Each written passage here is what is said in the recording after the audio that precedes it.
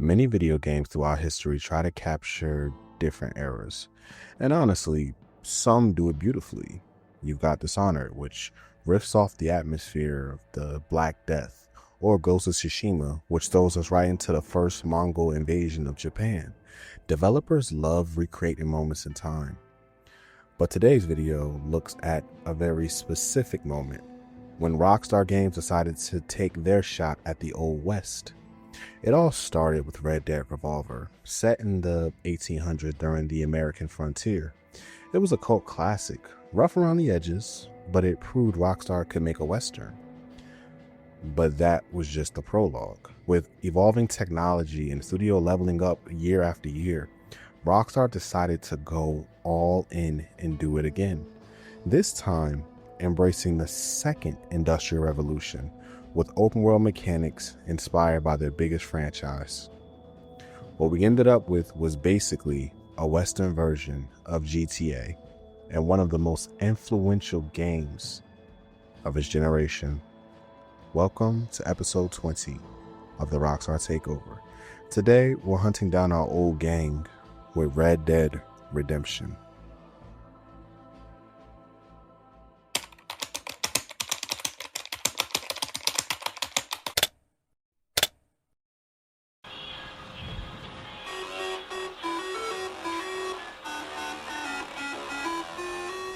If you're a returning viewer, welcome back. And if you're new here, welcome to the channel. I'm the Retro Phantom, Digital Handshake. It's nice to meet you. This past year, I've covered a lot of Rockstar titles in preparation for GTA 6 dropping. And well, that aged horribly. By the time the delay was announced, and then delayed again, I was already 9 videos deep, and fun fact, that video was my Red Dead Revolver video. So I figured, you know what, let's just see this through to the end. Right now, we've got LA Noire, Max Payne 3, and we're wrapping up the takeover with GTA 5. But since there's still 2 Saturdays left after that, also, just letting you know, with the holiday happening this upcoming Thursday, there won't be another video this week, but we'll be back next week with LA Noire. We're ending this year with a bigger bang. A huge thank you to everyone who supported the channel this year. Also, we're less than 2,400 subscribers away from the 10K goal, so if you enjoyed this video, a like helps a ton and subscribing helps even more. It keeps you in the loop and pushes us closer to the finish line. It's been one heck of a ride. And hey, if you're feeling generous, you can always buy me a cup of coffee. Link is in the description. With that said, let's dive into this.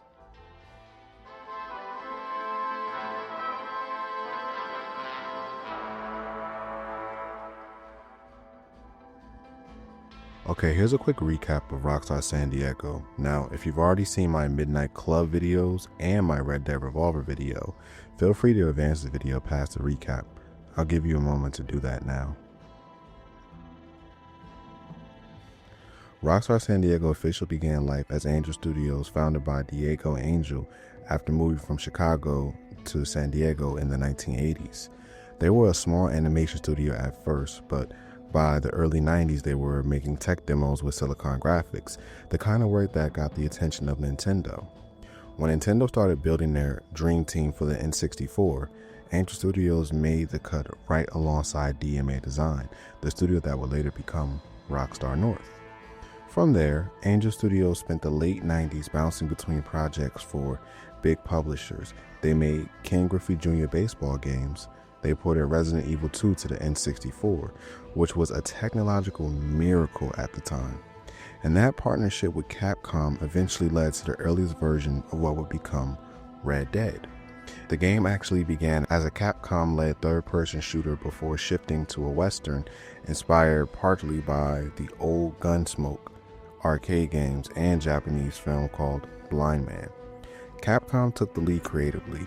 Angel Studios did the heavy lifting, and the whole project bounced through multiple revisions, scrapped ideas, and culture class development.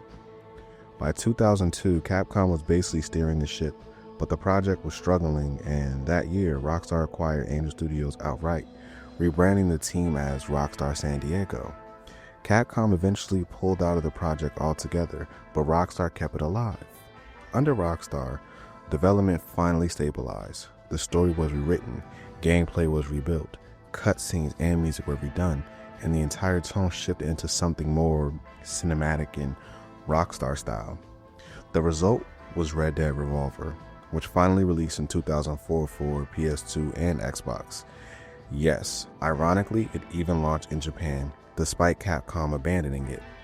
With that foundation in place and Rockstar San Diego now fully established, the seeds were planted for their next evolution.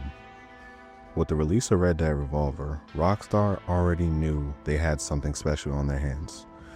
But they also knew it wasn't fully a Rockstar game just yet. Revolver was fun, stylish, and unique, but at its core it played more like an arcade shooter than an open world sandbox as Rockstar was known for. They took the game from Capcom, cleaned it up, shipped it in about 10 months, and while it was only a mild critical success, it sold well and earned a loyal following. But Rockstar saw the bigger picture. They felt the DNA for a true Western epic was buried inside that first game. You just couldn't unleash it within the limits of Capcom's design. So their plan, simple, run it back, make it the Rockstar way. By 2005, the studio quietly began the first steps towards what would become a 5-year development journey for Red Dead Redemption. This time, they weren't just finishing someone else's game, they were building their own vision from the ground up. No more arcade-style level-based missions. They wanted a full open world, a living frontier, something that matched the scale and ambition of Grand Theft Auto, but with the heart and soul of a classic Western. Dan Houser later explained the mindset going into Redemption. He said the ideas for a true open world Western were already floating around even before Rockstar acquired Revolver. And while they polished that first game, it wasn't a Rockstar design. It didn't fundamentally play like something they made from scratch. With Redemption, they finally had freedom. Freedom to make the mechanics they liked from Revolver, throw out the ones they didn't, and build the kind of Western they always imagined. And this time, they had the hardware to back it up. The 7th generation PS3 and 360 gave Rockstar the power they needed to render a giant open world full of detail, animation, and life. Early tech demos for Redemption were already being worked on by 2005, with San Diego putting together a prototype for Sony's E3 conference as proof of concept of what the Rage engine could do on next-gen consoles.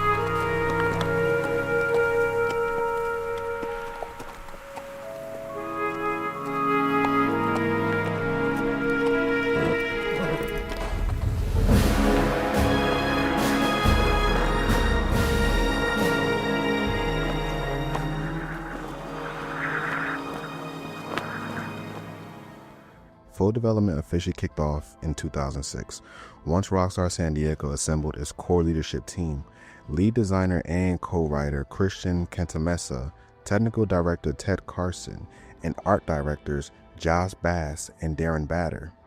These weren't newcomers. Cantamessa had already proven himself on Grand Theft Auto San Andreas, and Carson, Bass, and Bader had hands-on experience from Red Dead Revolver. What Rockstar put together weren't just a team, it was the foundation of one of the most ambitious projects they ever attempted.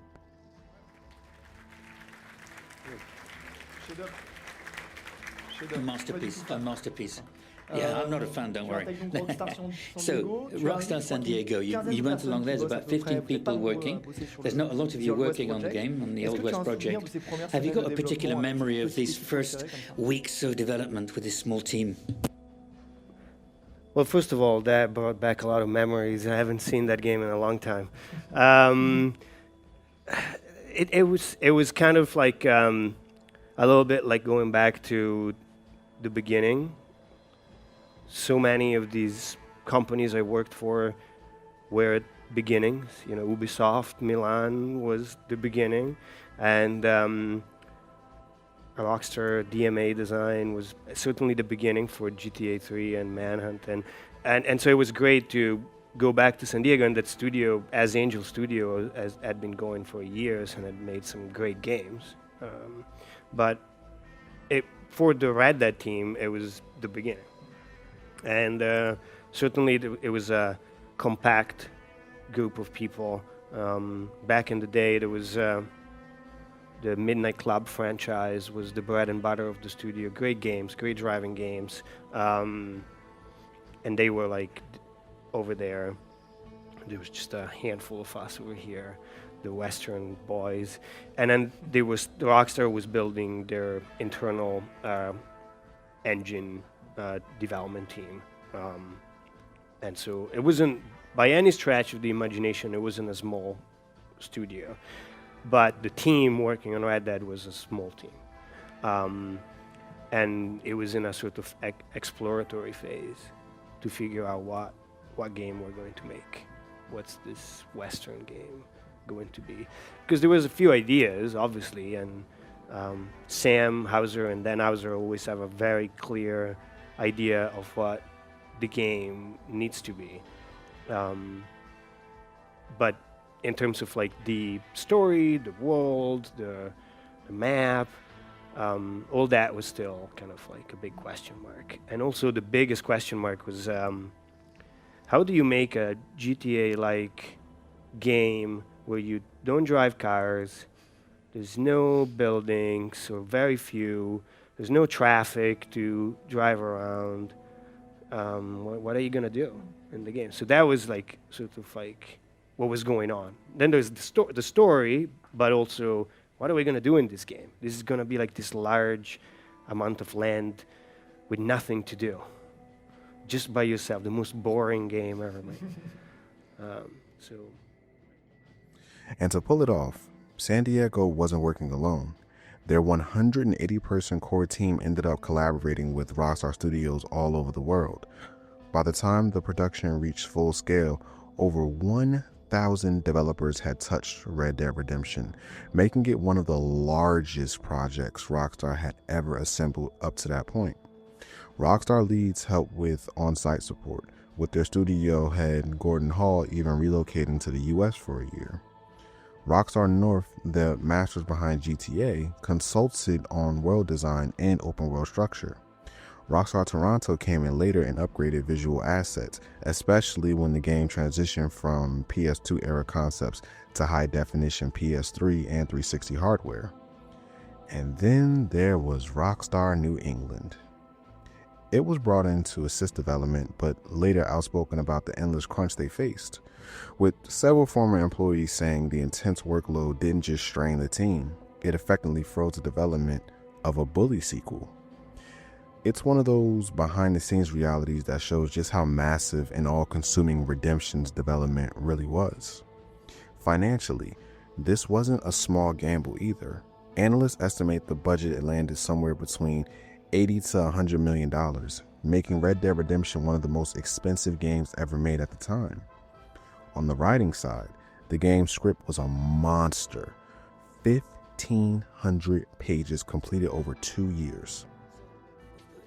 What about the writing for Red Dead? So the writing of the game and the story, or did you stick the story onto the game? How was it done in parallel? How did you go about doing the two? The story and the game were kind of hand to hand, and that was primarily done because when I started there as the lead designer, there was very little of the game. And nothing of the story, with the exception of maybe the idea of taking a character as the lead that was at least spiritually inspired by Red Dead Revolver, which was the prequel. So without getting too much into the details of how the game was put together, I would say that the ideas for the story and the ideas for the gameplay and the ideas for the characters and the ideas for the map were all kind of coming up at the same time.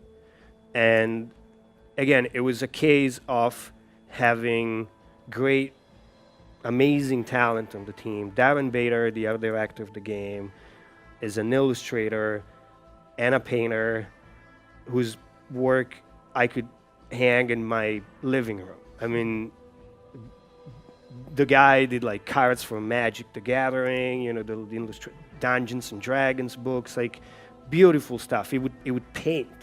He would paint stuff to show his team how the game would have to look like. And then there's Ted Carson, the technical director of the game, who was absolutely like the type of programmer, the type of, I would say, engineer or software engineer that you want to work with, because he was really interested in the story of the game and the gameplay of the game. And it was never, a lot of times you work with programmers and they feel like what you are trying to do is very difficult or challenging or boring, and so their go-to place is maybe from a place of self-defense.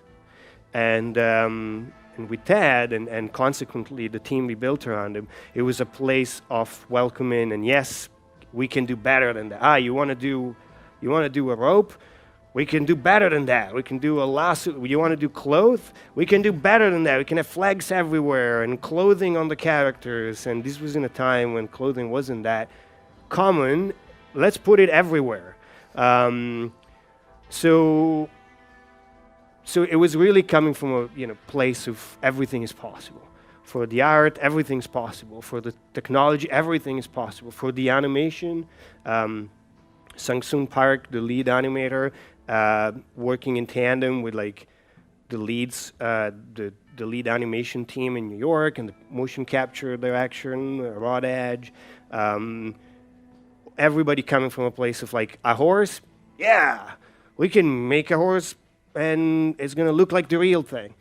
And of course we had not done that before. Like nothing of the things that we wanted to put in the game, the lasso, that you can lasso people. Hey, let's make it so that you can tie them up and then drop them on the rail tracks. It was never been done before. It's not like you could look at something and go, oh yeah, let's do it like that. The horse, yeah, sure, there's like horse riding games. We looked at Zelda, we looked at Shadow of the Colossus, but it wasn't like what we wanted to do.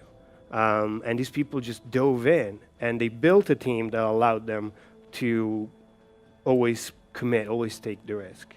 And for me and for the team that I was building for the missions, the story, the ambient world, we all really tried to do the same thing. We tried to say, okay, let's do something with the story and the gameplay and the narrative and the characters that you can't just go and buy a game and has that. So let's not do a spaghetti western, because there is Red Dead Revolver and there is Gun.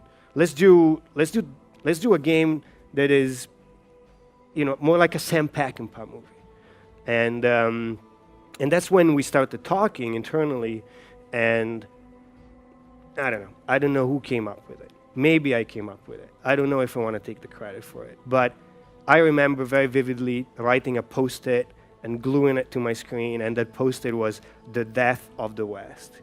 And that kind of became the mantra that kind of immediately glued everyone together. Like the animation team, the art team, the coding team, the mission team, the story team, everybody knew what we were trying to do. And if you looked at something, if it wasn't The Death of the West, you wouldn't make it into the game. It's like very simple. Like you come up with an idea, hey, let's do this character that does cartwheels over there. Is it Death of the West? No, then it's not in the game. Oh, let's do this scene where you're riding along and there is a stagecoach being robbed by bad guys. Is that of the West? Yeah, it is. Okay, let's put it in. And let's have Mexico. We could have set the game wherever we wanted, but we felt like if we're telling a story about the death of the West, then let's have Mexico be where the West can still continue, and you have this sort of, the West is dying over here, but you can still find bits over here, but in a unique flavor. And that's how we kind of worked. Everything, game, story, different people, New York, San Diego, Edinburgh. Everybody that was coming on board into the game, it was, united by this this idea, this concept. Dan Houser, Christian Cantamessa, and Michael Unsworth pulled inspiration from classic Western traditions: The Wild Bunch, Unforgiven, High Plains Drifter, The Proposition. But instead of staying locked in the 1800s, they chose 1911 as their setting. That shift mattered. It let Rockstar explore something more interesting than the myth of the West. They explored the death of the West. A world where modern technology was creeping in, civilization was tightening its grip, and the violent freedom of the frontier was coming to an end. To make the world feel authentic, the team went method. They conducted research trips to Washington, D.C., combed through the Library of Congress and the National Archives, studied thousands of historical photographs, and consumed decades worth of Western films, TV shows, and novels. All of this fed into building the game's 3 massive regions, each representing different sides of frontier life. But creating that world wasn't just art and references. Technically, it was brutal. Filling that huge landscape with meaningful content, believable wildlife, and dynamic events was one of the most demanding challenges for development. The team had to push the Rage engine farther than ever before. New lighting, new animation systems, realistic animal behavior, improved draw distance, and enough AI to make the world feel alive, even when the player wasn't looking. In short, the result looks seamless in the final game. But behind the scenes, Red Dead Redemption was one of the most complex, large-scale productions Rockstar had ever attempted. But for developers, everything wasn't sunshine and rainbows. Rockstar New England was facing some adversity. In the Game Informer article, it was stated, the developers make 2 main points regarding the specific time in Rockstar New England's history. One is a crunch. Developers describe months-long crunch periods where they'd have to work into the night and on weekends, sometimes between 12 and 16-hour days. Others describe joining a project only to immediately start crunching or crunching on one project just to be rolled into another project and having to crunch on that one too. One developer speaking to Game Informer uses the word endless to describe the crunch at the studio. I mean, it was just ridiculous. I know it won Game of the Year and it was great and satisfying, but the approach to development was just ridiculous. It took no one's life outside of work into account. And eventually this story would break, and it didn't come from leaks or anonymous rumors. This time it came from the people closest to the situation. In January 2010, a group calling themselves Rockstar Spouse, the wives of several Rockstar San Diego's employees, published an open letter calling out the studio's brutal working conditions. They claim the developers had been forced into 12-hour days, 6-day work weeks, and were given below average raises despite the increased workload. Multiple former employees backed the claims, describing the project as an organic disaster of the most epic proportions. Some even said they quit rather than continue working under the strain. The letter sparked a wave of additional accounts from Rockstar staff who described an increasingly toxic internal culture, one where long hours weren't just encouraged but expected. According to developers interviewed by Game Informer, people felt pressured to prove their dedication by staying late, and those who tried to leave the office at normal time were harassed on the way out. Others described how the work environment shifted to what they would call a hard-working frat house, where simply being present, bodies in chairs, was valued more than actual productivity. It wasn't just San Diego feeling the heat. In June 2009, Rockstar England was hit with a major round of layoffs, reportedly at least 10% of the studio, including the entire quality assurance department. Developers said they weren't given explanations, and despite Rockstar promising to help them find new jobs, several employees later stated that help never came. To make matters even worse, because the layoffs happened before Red Dead Redemption shipped, many of those developers didn't receive bonuses tied to the game's completion, and according to some, not even a complimentary copy of the game they spent years building. Rockstar, for its part, denied any wrongdoings, saying they were saddened if anyone found their time unfulfilling. But the damage was done. The Rockstar spouse letter opened the floodgates, and the crunch culture surrounding Red Dead Redemption became a massive conversation point long before the game even hit store shelves. According to artist Tim Samuels, that layoff was pretty devastating to a lot of people in the studio and stuck with me long after I had left. It never really made sense to me as to why it happened, and I don't recall there ever being an official explanation. But regardless of everything happening internally, Rockstar pushed forward. On February 3rd, 2009, Red Dead Redemption was officially announced to the world, and once that announcement hit, Rockstar went all in.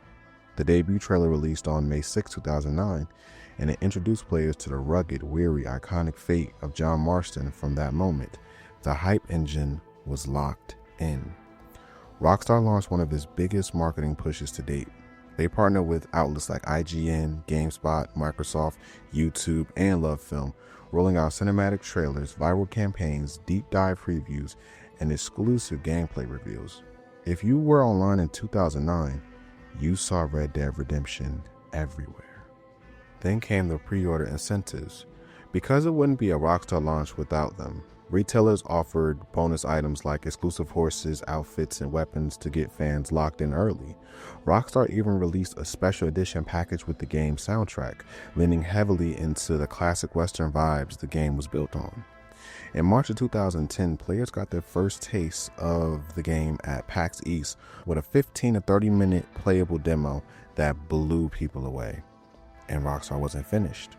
In April, they released Red Dead Redemption Gunslingers, a Facebook RPG-style app that let fans duel their friends. It was a different era, but it was the kind of viral marketing Rockstar excelled at. Then came Red Dead Redemption: The Man from Blackwater, a short film directed by the Proposition's John Hillcoat.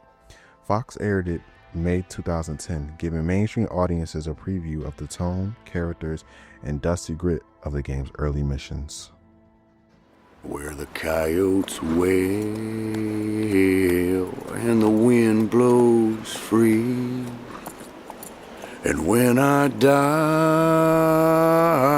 don't bury me 'neath the western sky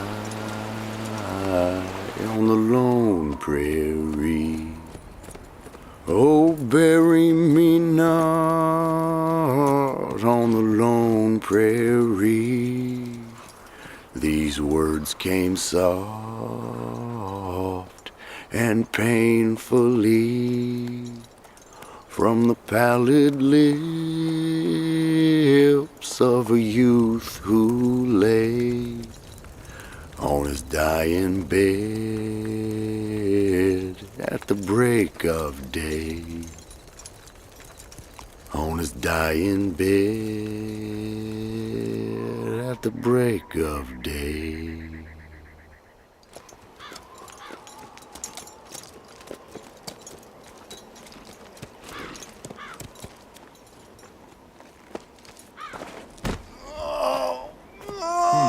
What the hell? Fuck, God damn it. Good. That ends. Mister, time to get you to a doctor. St. Peter, open up them pearly gates. I'm coming home. Come on, mister. Come on.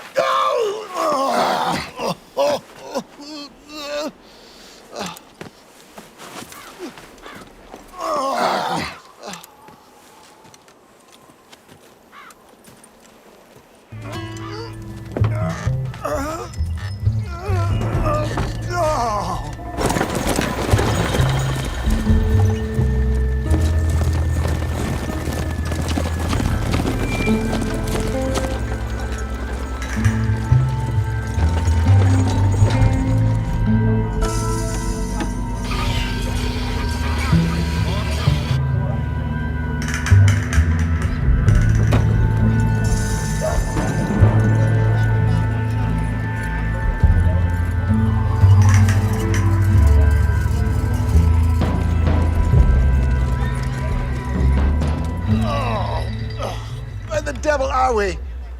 Armadillo. We made it safe, you'll be happy to know. Thank you, sir. Thank you. You're a gentleman and a true man of honor. Coming from you, I doubt that means much, but I appreciate the civility. I owe you, sir. And I always pay my debts. Jesus. But if I die, I'm sorry for it. If not, I'll be your man for... Let's get you fixed up first. Then we'll decide what you're my man for.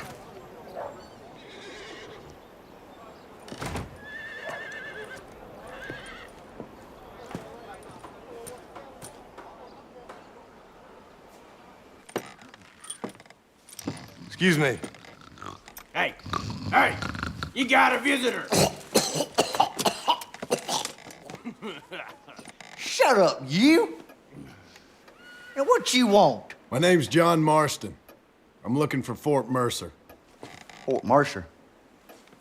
You them one of them Williamson boys. Calm down. Go on, shoot him, mister. Shoot him. Come what, you getting kicked with me, boy? What's going on here? I got me one of them Williamson boys. Jonah, put your gun down.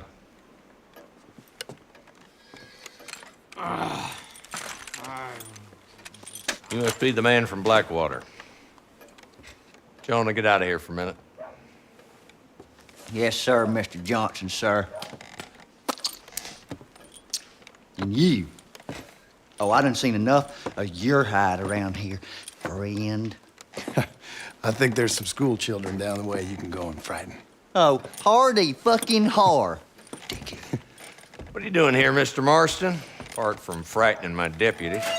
I'm here to capture or kill Bill Williamson. Okay. I rode with him, with Bill. Rode, robbed. We killed people. Paid the price, I think. But that's a life I left behind. Long time now. Bill Williamson and his boys have tended to keep themselves away from my town. So you're happy to have him out there? I ain't happy, but I also ain't suicidal. My job is to keep this town safe for folks who live here. Whole world has problems, mister, and I'm here doing what I can.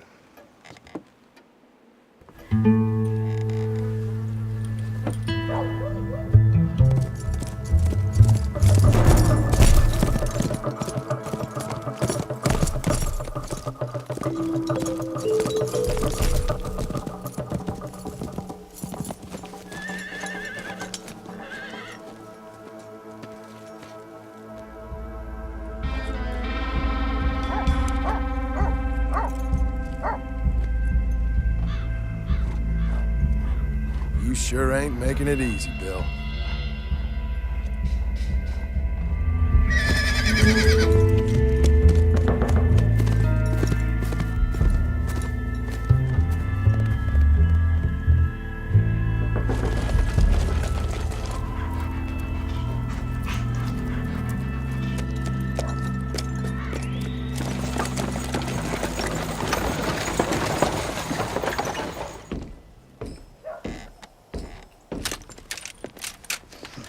You got trouble, Sheriff? I got the bandits. They went to a big place up near Ridgewood. They killed the men, burning most of them alive, and raped the women.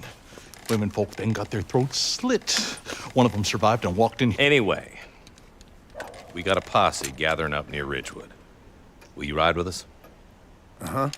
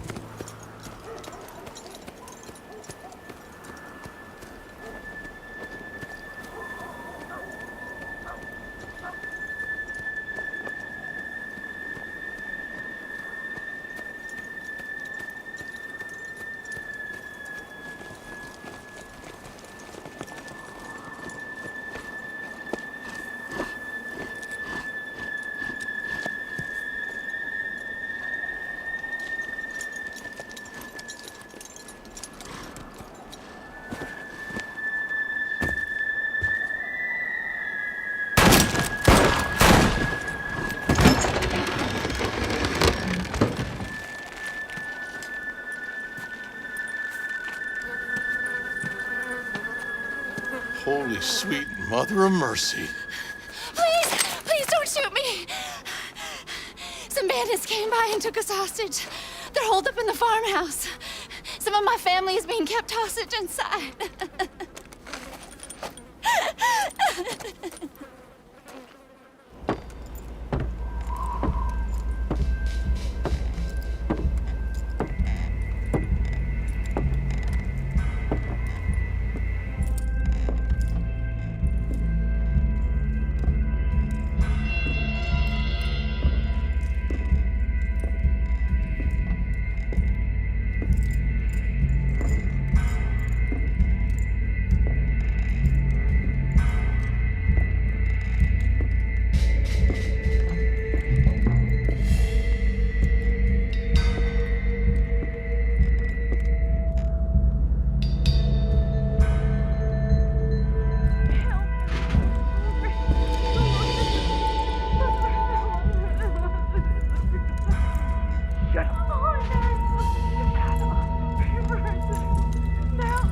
I'll put a bullet through your eyes. You shut your goddamn mouth.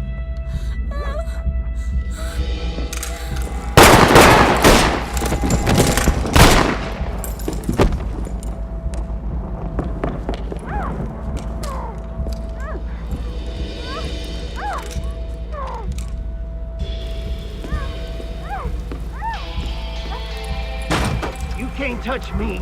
All right, well, Williamson. Don't do nothing stupid, mister.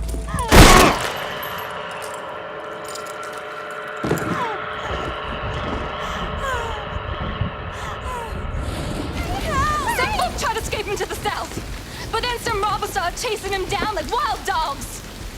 Mount up, men. The man that kills the boss of that bunch gets $50. It ain't about the money, Marshal. These are people's lives, people's homes.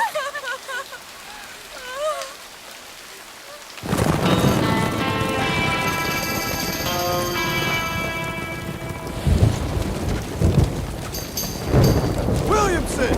It's John Marston! Get yourself down here, Bill. You just walk away now, John. I didn't kill you before, but I sure as shit will now! No, I don't want to hurt you, but I will. You always did have a high opinion of yourself, John. Shoot him. In that shed! Get him, boys!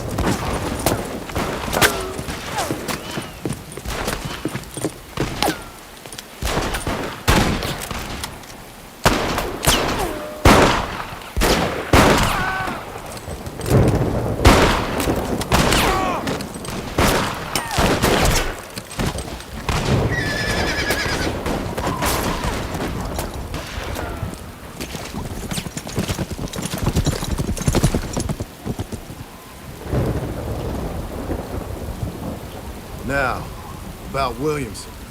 Can you help me? I'll do what I can.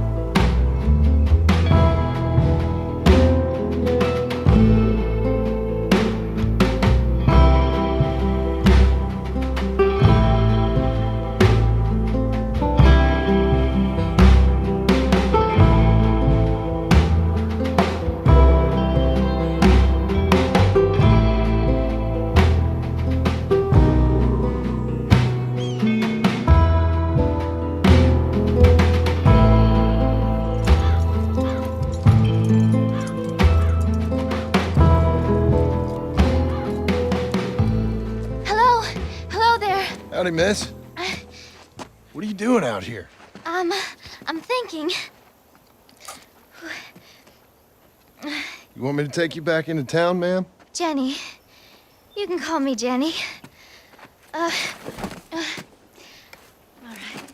right. I'm safe because I have faith. So, faith can move mountains. That's the whole point. You're trying to move a mountain? Oh, no, I can't do anything. But with faith, I can achieve great things. I know that. I know it. Oh, I get such clarity out here. I see things purely. The world is so beautiful. And full of things that'll kill you. Nothing's gonna kill me, sir. Well, take care then.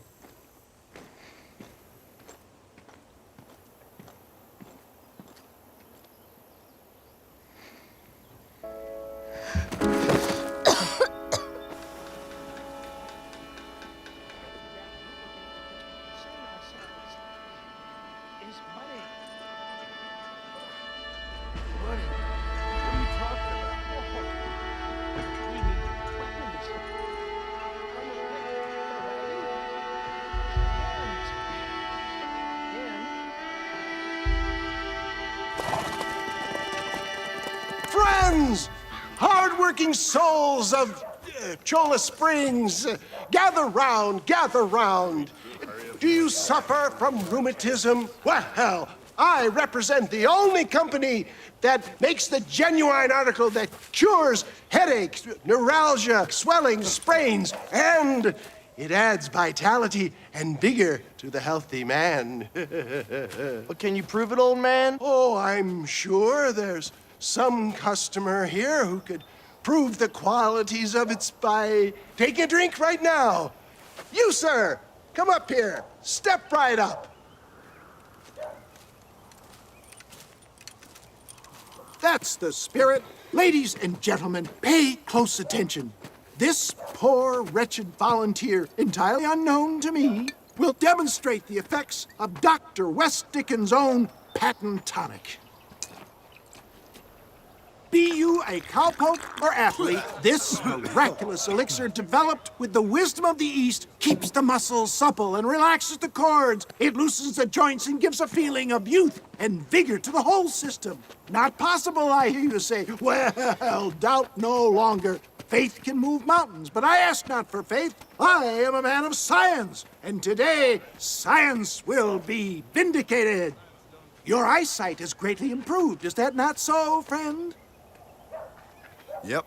Now, gaze over yonder at that porch.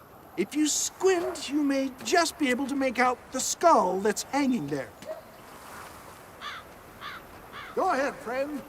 Shoot that skull and demonstrate the miraculous eyesight you now possess. Remarkable! The eyesight of an eagle. Granted... Anybody can make that shot. This man is a fraud.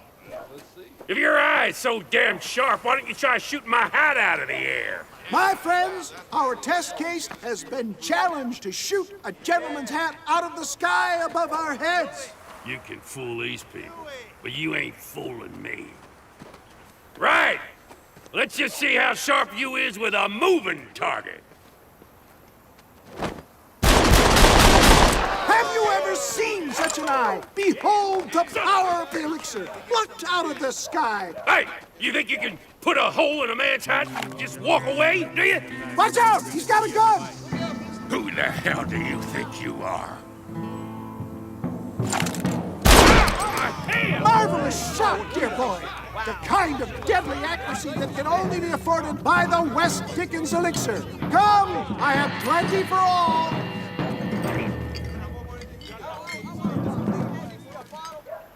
Well, I think that went kind of well, don't you? Have you thought any more about our plan to get inside Fort Mercer? Your plan, dear boy. Are we ready then? Nearly, sir. Barely nearly, sir. I just need some extra hardware fitted to my old Trojan horse I here. won't pretend to understand you, but I will endeavor to make you understand me. Either we do this right now, or I put a bullet in you and get on with my day. Don't be like that. I've been thinking I could be your cunning Odysseus. Beware of the Greeks bearing gifts, sir. I don't rightly get you. We can get those gates to open for you, and you can walk right in, just like in Homer's great Trojan yarn.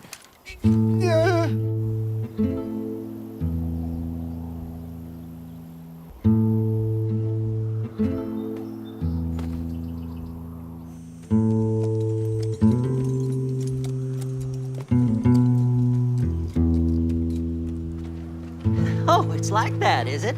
Huh? Not talking to Seth today? Oh, the old silent treatment. Oh, whoa, whoo-hoo. That's quite a stench.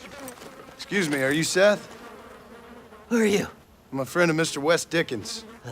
My name's Marston. John Marston. Goodbye, John Marston. It's been a great pleasure. I need your help, Seth. Let me be frank for 1 second, partner. I hate people. It was people who got me in this mess in the first place. What happened? What happened? My partner. He stole half my map. Moses 4th. I don't have the facility to tell you what I would have done for that man. And what I would do to him now. And what map's that, then? The map, partner. The map that tells me where it is. Where what is, friend? I ain't telling you that. I ain't. Don't make me tell, partner. And where's this Moses now?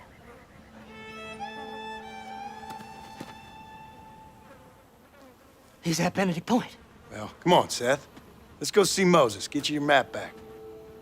Then maybe you'll help me.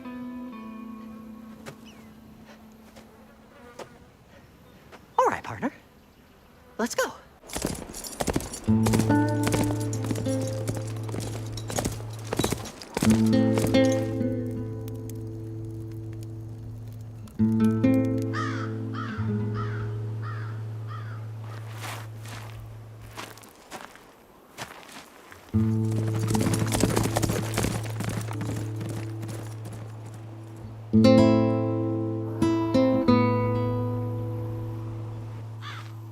Moses? Oh, Moses! You got a visitor! Oh my God, Seth. It weren't my fault. Ah! Get the hell away from me! Get that slippery bastard!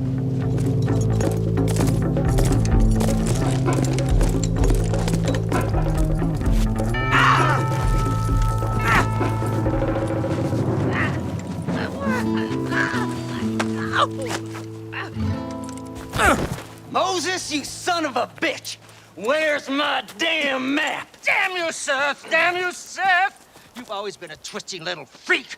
I ain't telling you shit. Ah! Then I'm gonna cut you up piece by piece.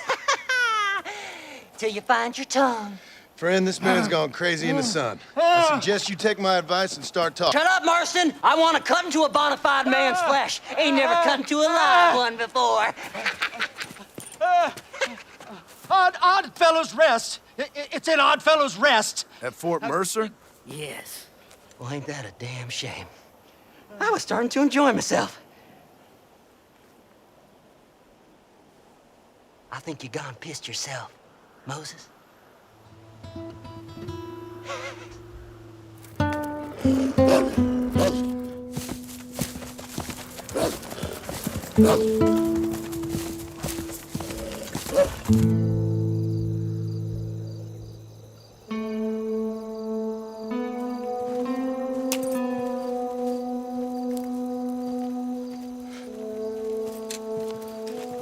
John?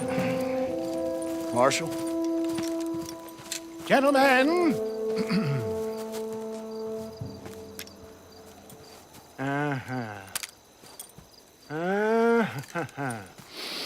It's time. We must go.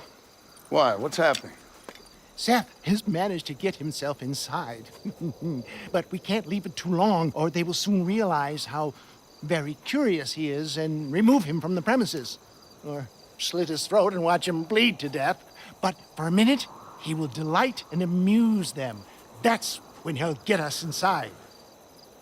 Okay. Marshals of the law, when the shooting starts, take that as your cue to start awarding each other medals. Huh? I mean, take that as a cue to get inside and clean up the mess. Oh.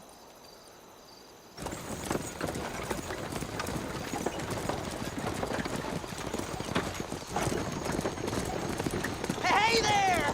Come on in! Come on in! Okay, let him in! You know, you never can have enough gas. The more the merrier. Join us. Come on in. Come in. Come on. Come on in. Welcome to my home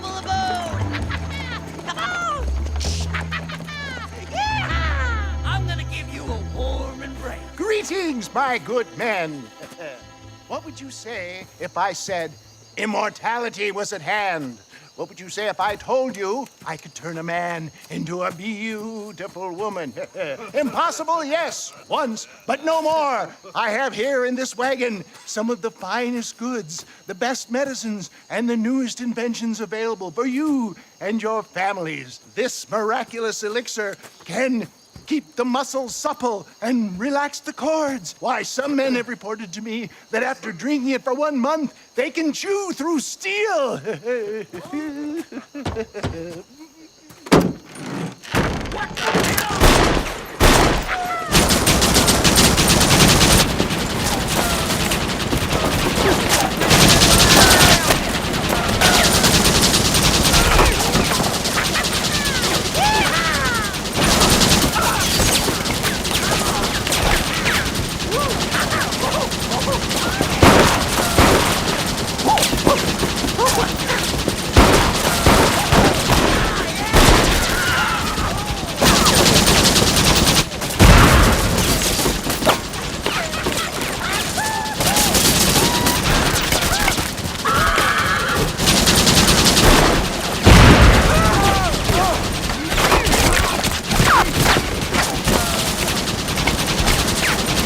Me on a cross and paint my picture.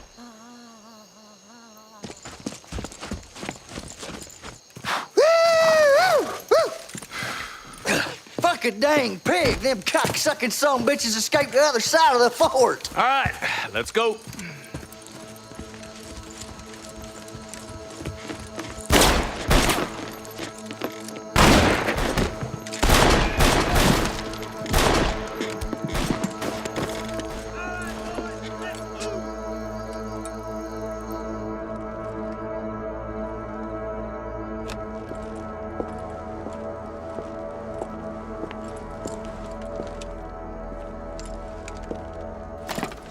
Williamson!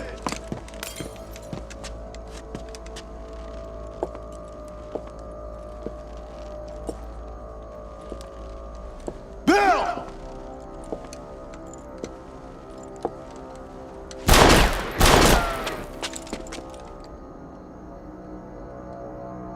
I'm coming for you, Bill.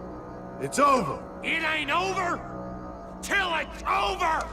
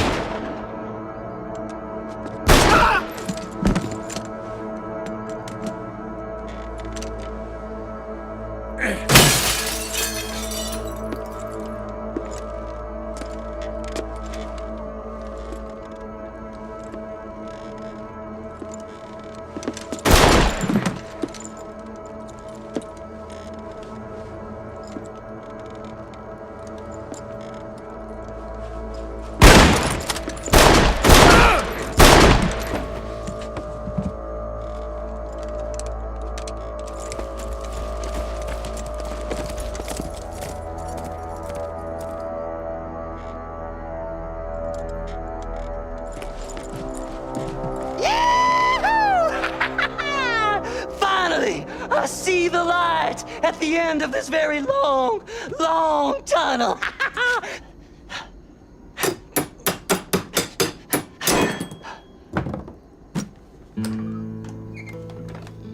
What the goddamn hell is this?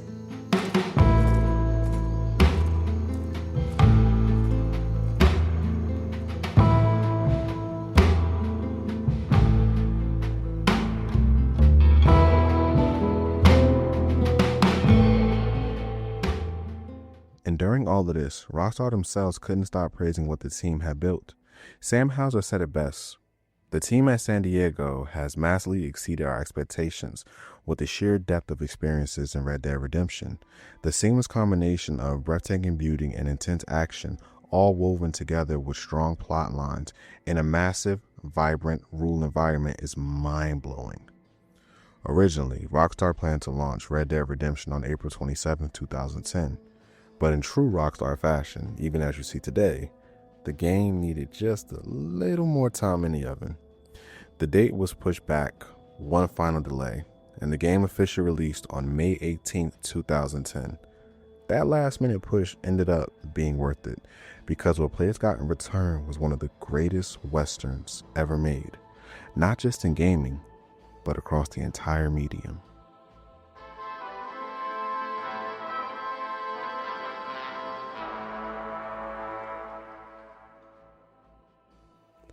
Here is a quick spoiler alert as I'm about to tell the story behind Red Dead Redemption. Due to some of the story elements in this game, there will also be light spoilers for Red Dead Redemption 2. Now, if you're not a fan of spoilers, please advance this video to the gameplay overview section as seen on the timeline below. Let's dive into this. The story opens up with our protagonist, John Marston, stepping off a ferry under the watchful eyes of two government agents, Edgar Ross and Archer Fordham. They escort him straight to a train bound for a small frontier town called Armadillo. Once there, John makes his way to the local saloon where he meets Jake, the informant assigned to tag along with him. John and Jake mount up and ride out to Fort Mercer, and along the way, Jake tries to spark conversation, asking questions, trying to break the ice, but John keeps his guard up.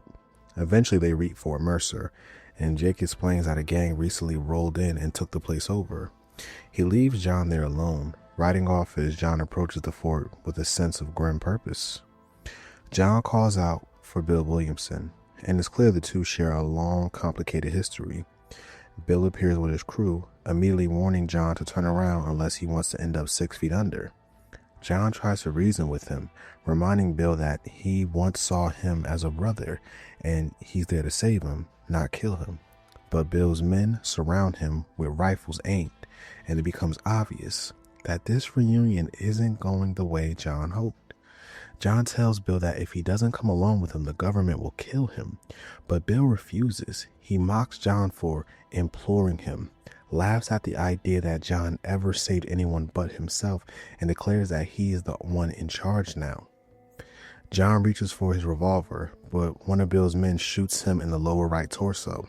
He collapses, bleeding out in the dirt as Bill and his gang walk away, leaving him to die. Hours later, Bonnie McFarlane, a rancher who had noticed John earlier on the train station, arrives on the scene. She finds him barely clinging to life, and she loads him onto her wagon and rushes him back to Armadillo to see the doctor.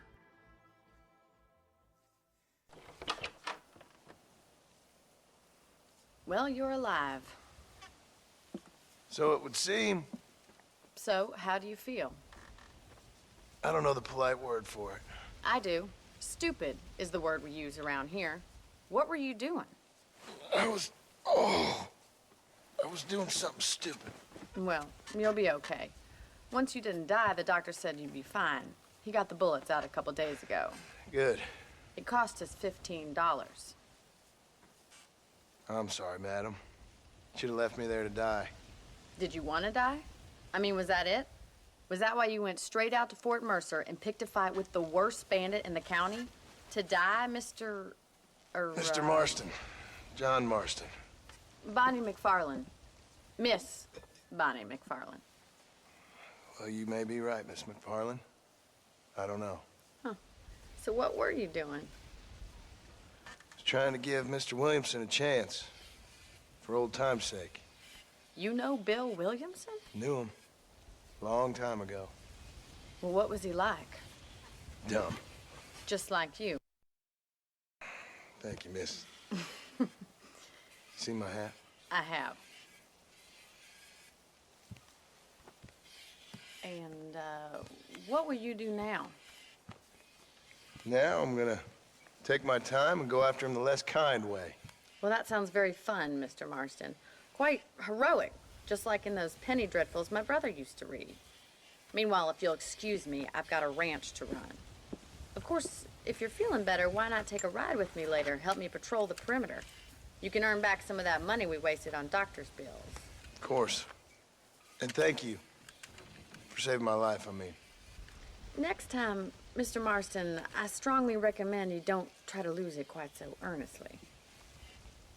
I'll bear that in mind. Back on his feet, John begins paying back his debt to Bonnie McFarlane. She shows him around the family ranch, introduces him to the daily routine, and even gives him a horse so he can start moving around on his own again. After the tour, Bonnie brings John to her house where he rests up in a chair, finally getting a moment to breathe after almost dying in the dirt outside of Fort Mercer. That evening, John accompanies Bonnie on patrol around the ranch to deal with pests. First, they spot rabbits tearing through the vegetable patches, and John helps scare them off. Moments later, coyotes start attacking the chickens, and together they take them down. It's a small job, but it starts to build the trust between them, and it's the first real step in John earning his keep. The next day, John returns to Bonnie's house. She checks in on him, asking about his ribs. He says he's fine, just sore, and she takes the opportunity to learn more about him and his history with Bill Williamson. But John dodges the question. He tells her he doesn't want to put her or anyone else he cares about in danger. Bonnie mentions seeing him with the government agents on the train and then teases him about probably not even knowing how to ride a horse. That leads to a playful horse race across the ranch where the two build a genuine bond. After the race, Bonnie suggests John meet with Sheriff Johnson in Armadillo, someone who might actually be able to help him deal with Bill Williamson. Later, she asks John to accompany her on a wagon trip to town as she needs to visit some markets. During the ride, she comments on how much healthier he looks and even opens up about seeing John as the real victim in all of this, a man caught in a fight he didn't ask for. John tells Bonnie he owns a small ranch in Great Plains, but she doesn't quite buy it since he's not there tending it himself. John explains that Uncle is watching over the place, though anyone who knows Uncle knows how unreliable he is. They eventually reach Armadillo, where Bonnie covers his doctor's fees and thanks him for riding with her before heading off. Now alone in town, John finally meets Sheriff Johnson, hoping for some kind of lead that'll bring him closer to Bill. Excuse me. Hey, you got a visitor.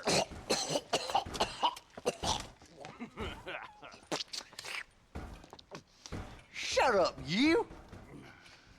Now, what you want? My name's John Marston. You wanted to speak to me. I did? Apparently so. Why? I guess because we're both in the business of the law.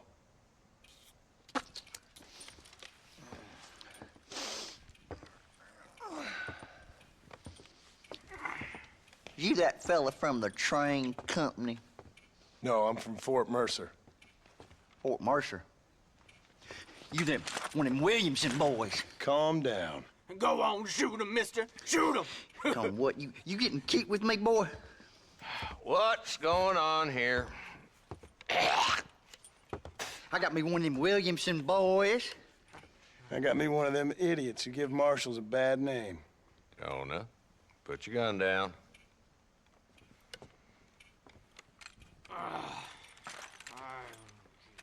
You must be the man from Blackwater. Yes, sir. Listen, that dog ain't too bright, but he seems loyal. Jonah, get out of here for a minute.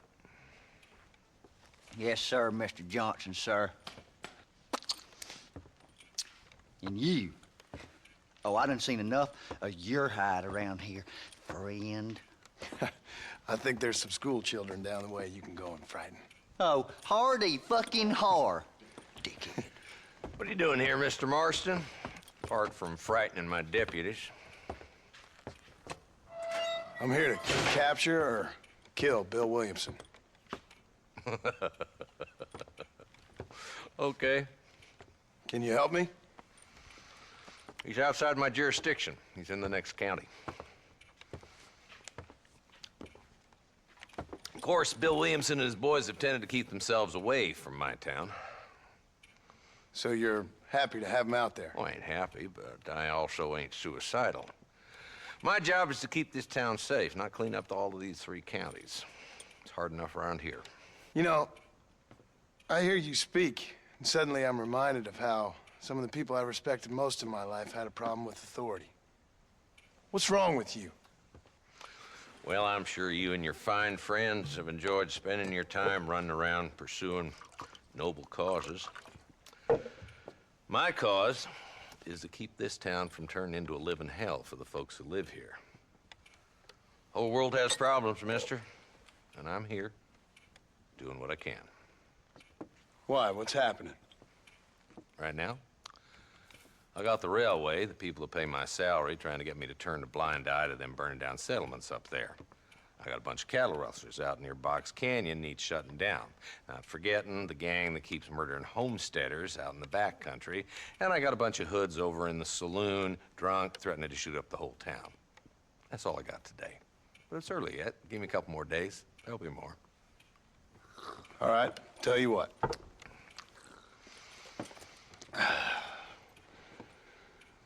Let's go deal with them hoods in the saloon. Then we'll discuss Williamson. Okay, boy. You're a persistent little cuss, ain't you? Only when things matter. John walks with Marshal Johnson to the saloon on the south end of the town, and the moment they arrive, they spot Walton Lowe mounting his horse and riding off in a hurry. The marshal tells John to saddle up. They need Lowe alive if they're gonna squeeze any information out of him. John tells Walton as he heads out of Armadillo, keeping just enough distance not to spook him. Eventually, Lowe reaches his hideout at the abandoned Pleasance house, where he's holed up with the rest of his gang. A shootout erupts immediately. Johnson and Marston push forward, clearing the area until John finally corners Walton and takes him alive. The marshal thanks John for his help and asks him to stop by again if he's looking for more work. Later, John returns to the sheriff's office where Marshal Johnson is struggling with the telegraph machine. Irritated, he says if anything important ever happens, the government just sends someone like John anyway. John jokes back, and Johnson opens up a bit about small town life and how things run around Armadillo. That's when Deputy Eli bursts into the office. He reports that cattle rustlers have been spotted in Pikes Basin, northeast of town. He suspects it's either the Ballard twins or a group of Mexican bandits. The rustlers have taken Mr. Gooch's hands and driven the cattle into the basin. Marshal Johnson immediately calls Eli, Jonah, and John to arms. John agrees to help, but only if the marshal keeps his promise and continues helping him hunt down Bill Williamson. The group rides out together, and along the way, Johnson confronts John about his connection to the government. He received a telegram from Blackwater claiming John was an informant. Jonah seizes the moment to clown John about getting shot by Williamson, and John shuts it down quickly, warning Jonah that if he keeps talking, he'll end up with a bullet with his name on it. Jonah quiets down real fast. The marshal also admits he isn't a fan of federal involvement, but he'll play along. Eventually, the group reaches Pikes Basin, where waves of enemies stand between them and the stolen cattle. After a hard fight through the canyon, they rescue ranchers and recover the herd.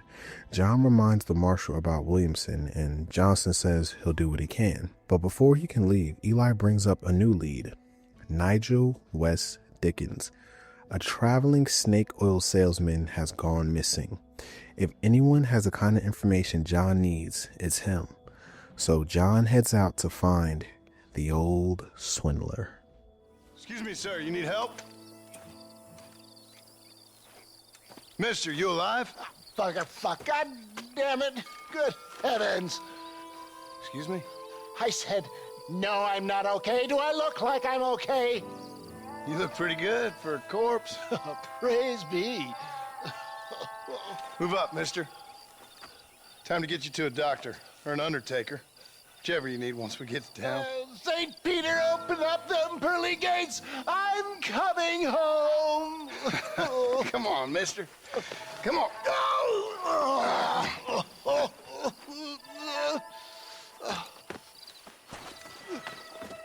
Hurry, sir. I'm bleeding like a badly butchered hog. You'll be fine. Just focus. You better take the reins. I don't think I'm strong enough. I'm finished. Done for. Just sit up straight, will you? John eventually finds Nigel West Dickens collapsed near his stagecoach, wounded, exhausted, and talking in circles like the world's most dramatic salesman. John helps him onto his horse and begins riding him towards Armadillo to get a doctor. Along the way, the two get to know each other, or at least as much as you can get to know a professional snake oil merchant. Dickens complains about being stuck relying on yet another outlaw, and John brushes it off. Before they can make it to town, a group of outlaws show up to finish Dickens off. John fights them off and keeps Dickens alive long enough to reach Armadillo and gets him into the doctor's care. Grateful, Dickens thanks John and promises to repay him somehow. Later, John heads back to McFarland Ranch and meets up with Bonnie. She mentions hearing from Marshall Johnson that John was planning to settle in town. John corrects her. He already has a life, a ranch, a wife, and a son. And all of that is being held hostage by the government until he deals with Bill Williamson. For the first time, John opens up. He talks about his past with the gang, robbing banks, robbing trains, kidnapping, murder. He explains how Bill Williamson used to ride with him and how they were practically brothers once. But now, John's forced to either capture Bill or kill him. Otherwise, his family pays the price. Bonnie listens, and for the first time, she starts to understand the weight of John's plight.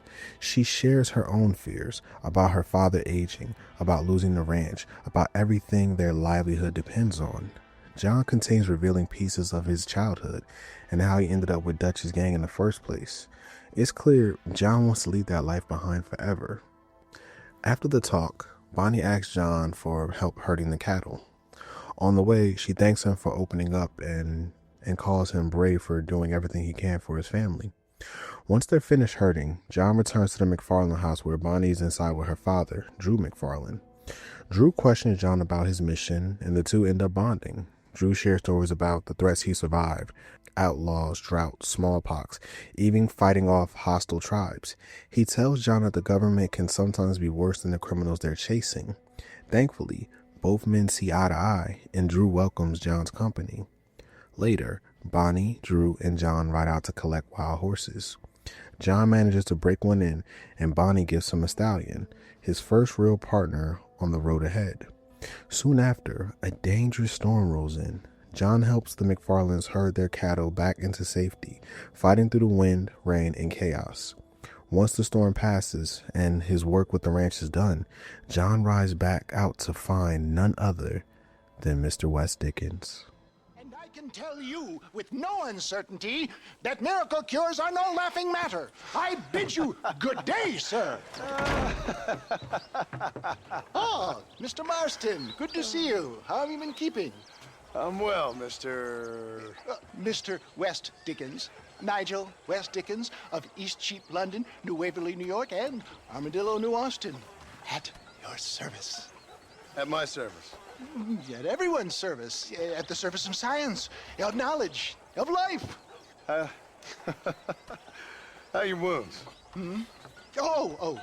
Much, much better. But then they would be. Would be? I know a cure for all ailments, Mr. Marston. Ah, I'm sure you do. And I'm sure for just $2 an ounce, I could live forever. Oh, but for you, sir, I do a bulk discount rate of $1.95 an ounce, as long as you buy 100 ounces or more. That's a lot of immortality. Give it up, old man. That's Mr. West Dickens to you, boy. Give it up, old man. Listen, Marston, I'm broke, but this stuff is good. It works. I need a healthy young man like you.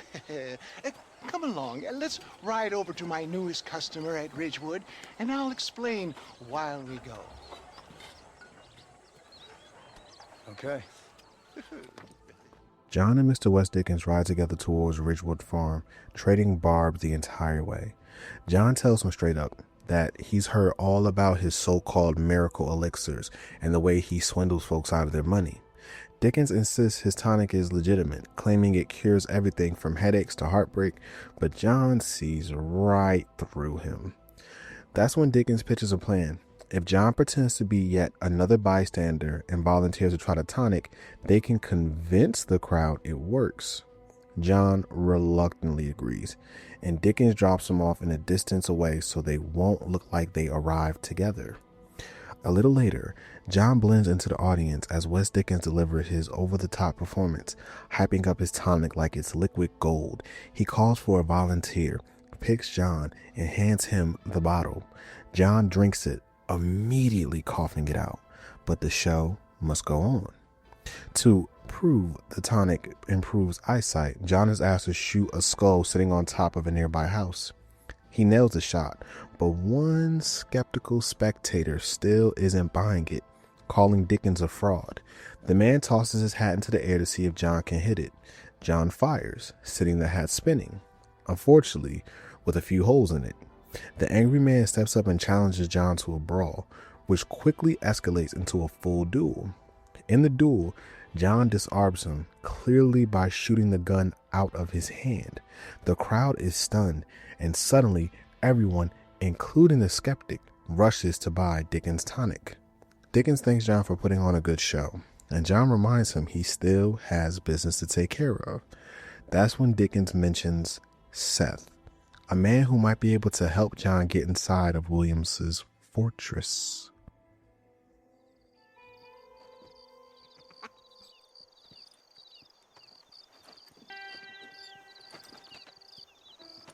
Excuse me, are you Seth? Who are you? I'm a friend of Mr. Wes Dickens. My name is Marston. John Marston. Goodbye, John Marston. It's been a great pleasure. I need your help, Seth. We need your help. Me and Mr. Wes Dickens. Let me be frank for 1 second, partner. I hate people. It was people who got me in this mess in the first place. What mess? Look at me. Look, scrambling around, looking for maps, half insane. I ain't washed in 6 months. My hair falling out, my mind's going. What happened? What happened? My partner. He stole half my map. I never would have done that to him. Never. Look at me. Who did this to you? My partner. My boy, my man. Moses Forth. I don't have the facility to tell you what I would have done for that man. And what I would do to him now. Why? Because he stole half my goddamn map. And what map's that, then? The map, partner. The map that tells me where it is. Where what is, friend? I ain't telling you that. I ain't.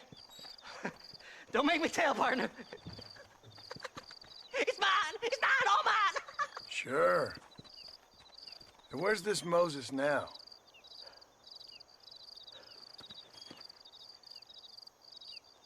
He's at Benedict Point. The law got him for exhuming. Some people, they feel differently. Not Moses. Him and me are the same. The self-same. Well, come on, Seth. Let's go see Moses, get you your map back. Then maybe you'll help me.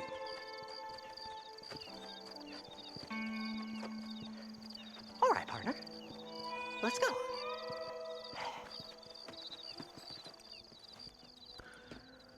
John and Seth ride out to Benedict Point, where Seth needs access to a prisoner who supposedly knows the location of a treasure map.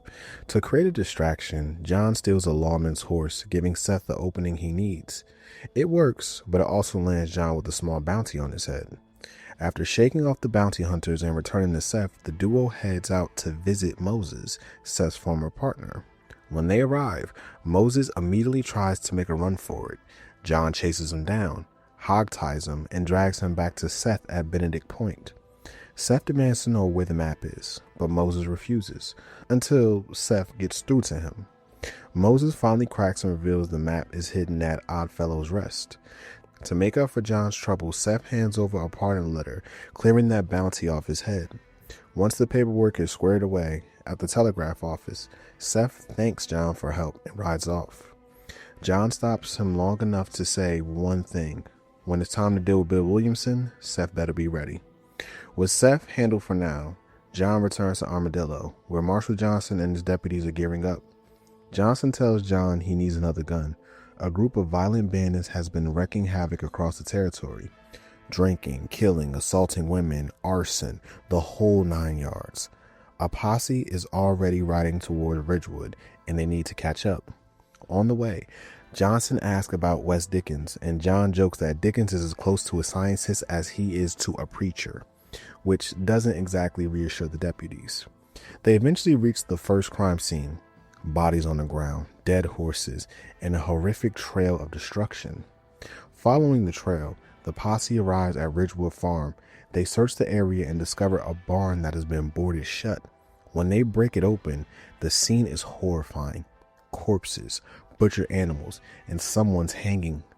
A terrified woman stumbles out, telling them that the bandits are holed up in the farmhouse attacking the remaining women. The posse storms the farmhouse, gunfire erupting as they tear through the outlaws room by room. When the shooting stops, the surviving women are shaken, traumatized, and furious, letting Marshal Johnson know exactly how they feel about being left defenseless. Chasing him down like wild dogs. I thought you were supposed to protect us, Marshal. You folk-eating men. You ain't nothing. You're just a man on a government payroll taking money that the rest of us have to pay for with our lives. Yeah. What is wrong with this country? Mount up, men. The man that kills the boss of that bunch gets $50. It ain't about the money, Marshal. These are people's lives, people's homes. After hearing the women's story, something snaps in Marshal Johnson. Without hesitation, he orders the posse to ride out. As they move, John learns that this brutal attack has all the makings of Bill Williamson's handwork. And John sees this as the perfect opportunity to finally strike back. One of the deputies asks John what his problem is with Williamson. John opens up, explaining their past, how they rode together, how they were like family back in the gang days, and how that loyalty eventually turned into betrayal. That posse eventually reaches a cliffside overlooking a canyon where Bill himself steps out and taunts John from below. Before John can respond, Williamson's men open fire on the lawman. A fierce gunfight breaks out. After cutting down the gang's members, one of the deputies manages to capture Norman Deek, a key member of Bill's crew. Marshal Johnson tells John this arrest might finally give them the leverage they need against Williamson. With Deek locked up, John returns to McFarland Ranch, where he finds Bonnie panicking. Her father, Drew McFarland, has been missing since morning.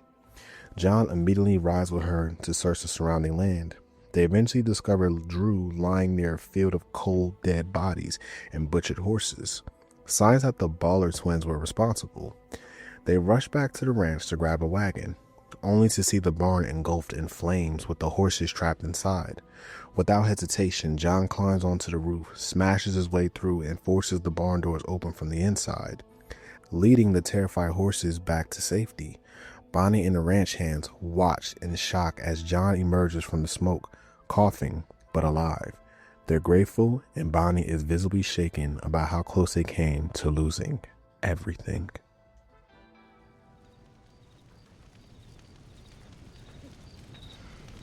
You sure know how to handle yourself. Thanks, Marston. Yes, John, thanks. You saved the ranch. If you'll excuse me, I've got chores to attend to.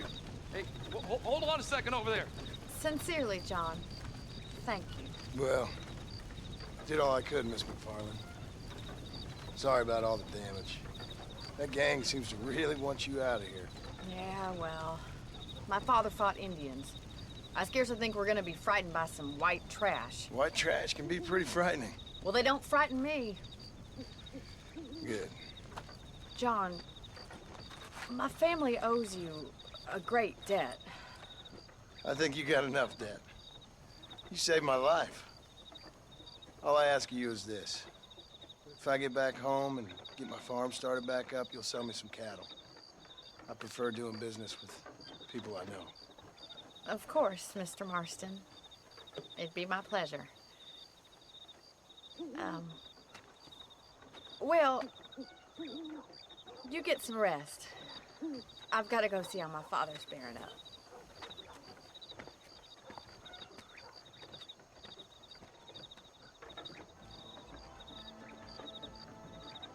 After finishing up at McFarland Ranch, John heads back to Armadillo to meet with the swindler himself, Nigel West Dickens, who's busy loading his wagon full of tonic bottles.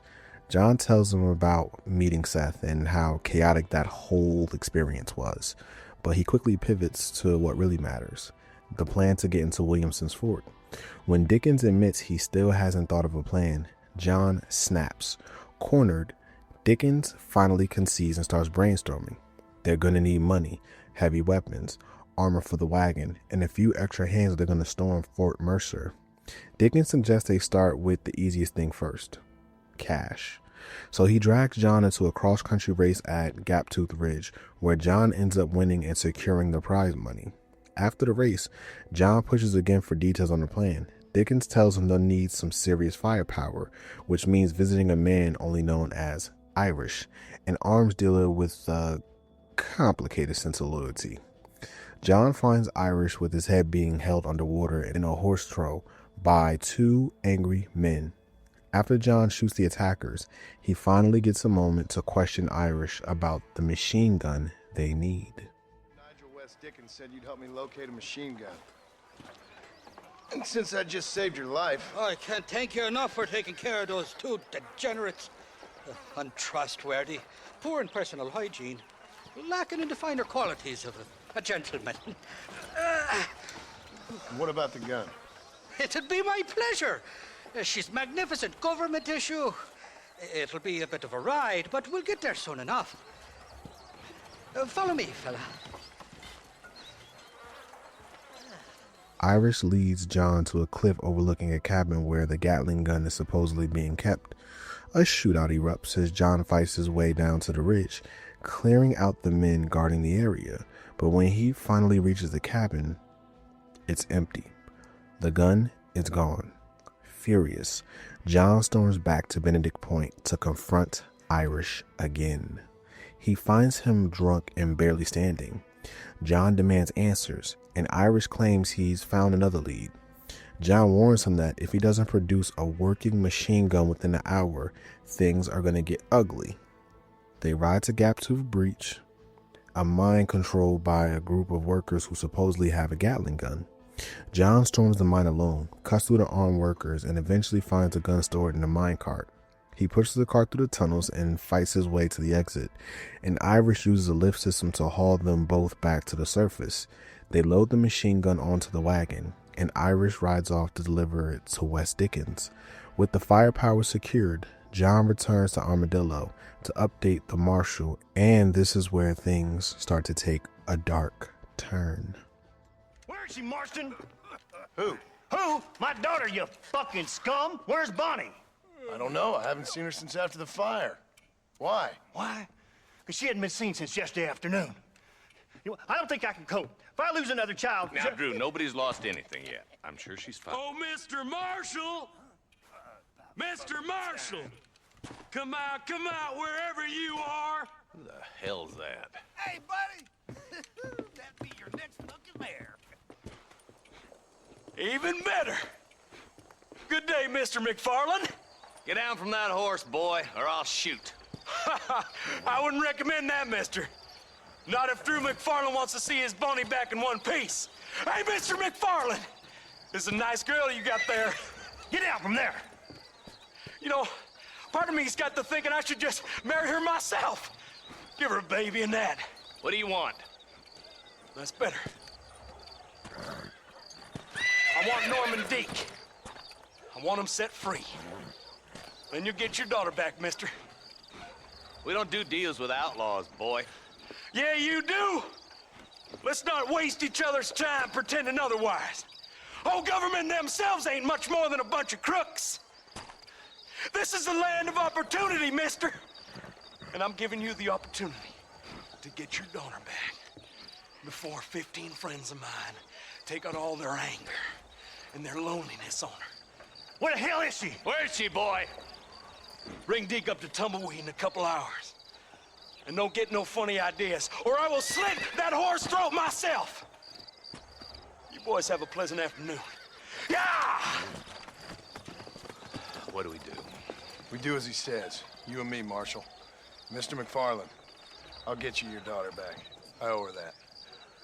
Please do.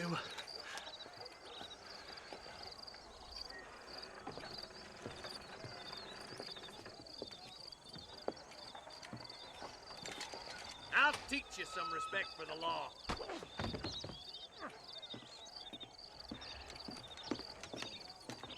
Hurry up, boy. Let's go.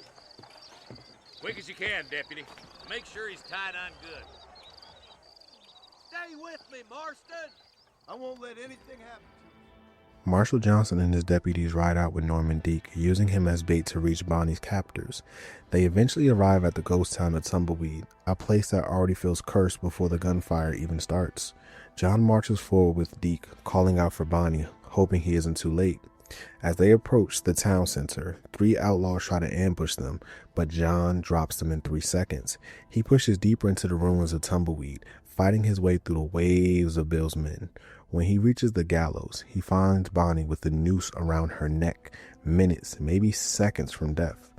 John cuts her down just in time, saving her life.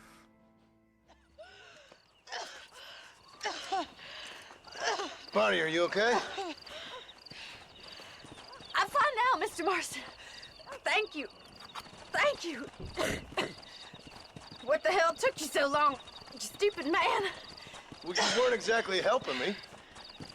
If you think I'm gonna lower myself by making a joke about being all tied up, you got another thing coming. Come on.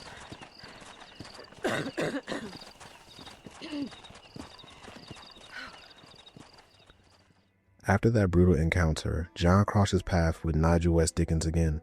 John's still on edge, but Dickens insists he has another brilliant plan. Once again, he wants to sell tonic, and once again, he needs John for the show. Midway through Dickens' theatrical sales pitch, 2 writers storm in shouting that he's a fraud. The crowd erupts, turning violent, and Dickens panics. John is forced into a chase, protecting Dickens while the mob tries to eliminate him. After he's saved, Dickens suggests racing again, which infuriates John to the point where he just walks away. Needing real progress, John checks in with Seth. John asks if Seth is finally ready to help Storm Mercer. Seth isn't there yet. He reveals that Moses lied. The treasure map isn't where he said it was. The lie sends Seth spiraling down another rabbit hole involving Aidan O'Leary, corpses connected to the creature, and clues tied to the missing map. John ends up driving a wagon full of corpses, with Seth riding shotgun as they head back toward Tumbleweed. During the ride, Seth explains how he originally met Wes Dickens and casually drops a bombshell. The Gatling gun Irish helped them get has no ammunition. Now John has yet another reason to visit Irish. They reach Tumbleweed safely, and Seth promises that once he gets his treasure, he'll be ready to help John assault Fort Mercer. John keeps his word and heads out to pay Irish a little visit. Irish, what are you doing? Who the hell are you? Give me that. I'm your old friend Amnesia. Oh, Uncle! Blimey! And I've come to tell you, if you ever pretend to forget my name or your debt to me again, I'll make sure you reach heaven before these 2 ladies. Now get down there! Oh, Mr. Marston. How are you? Ashamed. Ashamed to know you. The hell's wrong with you, robbing these gentlewomen and ladies of the Lord? I thought they was doxies. Ladies, I'm sorry about this man. He's unfortunately lost his mind to the demon drink. At least I hope he has, and he wasn't this stupid all along. So, please excuse us.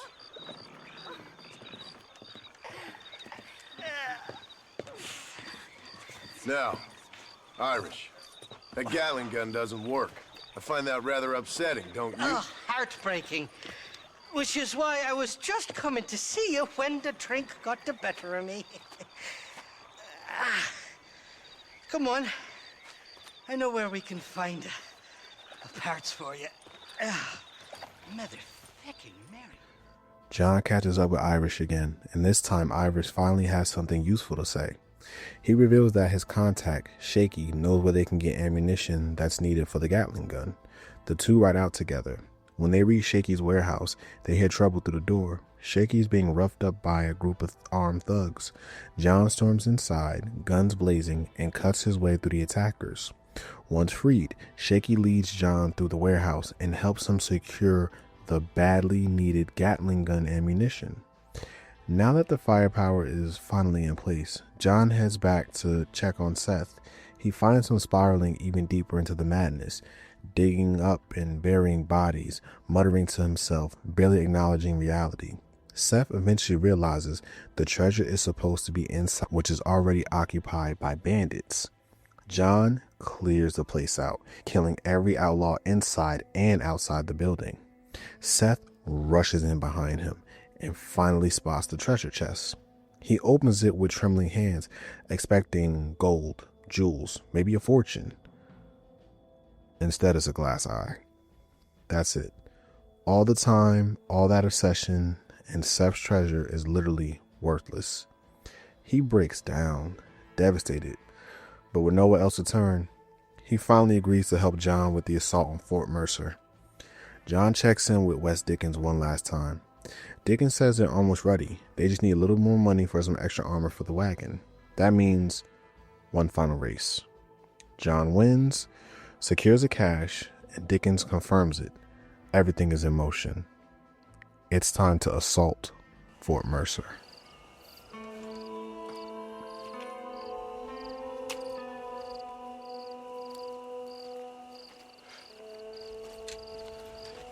John? Marshal? Gentlemen!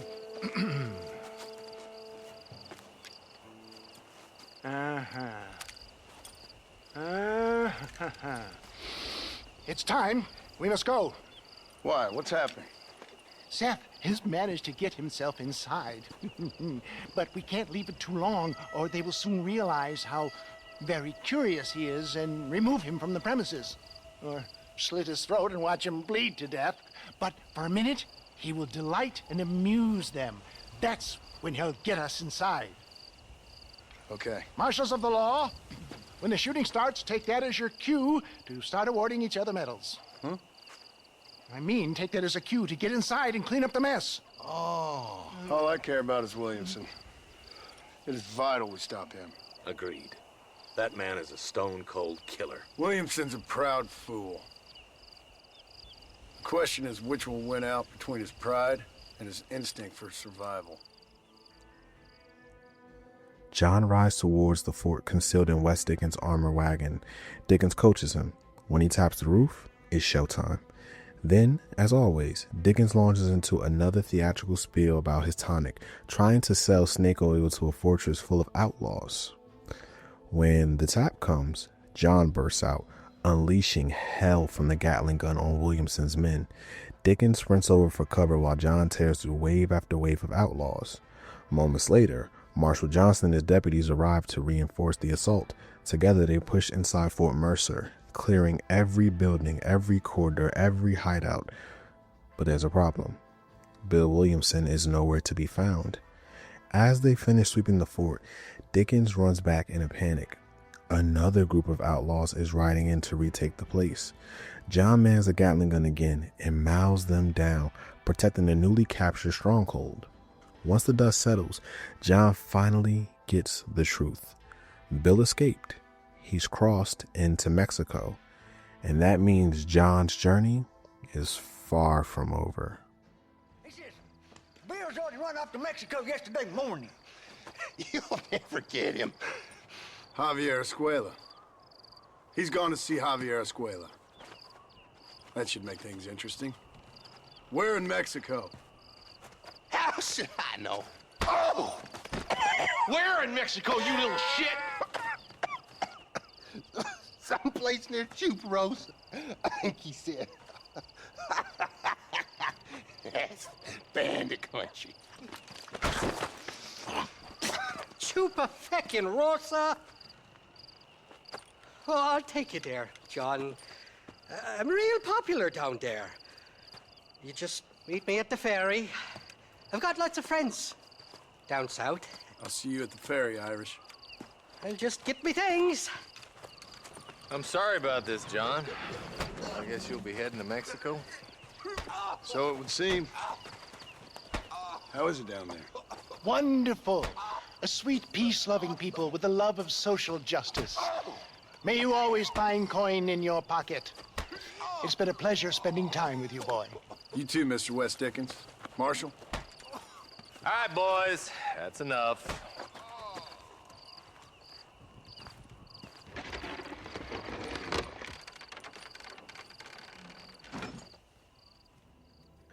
At Brittlebrush Trawl, Irish helps John cross the river into Mexico, and in classic Irish fashion, their peaceful boat ride quickly turns into a shootout as several of Irish's friends try to kill them mid-crossing. After fighting them off, they finally reach the southern bank of the river. Irish immediately bails, promising he might return someday, leaving John alone in the scorching heat of Nuevo Paraíso. John rides to Chuparosa, a dusty, quiet little town still baking under the sun. Fresh off the ferry, he barely gets his bearings before a group of local bandits surround him. They demand a toll, taunt him, steal his hat, and even try to make him take off his boots. John tolerates it until he doesn't. He guns them down with precision and leaves one of the surviving cowards tied up and roasting in the sun as a warning. While the town watches in stunned silence, an elderly American sitting nearby starts chuckling. He mocks John's gun skills, not because they're bad, but because he's seen better. This old man introduces himself as Landon Ricketts, one of the most legendary gunslingers to ever walk the Old West, a man who was supposedly faster than almost anyone alive. Landon sees something in John and offers to teach him a few tricks. The two train together, honing John's quick draw, sharpening his accuracy, and building a solid rapport. Ricketts fills John in on life in Mexico, the corruption, the fear, and the growing tension of a revolution simmering beneath the surface. Later, the town sheriff rushes to tell them with urgent news a supply wagon has been hijacked outside of town by another bandit gang. Landon and John ride out together. With Ricketts' calm precision and John's relentless fire, they recover the wagon and escort it back to Chuparosa. The townspeople celebrate Landon like a reuniting hero, cheering his name while John stands off on the side, quiet, unnoticed, and still without the answers he came for. Still searching for Williamson, John approaches the residence of Mexican governor. Before he can enter, he stopped by Captain Vicente de Santa, a high-ranking officer in the Mexican army. Sent here to retrieve a couple of men. Can I speak to your commander? You want to talk to my boss, gringo? I guess. Because I'm not good enough for you? No, sir. You think you're better than me? You come to my country, my poor little country, and you think you can be friends with the president? Oh, sir. I'm sorry, sir. Things must have come out wrong. Maybe you can help me. You'll be sorry, friend.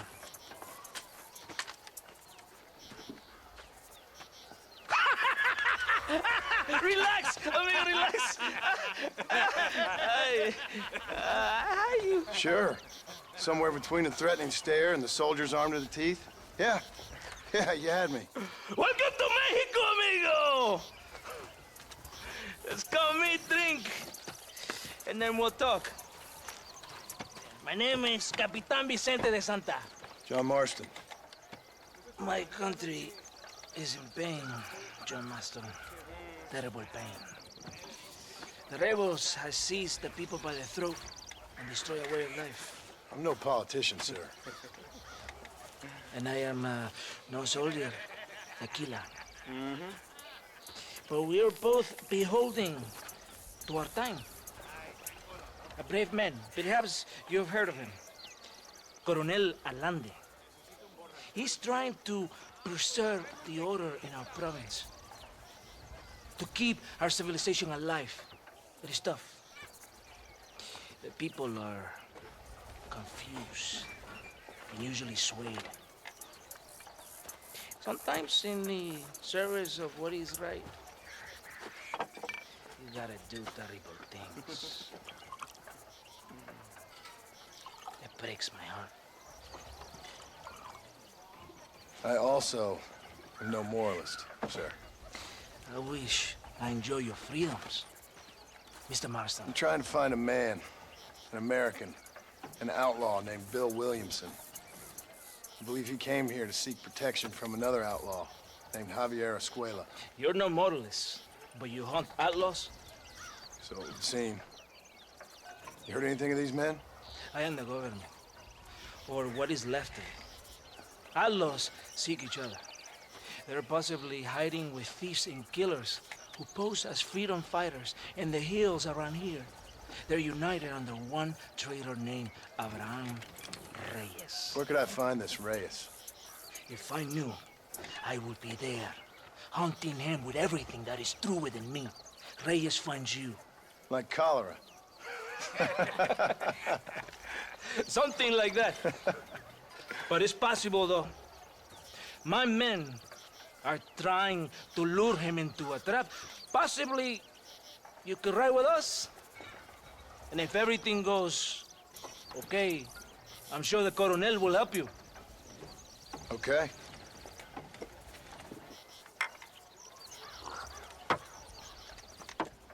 Vámonos! On the way to the train, John and Captain Vicente de Santa engage in a tense debate about government, loyalty, and what it means to serve the people. De Santa insists Mexico is drowning in chaos and anarchy, thanks to the rebels framing himself and the Mexican army as the only force keeping the country from collapsing. When John asks about Bill Williamson and Javier Escuela, De Santa claims that outlaws and descendants are hiding in the hills under the leadership of a rebel named Abraham Reyes. If John wants answers, he'll have to help the army first. So De Santa invites him along on a mission to capture Reyes. John joins De Santa's in escorting a train to Casa Madruga, fending off waves of rebel attackers along the route. Later that night, De Santis receives word that another train has been hijacked. John is forced into action yet again, racing down the tracks to catch up with the runaway locomotive and killing the rebel driver before the train derails. Later, John returns to De Santis' headquarters, only to find him being interrogated by the general. During the conversation, John lays his cards on the table. He's not joining their army. He doesn't care for their politics. He only wants two men, Williamson and Escuela. The general tells John that Javier Escuela is indeed from this region and shares a bit of his past. Then, with a smile that John doesn't trust for a second, the general offers to help if John helps him first. The deal sends John to Tesoro Azul, where he fights alongside the Mexican army to wipe out a rebel stronghold. The mission escalates into arson as John is ordered to burn down buildings with fire bottles. He watches the town go up in flames, disgusted but determined. He knows he has to stay focused. Finding Williamson and Javier is the only way to protect his family. After this grim task, John meets with Landon Ricketts again. Ricketts tells him an informant named Emilio Fortuna may know something about Escuela, but Emilio isn't certain, though his sister Luisa is connected with the rebels. The conversation grows tense, with Ricketts and John clashing over morality, violence, and the paths they've chosen in life. John either boards the train with Ricketts or rides his horse to Casa Madruga, and from there they head to El Matadero to find a butcher named Carlos who can help them locate Luisa. Carlos leads them to a cave system where Luisa is being held prisoner. John and Ricketts fight their way through, killing dozens of Mexican soldiers guarding the tunnels. Reaching Luisa's cell, they blow open the door with dynamite and free her. Now they have to escort her away, where Carlos can arrange medical treatment. But before that, they must fend off more waves of soldiers determined to eliminate her. During the escape, Luisa reveals key information about Javier Escuela, finally giving John a real lead. You're good men, friends of the people of this land. Was someone named Javier Escuela one of the men holding you? No, I don't know. I don't think so. But I remember that name from prison. Bad people spoke of him. I told you Johnny's still in Mexico. Okay, then. I guess we'll keep looking. Yeah.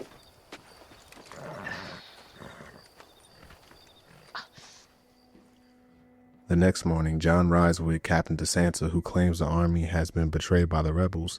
He insists that if John keeps helping them, they'll help him find Williamson in Escuela.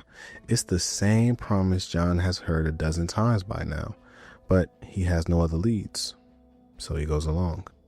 The two ride in a wagon towards a rebel stronghold. Along the way, John fights through wave after wave of rebels attacking the narrow mountain path. De Santa urges him forward, saying they need to take the fight directly to Espinosa. When they finally reach the battlefield, John positions himself on a ridge and uses his sniper rifle to thin the rebels' defenses. After clearing a path, he storms the fort, taking out the remaining fighters and securing the position for the Mexican army. In the aftermath, John and De Santa speak.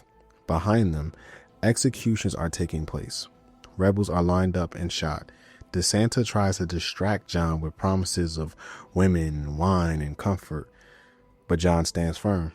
He wants information, not indulgence. Before they part, John warns him next time he sees him, he better have some answers. It's clear he's losing patience with De Santa's empty promises. With no progression from the army, John rides back to Chuparosa to meet Landon Ricketts, who's in the middle of a tense poker game. The table is tense. Landon is cleaning everyone out. Ricketts persuades John to sit and join the game, much to the annoyance of Andreas Muller, who immediately suspects Landon brought John in as backup. After a couple of hands, he accuses John of cheating. The accusation escalates into a heated standoff, and Landon diffuses the way things were often handled in the Old West, a duel. Muller challenges John, and John wins. Afterward, John and Ricketts share a drink to cool off, but the moment doesn't last long. One of Muller's friends, the stranger, storms in, holding a knife to a young girl's throat. John is forced to act immediately, shooting the man before he can take her out. As soon as he drops, 4 more accomplices rush in. John and Ricketts gun them down in the saloon, ending the ambush. After the dust settles, the two gunslingers part ways once again. John then rides out to check on Luisa, the young rebel woman he and Ricketts had saved earlier.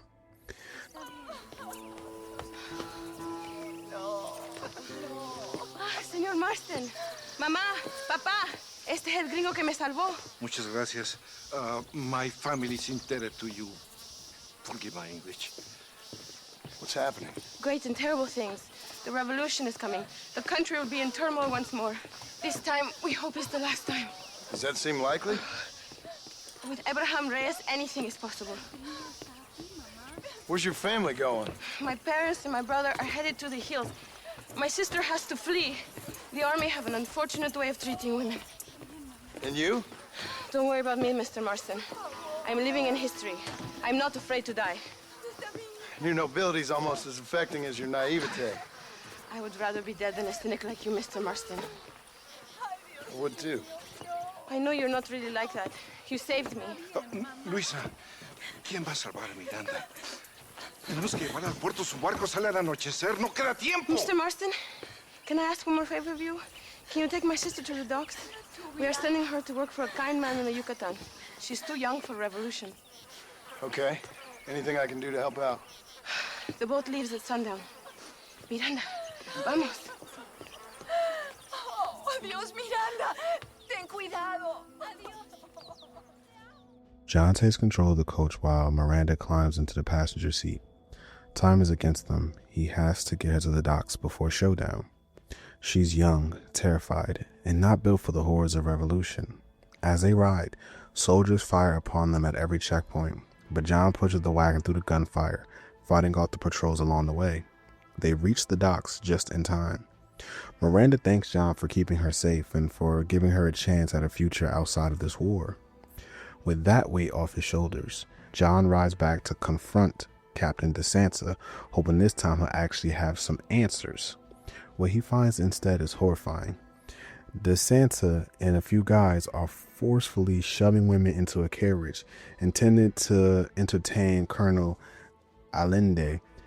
It's a sickening display of the corruption festering in the Mexican army. In the middle of this, De Santa finally shares information. Bill Williamson and Javier Escuela are riding with the rebel leader Abraham Reyes, but Allende wants something in return. He offers John 200,000 pesos and intel on Escuela if he escorts the train across the war-torn countryside of Nuevo Paraíso. John agrees and mounts the Gatling gun on the cargo car and defends the train through a dangerous stretch of rebel territory. Explosions, ambushes, and waves of attackers, but John gets it done, only for the colonel to refuse payment. Again, frustrated and out of leads, John returns to land Enriquez, and over drinks he asks if he has any new information on Javier Escuela. Enriquez admits he doesn't, but he asks why Marston wants Javier so bad. John opens up. He tells Enriquez why he left the gang and why Dutch's men meant everything to him once, and why he has to deal with his past if he wants his family to have a future. They're interrupted by Luisa, panicked and breathless. She tells them that innocent people, riders, government officials, townsfolk, are being sentenced to death without trial under the colonel's orders. Without hesitation, John and Ricketts spring into action. On the road, an army convoy appears. John and Landon have to ambush it, take out the guards, and take over the first wagon without damaging it. Once secured, John drives the wagon full of prisoners across the border to American soil. When they reach safety, the prisoners are freed. Ricketts takes responsibility for the escort and sends John on his way, their missions temporarily diverging. Afterward, John goes to find Luisa, only to discover her in a panic, terrified of what's coming next. Oh, Mr. Marston! Mr. Marston! What's wrong, Luisa? I don't wait for myself, but for my country. Abraham Reyes has been captured. He has? He was coming to meet me at Roca Madera. It's a very romantic spot. It was a beautiful night, yet he was ambushed by patrol. My heart is breaking, but I cry for Mexico. Where's he being held? El Presidio. You know, in our hearts we are married already, but his family do not approve. How could they, when I'm little more than a peasant girl? But that's what makes Abraham the man he is. He doesn't care for their bourgeois, snobbery, or elitism. He sees the real me, the woman. I'm sure. I'm going to go and rescue him or die trying. Whoa, whoa, whoa. I don't think that's such a good idea. Ride with me to near the jail. We'll figure out how to rescue him. Mr. Marston, you're truly a friend of this land. So everyone keeps informing me. John follows Luisa and rides shotgun on her wagon as she races toward El Presidio, the fortress where Abraham Reyes is being held. Once there, they arrive outside the walls. John sneaks inside while Luisa stays behind, praying he makes it back alive. Inside the fort, Luisa guides John to a sniping platform. Using a rolling block rifle, John takes aim and eliminates the executioner preparing to eliminate Reyes. With the alarm raised, he clears out the remaining guards, fighting his way downstairs towards Reyes' cell. Reyes greets John with a dramatic flair, immediately asking him to secure a horse. John retrieves one, returns to the cell, and Reyes hops on behind him. The two escape the fort under fire and follow a rebel scout down to a landing stage alongside the San Luis River, where Luisa is waiting. She and Reyes unite, though Reyes in classic fashion briefly forgets her name. After the moment settles, Reyes thanks John and tells him he's still looking for Bill Williamson and Javier Escuela. Reyes promises that if John helps the revolution, he'll help him find both men. With that, John heads back to Escalera, hoping for progress. There, Colonel Allende claims that Williamson and Escuela have been captured in Chuparosa. John, alongside De Santa, rides with the army towards the church in Chuparosa. But the moment John steps inside, he's blindsided. a soldier cracks him across the skull, knocking him out cold. He wakes up groggy on the floor as De Santa is seconds away from taking him out. Before anything happens, Reyes and his rebels launch a surprise attack, returning the favor after John saved Reyes from the execution earlier. As the firefight erupts, John scrambles up a nearby staircase to reach Reyes, who cuts his ropes and frees his hands. Now armed again, John joins the battle and pushes through the church, taking the fight directly to the Mexican army. On the upper balcony, he hunts down and kills Captain Espinoza, one of Allende's top officers. With victory secured, Reyes rallies the rebels outside the church, declaring the uprising is far from over. Today, we have proven that the days of this evil regime are numbered. Soon, we shall be free, living together in a noble republic, justly ruled by fine men. But, el trabajo, the job is not done. Our struggle is not over. We will fight all day and night until local tyrants like Allende are no more. And him and all his dogs are brought to the sword. We shall be free. This time things shall be different for every man and woman in this land. And one day soon, Allende will know justice. My brothers, fight on! In our hearts, we are all free! Let us make it so! ¡Viva la revolución! ¡Viva México! ¡México! ¡México! ¡México! ¡México! After being rescued, John meets with Abraham Reyes again. This time, Reyes asks him to help steal a supply train from the Mexican army and move that could fuel the rebellion and weaken Colonel Allende's control. On the way, John opens up about his past. He tells Reyes about riding with Dutch's gang, about Bill Williamson, Javier Escuela, and a bloody trail left behind. He admits that he has to bring all of them down to save his family. Reyes listens carefully, sensing the pain behind John's calm voice. Together, they ride to Chuparosa, where John stealthily detaches the army train car by using throwing knives to take out the guards quietly. Once the car is separated, he mounts the Gatling gun and unloads hell onto the pursuing Mexican soldiers. With the path clear, John drives the train to safety, blows open the top hatch of the safe, and walks away with stacks of cash and a brand new revolver. Reyes distributes the stolen supplies to his people, promising John that his spies are gathering the information he needs. Next, John seeks out Luisa to discuss the growing revolution. She's devastated. Her father has been executed for treason. She pleads with John to join the rebel efforts. Colonel Allende is sending reinforcements and supplies, and Reyes needs those shipments destroyed. John and Luisa ride together in a wagon. She explains her plan to ambush the convoy and use dynamite to wipe out Allende's support. John directs the rebels to plant the explosives along the road, and when the army arrives, they spring the trap, destroying the supplies in a fiery explosion. After the attack, Luisa asks John to meet her. She has something important planned. When John arrives at her camp, he learns the grim truth. Vicente de Santa is overseeing a massacre, and Luisa begs John to put an end to it by killing De Santa and all of his soldiers. The rebels ride out together. John storms the area, killing waves of Mexican soldiers, but he keeps De Santa alive. He needs answers too badly to let him just die.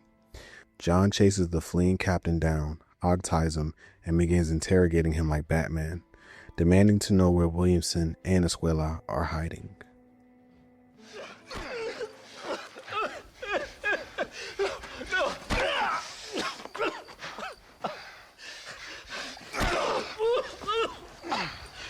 You fucking pig! Go back to your country! Where is Javier Escuela? Wait! Okay, all right. Shit.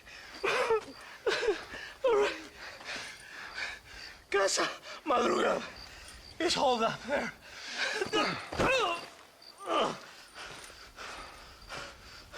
Now hurry up and kill me, or just let me go, okay? Can we kill this piece of shit now, senor? Or would you like the pleasure yourself? John rides out, following the lead that Santa gave him about Javier Escuela. When he arrives, the place feels abandoned, too quiet, too still. As he approaches the large building ahead, Mexican soldiers suddenly pour out from the upper and lower floors. John fights through them all, clearing the settlement room by room. Inside, a frightened prostitute tells him the truth. Javier hasn't been there in months, and worse, DeSantis sent John straight into a trap. Realizing he's been played, again, John rides out to confront Reyes. He finds Reyes getting some hot coffee and relaxing with a woman who definitely isn't Luisa. The two scramble to make themselves presentable when John shows up. After tossing the woman aside and sharing a brief sarcastic discussion about marriage, class, and fidelity, Reyes finally gives John real information.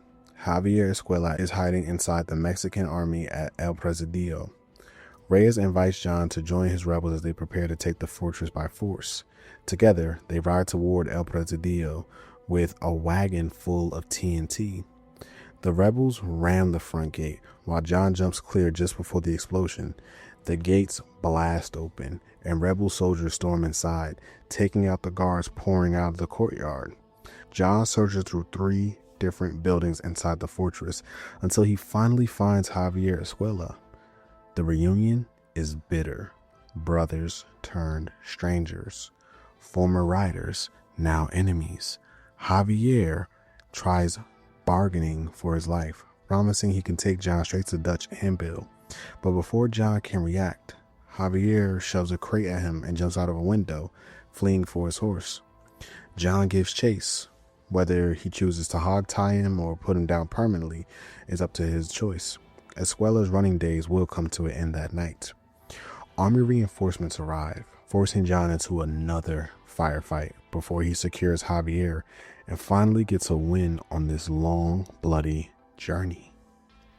Mr. Marston, fancy seeing you down here. I must say it's a pleasant surprise to see you. You've done well, Mr. Marston.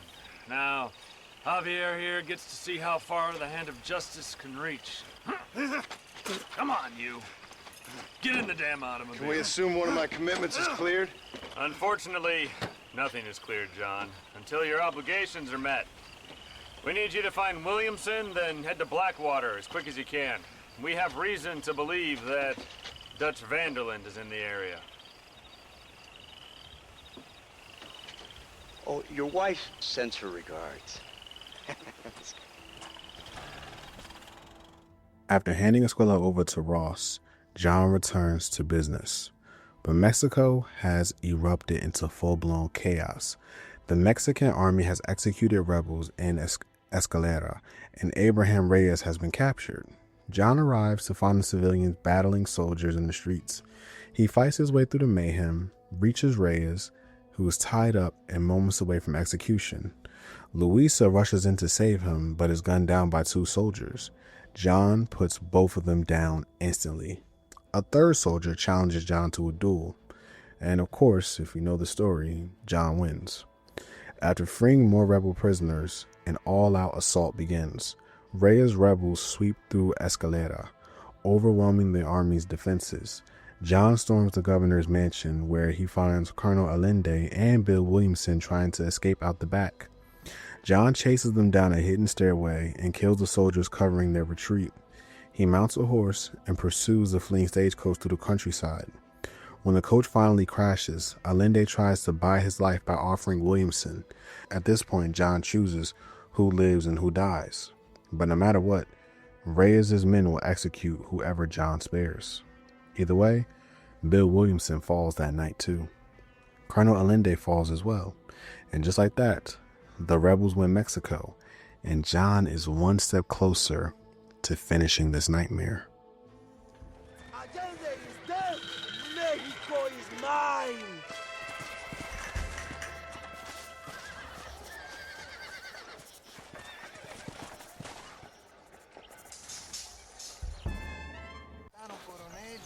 My people are free, and it is all thanks to you, John. And to the people who laid down their lives. People like Luisa. Oh, yes. She was very brave, and she will be missed. Who was she again? Your peasant girl wife-to-be? Oh, yes, of course. She will have a day named after her. Laura's Day. Luisa. What? Oh, yes, I know Laura as well. Magnificent girl. Like riding a pompous bull it was, amigo. You never saw anything like it. Anyway, enough about sport. Let's get back to politics. I trust you will join us in riding on the Capitol. I'd love to, but with Williamson dead, my jailers need me back in Blackwater. ¿Qué hacen? Levántense. Well, I must say, I'll miss you, John Marston. I doubt you'll even remember me, Abraham, but it's been an experience. Good luck with the revolution. If you win power, remember why you wanted it. Well, travel safely, amigo. Come on. John travels north to Blackwater, expecting to finally reunite with his family and be done with this nightmare. Instead, he's greeted by Edgar Ross and Archer Fordham, who casually move the goalposts yet again. John believes his job is finished. Williamson is gone, Escuela is gone, but Ross tells him the Bureau isn't letting him go just yet. They want Dutch Vanderland as well.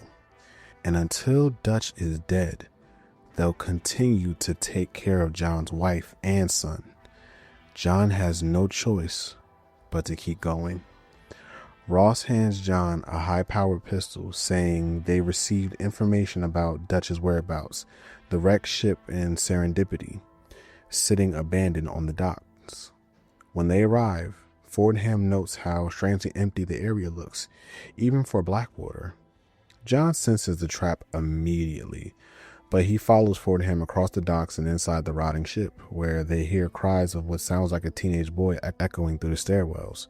John pushes forward, climbing 2 flights before finding the boy tied to a chair with a bag over his head. He calls Fordham over, and when they remove the bag, they discover the victim is Nastas, the native informant who tipped them off about Dutch's location, which means the tip was a setup. Before they can react, Dutch's gang surrounds them.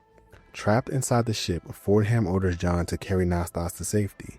He's badly beaten and can't walk, forcing John to fight with just one hand while carrying him across the docks.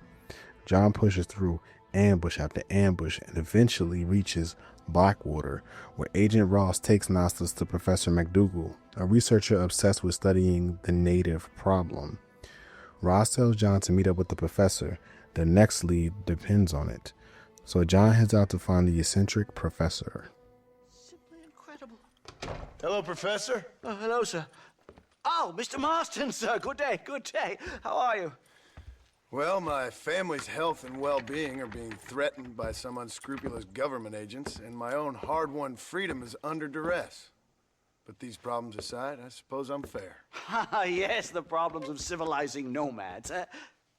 Tell me, sir, are you from Norse stock? Not as far as I know. I was raised in an orphanage. My father was Scottish. Unfortunate. You'd make an interesting case for my theory of natural population characteristics. Really? Well, yes, a white man, obviously, but with a savage spirit. Trust me, sir, I mean savage in the best possible sense. Natural nobility, but also simple, pure. I've been looking at some blood samples through my microscope, and you know what? No. Well, of course you don't. It's a remarkable breakthrough. I've been looking at the blood of both natives and white men of corresponding height, weight, and age, and you know what? Again, no. They're exactly the same. It's remarkable. It completely refutes my last book. But I'll tell you what, sir. This sabbatical in the field may have been somewhat forced upon me by circumstance, but my scholarship has benefited enormously. Would you like to partake of a syringe of cocaine? I've quite enough for 2. Not right this minute, no. So it's a remarkable drug. It entirely restores the ego. It takes one back to a primal state. It helps my thinking enormously. Nastas, come on. Come in, sir. Would you like to take off your slippers? Or skin a rabbit? I know we cannot see the stars, but still my heart is pure, and we meet as equals. These savages must be spoken to simply in metaphors. No, sir. I grew up on a reservation and attended school. Oh, lovely. But I can show you what you want to see. I know where the group of bandits you seek are hiding. Both of you. Vanderlyn has attracted a following of young men on the reservation. They are turning to bad things. The savage heart cannot be conventionally civilized. I was right all along. Where's Dutch Vanderlyn based? In the hills, in Cochene. Let's go. I know a way there that is not guarded. Marvelous. It's simply marvelous. John teams up with Professor McDougal and Nastas to track Dutch's gang through the wilderness. But when they arrive near the gang's hideout, the professor immediately panics, overwhelmed by the outdoors, and flees back the way they came. Why he even volunteered to come in the first place, nobody knows. This leaves John alone with Nastas as they climb the cliff towards the abandoned mining site. Nastas leads John inside the dark tunnels, but the moment they enter, a deranged miner lunges out of the shadows and slashes Nastas across the arm. Nastas manages to kill him, but he's badly wounded. Before the two can regroup, a minecart loaded with explosives rolls towards them. John bolts outside just as it explodes, only to be ambushed by 3 of Dutch's gunmen waiting at the cave entrance. John takes him down and returns to Nastas, who insists he's too injured to continue. He tells John to go alone. John climbs up the top of the ridge where he finds Halaku, one of Dutch's scouts. John has no choice but to take him out stealthily.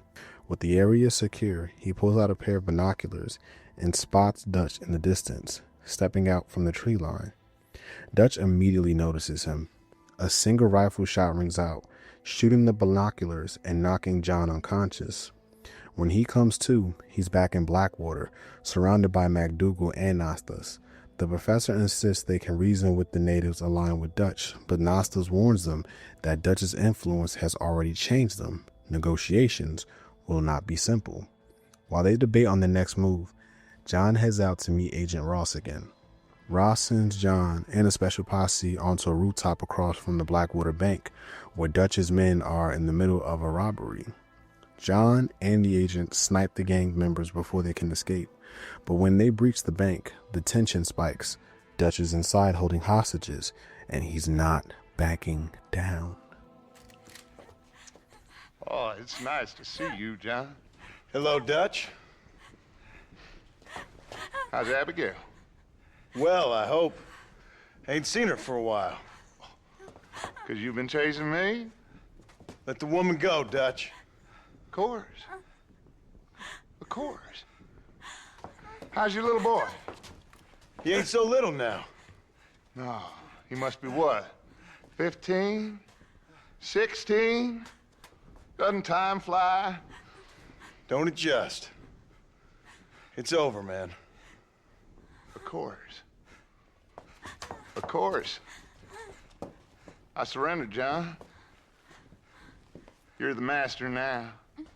I've been my master since you left me to die. We all make mistakes, John. I never claimed to be a saint, but equally, I never took you for an errand boy. Just trying to help my family, Dutch. By making compromises we all have to. Now let her go. It's over. You want the girl, John? You always were the romantic sort. You know, gentlemen, this man here, oh, he married a whore. Used to ride with us. We all had her. Oh, but he married her. And you know that makes him a better man than us. He's a better man. Have the girl, John. Easy, Dutch. She's a parting gift from me. No! God damn! After the chaos at the bank, John and the agents ride out to chase Dutch through the dense streets outside Blackwater. They almost corner him, but Dutch slips away at the last second, taunting John as he escapes into the wilderness. John swears that the next time he sees Dutch, he's putting a bullet in his head.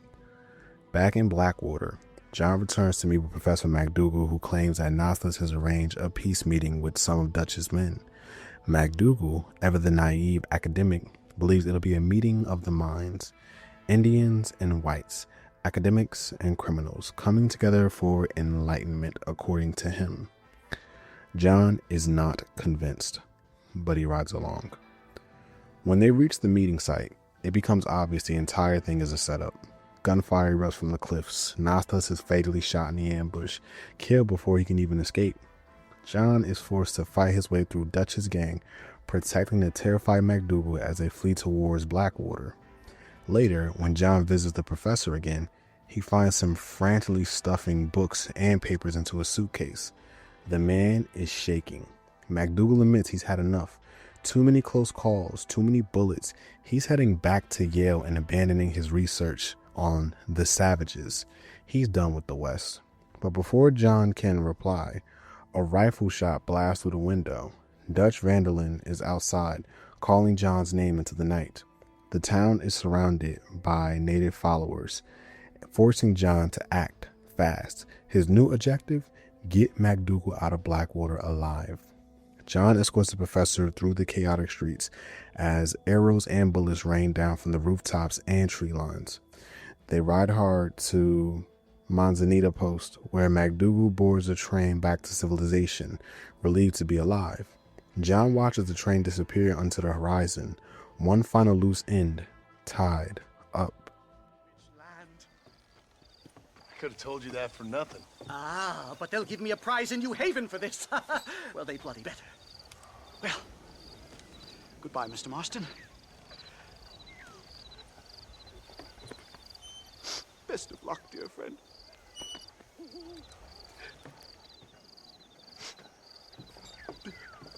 So long, Professor.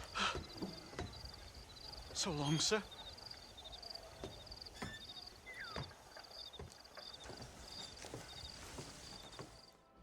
John returns to the officers' headquarters in Blackwater to find Ross, Fordham, and the soldiers gearing up for war.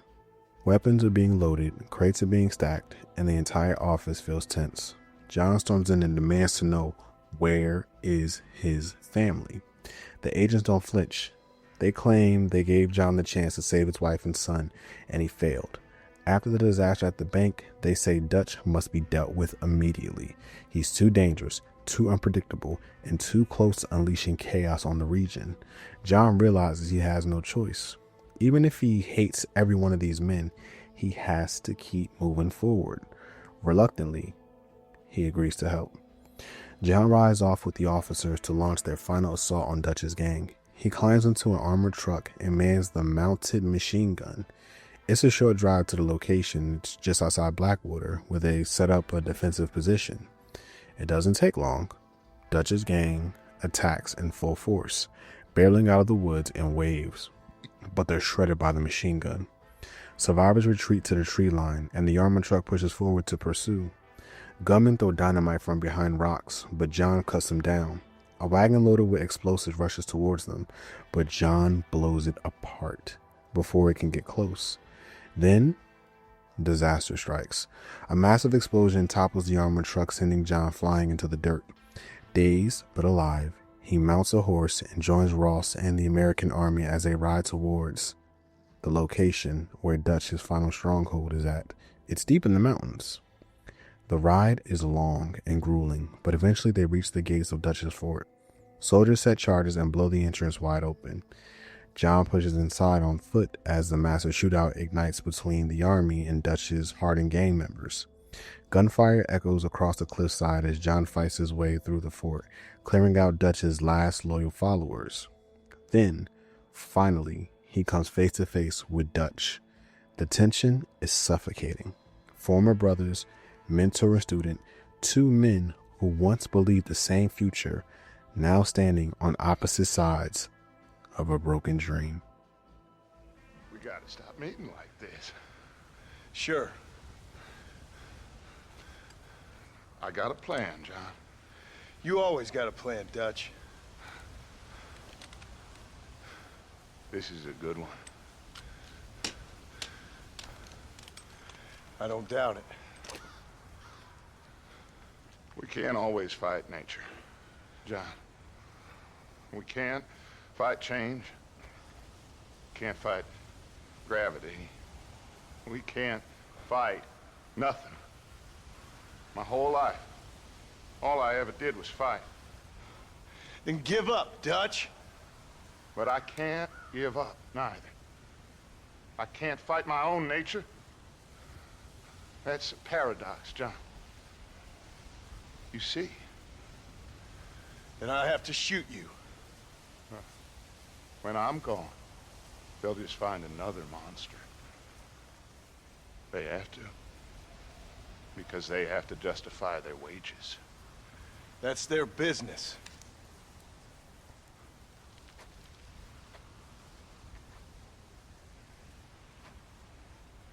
Our time has passed, John.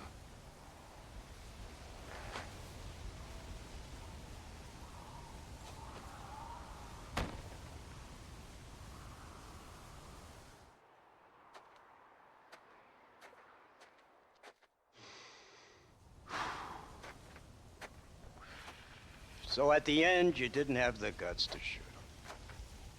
The man's dead, Ross. Sure.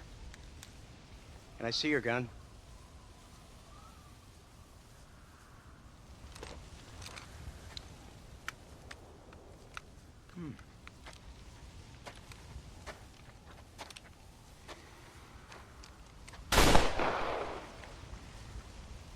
Oh, trust me.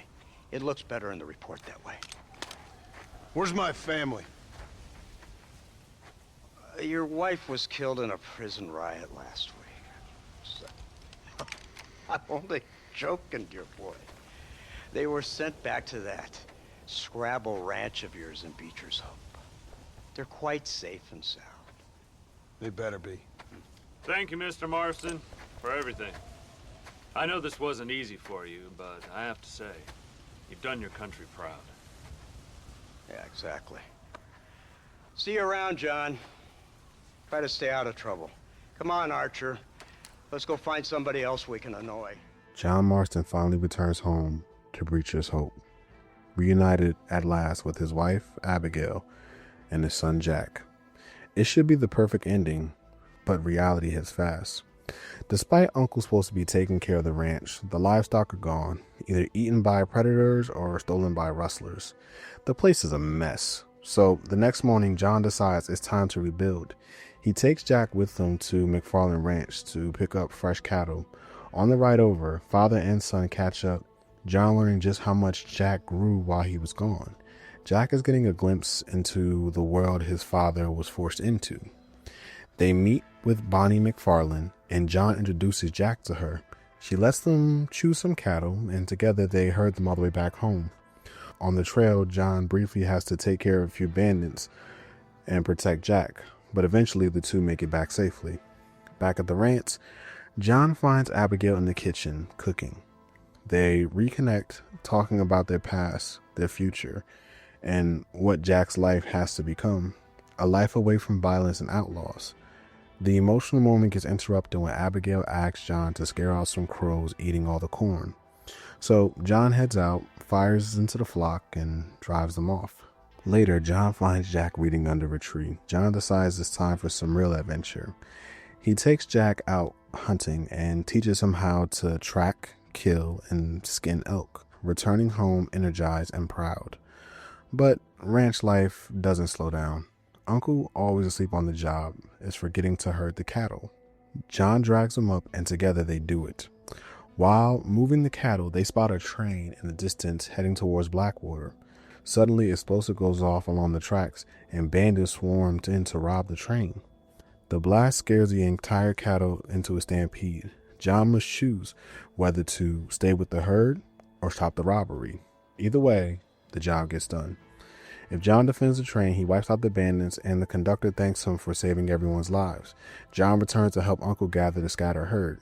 Eventually, they get the cattle back under control and lead them to pasture.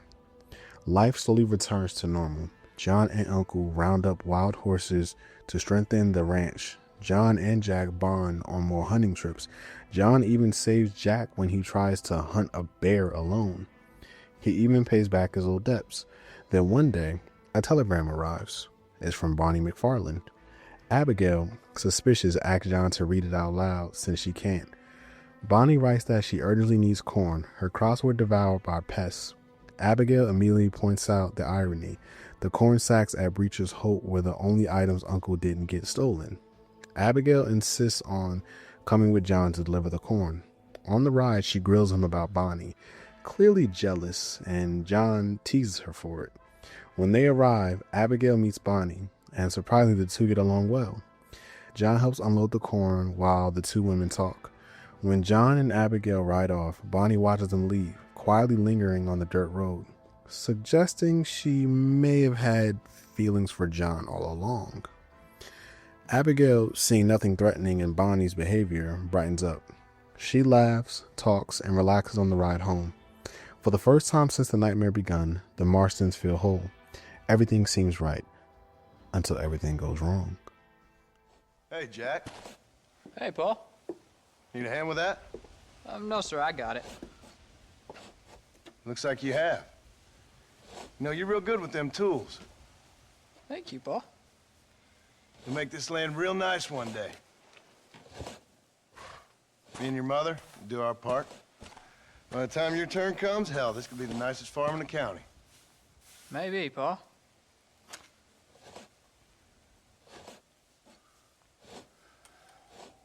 Just gotta learn to shoot straight or you'll get yourself eaten by some animal. Very funny, Paul. Thank you, son.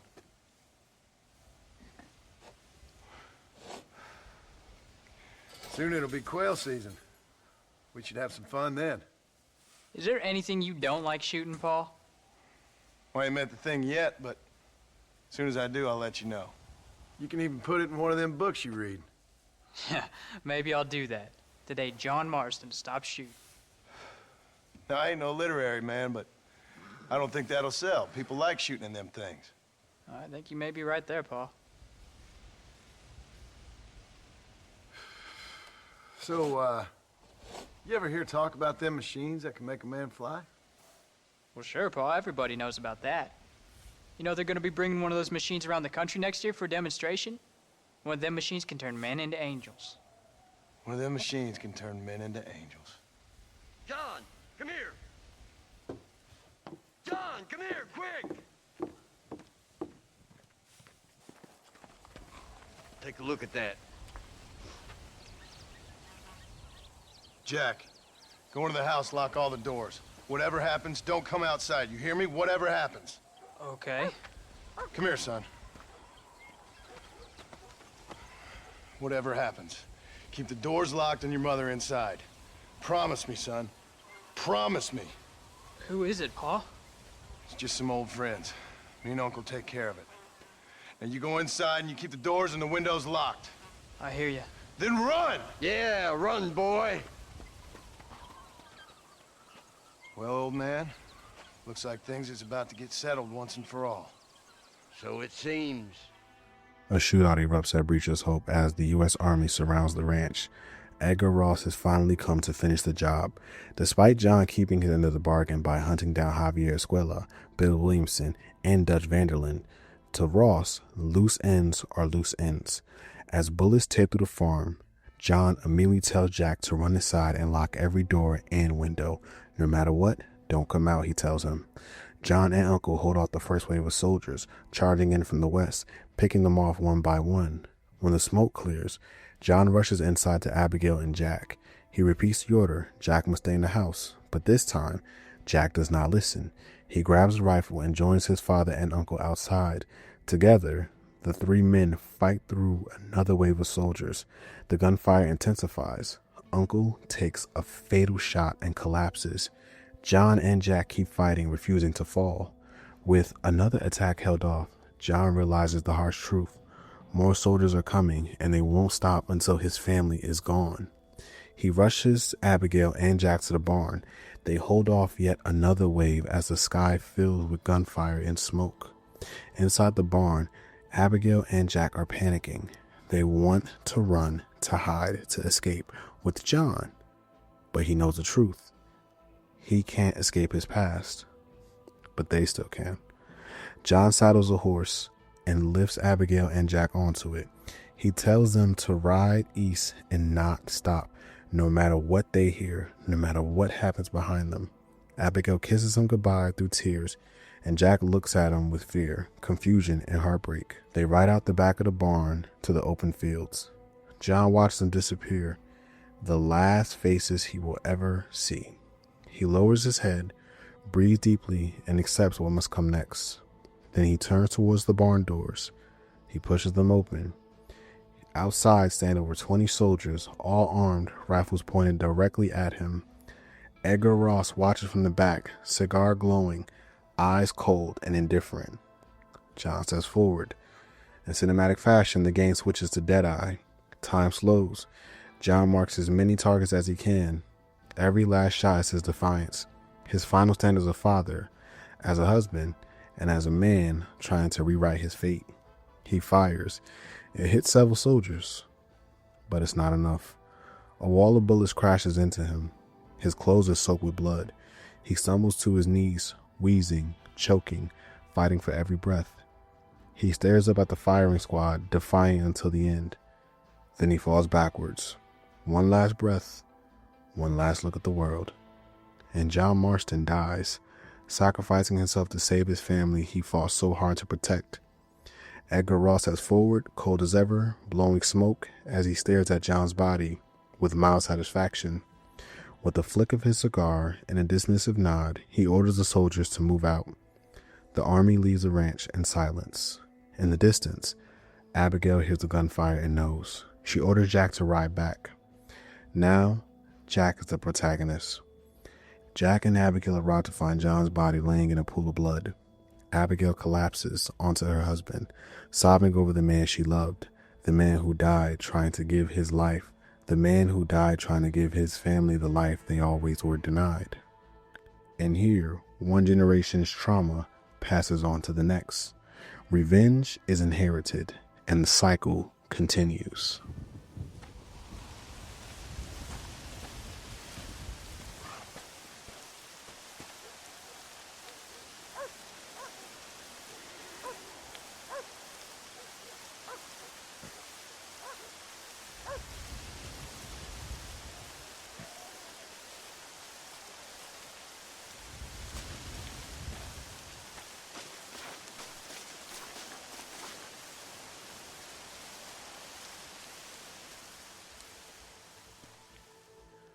With John Marston gone, the story passes to Jack Marston, now the protagonist. Years later, older and hardened by loss, Jack begins searching for the man responsible for his father's death, Edgar Ross. Jack rides into Blackwater and speaks with Agent Howard Sawicki, one of Ross's colleagues. Sawicki points him towards Ross's house outside of town, but when Jack arrives, Ross isn't there. Only his wife answers the door. She explains that Edgar left on a duck hunting trip with his brother. Jack sets out to finish what his father never could. He crosses the border into Mexico. There, along the water's edge, he finally finds Edgar Ross, shotgun in hand, enjoying the peaceful rhythm of hunting birds. The same man who shattered Jack's childhood and executed his father. Ross turns surprised but not afraid. He expresses zero remorse for taking John out. In fact, he doubles down, telling Jack he deserved it, and threatening to take Jack out too if he doesn't walk away. But Jack refuses to back down. Years of rage and grief boil to the surface. The world slows. The two men stare at each other down. A duel begins. Jack draws faster. Ross crumbles, staggering backwards and collapsing onto the ground. Dead. Just like that. The architect of John Marston's destruction is gone. Jack stands at the riverbank, breathing hard, staring down at the man who ended his family's peace. The cycle of vengeance has consumed another life and passed to another generation. The camera fades, ending the game on a somber truth. Revenge doesn't bring redemption. It only ensures the next Marston inherits the same pain.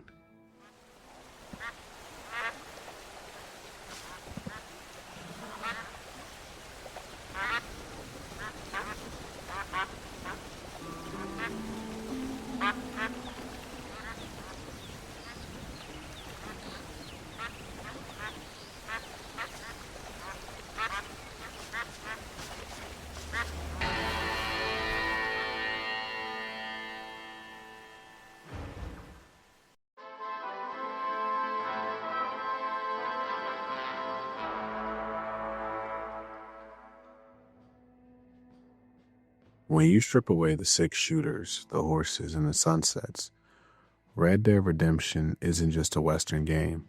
It's a story about a man trying to outrun who he used to be in a world that refuses to let him.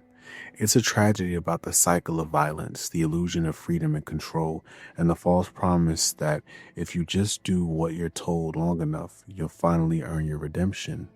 This game takes the classic Western fantasy, the lone gunslinger trying to carve out a better life, and slowly reveals how rigged that fantasy really is. John Marston is told from the start, hunt down your old gang, do the government's bidding, and you'll get your family back. Simple deal, right? But as we've seen walking through the story, every choice he makes is already boxed in by people with more power, more guns, and more control over his fate. What do you want, Marston? My family. I've done what you asked. No, you haven't. This is the land of opportunity, and I gave you the opportunity to save your family, and you failed. How could I possibly reward you? Marston, you're a public menace. We should have had you killed. I wish you had. But since you didn't, where's my family? Spare me the noble savage fall on the sword tripe, will you, old boy? It's nauseating. You don't wish to be dead. You're an insignificant creature desperately clinging on to life like the rest of the scum in this town. From the opening ambush at Fort Mercer all the way up to Dutch's final stand and John's last walk out of the barn, the game keeps circling back to one idea. Being free to move around doesn't mean you're actually in control. Red Dead gives you this huge open world you can hunt, rob, help strangers, explore, but when it comes to the big moments, the stuff that actually matters, John is locked into a fate he can't change. The game weaponizes that disconnect, freedom in gameplay, inevitability in story. That's where the redemption part gets messy. The title almost sounds hopeful, like this is going to be a story about a man who does some rough things but ultimately finds peace. But depending on how you read it, John either earns his redemption by sacrificing himself for his family, or the word redemption is just a cruel joke. He does everything they ask, kills the people if they tell him to kill, and the reward is a firing squad.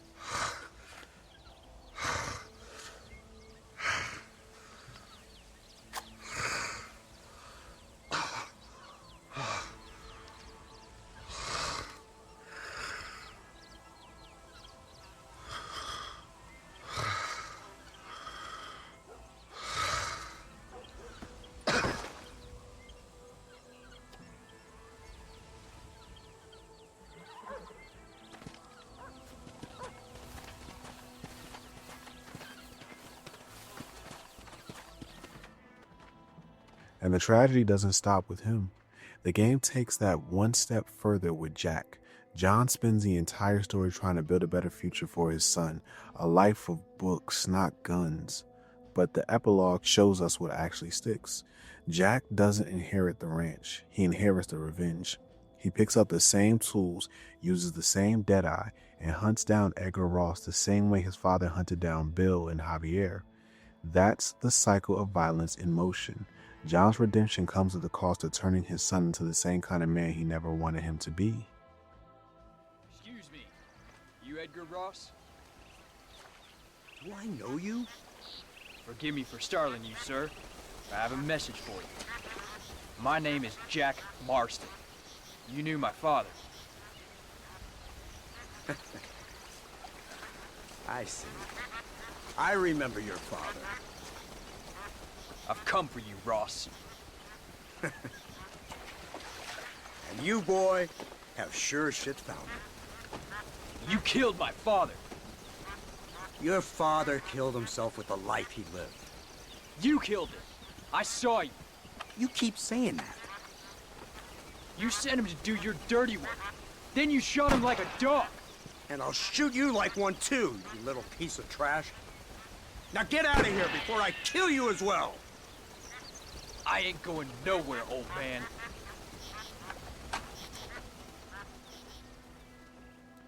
Underneath all that, Red Dead Redemption is also quietly ripping into the myth of the American dream and the idea of the civilizing West. You have this government that talks about order, progress, and law, but what they actually do is blackmail a former outlaw into doing their killing for them, then murder him once he's no longer useful. You have landowners like the McFarlands trying to hang on as the world changes around them. You have Native Americans pushed into the background or used as pawns in someone else's war. Everywhere you look, the game is asking the same question: who actually gets to be free in this version of America?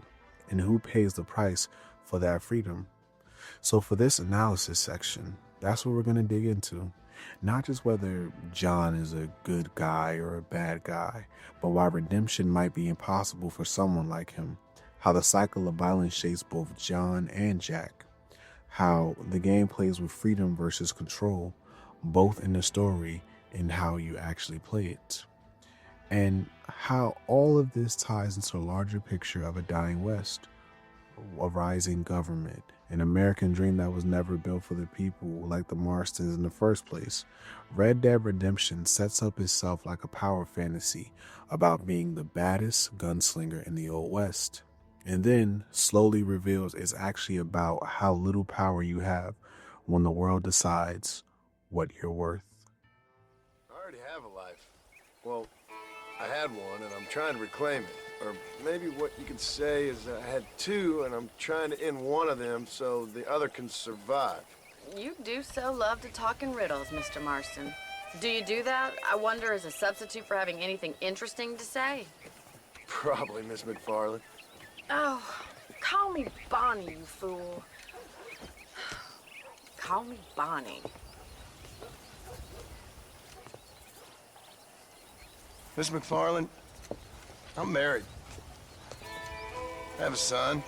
I had a daughter, but she died. Years before that, I rode in a gang. We robbed banks, trains, held people ransom. We killed people we didn't like. Bill Williamson was in that gang. Now, if I don't capture my former brother in arms, great harm will befall my family. Now, I don't suppose any of this is very interesting to you, but I hope it explains why I wasn't so eager to talk about it. No, I do understand. I had no idea. You poor man. Even in this new country, memories don't really fade. My father was an illiterate Scot born on the boat into New York. He never saw his homeland, but to hear him talk about it, you'd imagine he only ever ate haggis and wore a kilt. And he hated the English for what they had done to his great-grandparents that he'd never met. People don't forget. Nothing gets forgiven. That's true. Especially when it comes to money. And you know, even now, after all his labors, my father's debts are still terrible. I worry every day about us losing the ranch. It would kill him. My father died when I was 8 years old. His eyes were, well, let's just say he was blinded in a bar fight south of Chicago. My mother died during childbirth. She was a prostitute and he was her, well, I don't know what he was. So I was sent off to an orphanage and ran away and fell in with a gang. My word. What a difficult life you've lived. The leader of the gang taught me how to read, taught me how to see all that was good in the world. He was a great man in a way. But you killed people. Sure. And I've suffered for it. And that's the life I left, or tried to leave. Said too much, Bonnie. I'm an uneducated killer, sent here to do all I can do well. Kill a man in cold blood so that another man may do his part to cut crime in an area, and a rich man can be elected governor on the back of these promises. Civilization is a truly beautiful thing, Mr. Marston. If Red Dead Redemption has one message that sits above everything else, it's this. Violence doesn't solve anything. It only keeps the cycle turning. And the way Rockstar communicates this isn't subtle. It's the spine of John's entire character arc and the tragedy that ultimately consumes his son. John Marston spends the whole game trying to break away from his old life. The robberies, the killings, the outlaw chaos of Dutch's gang. He says it himself over and over. He doesn't want Jack to be like him. He wants his boy to read books, to learn to grow into something better than a hired gun. But every step of the story keeps dragging John back into violence. Every choice he gets is really an obligation. Kill Bill Williamson or your family dies. Bring Javier Escuela or your family dies. Hunt down Dutch or your family dies. It's a repeating pattern. Do violence to stop violence. But the game never lets it work. The more John fights for peace, the closer his fate gets sealed. What's the book, boy? Nothing, sir. What's it about? Well, it's an adventure, sir. Set out in the West, and it tells this amazing story of how people killed the savage Redskins, and how this man, this brave man, hunts the man who killed his father. I'm glad you're enjoying it. Even Dutch represents the same loop. He used violence to resist the encroaching government, then spiraled into paranoia and cruelty.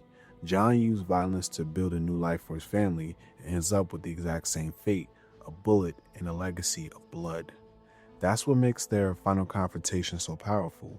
When Dutch steps backwards off that cliff, he tells John that their time has passed. What he's really saying is that the old world, the gunslinger world, is dying, and nothing they can do can save it. Dutch's fall isn't just him taking himself out.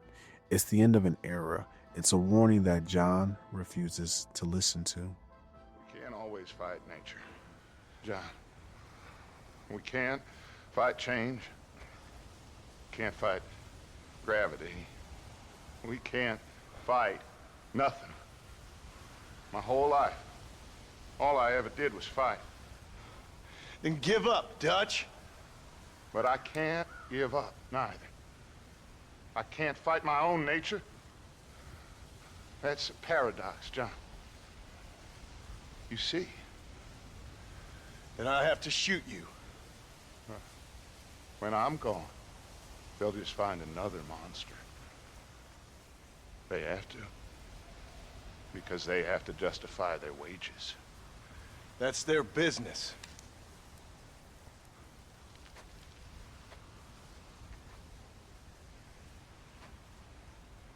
Our time has passed, John.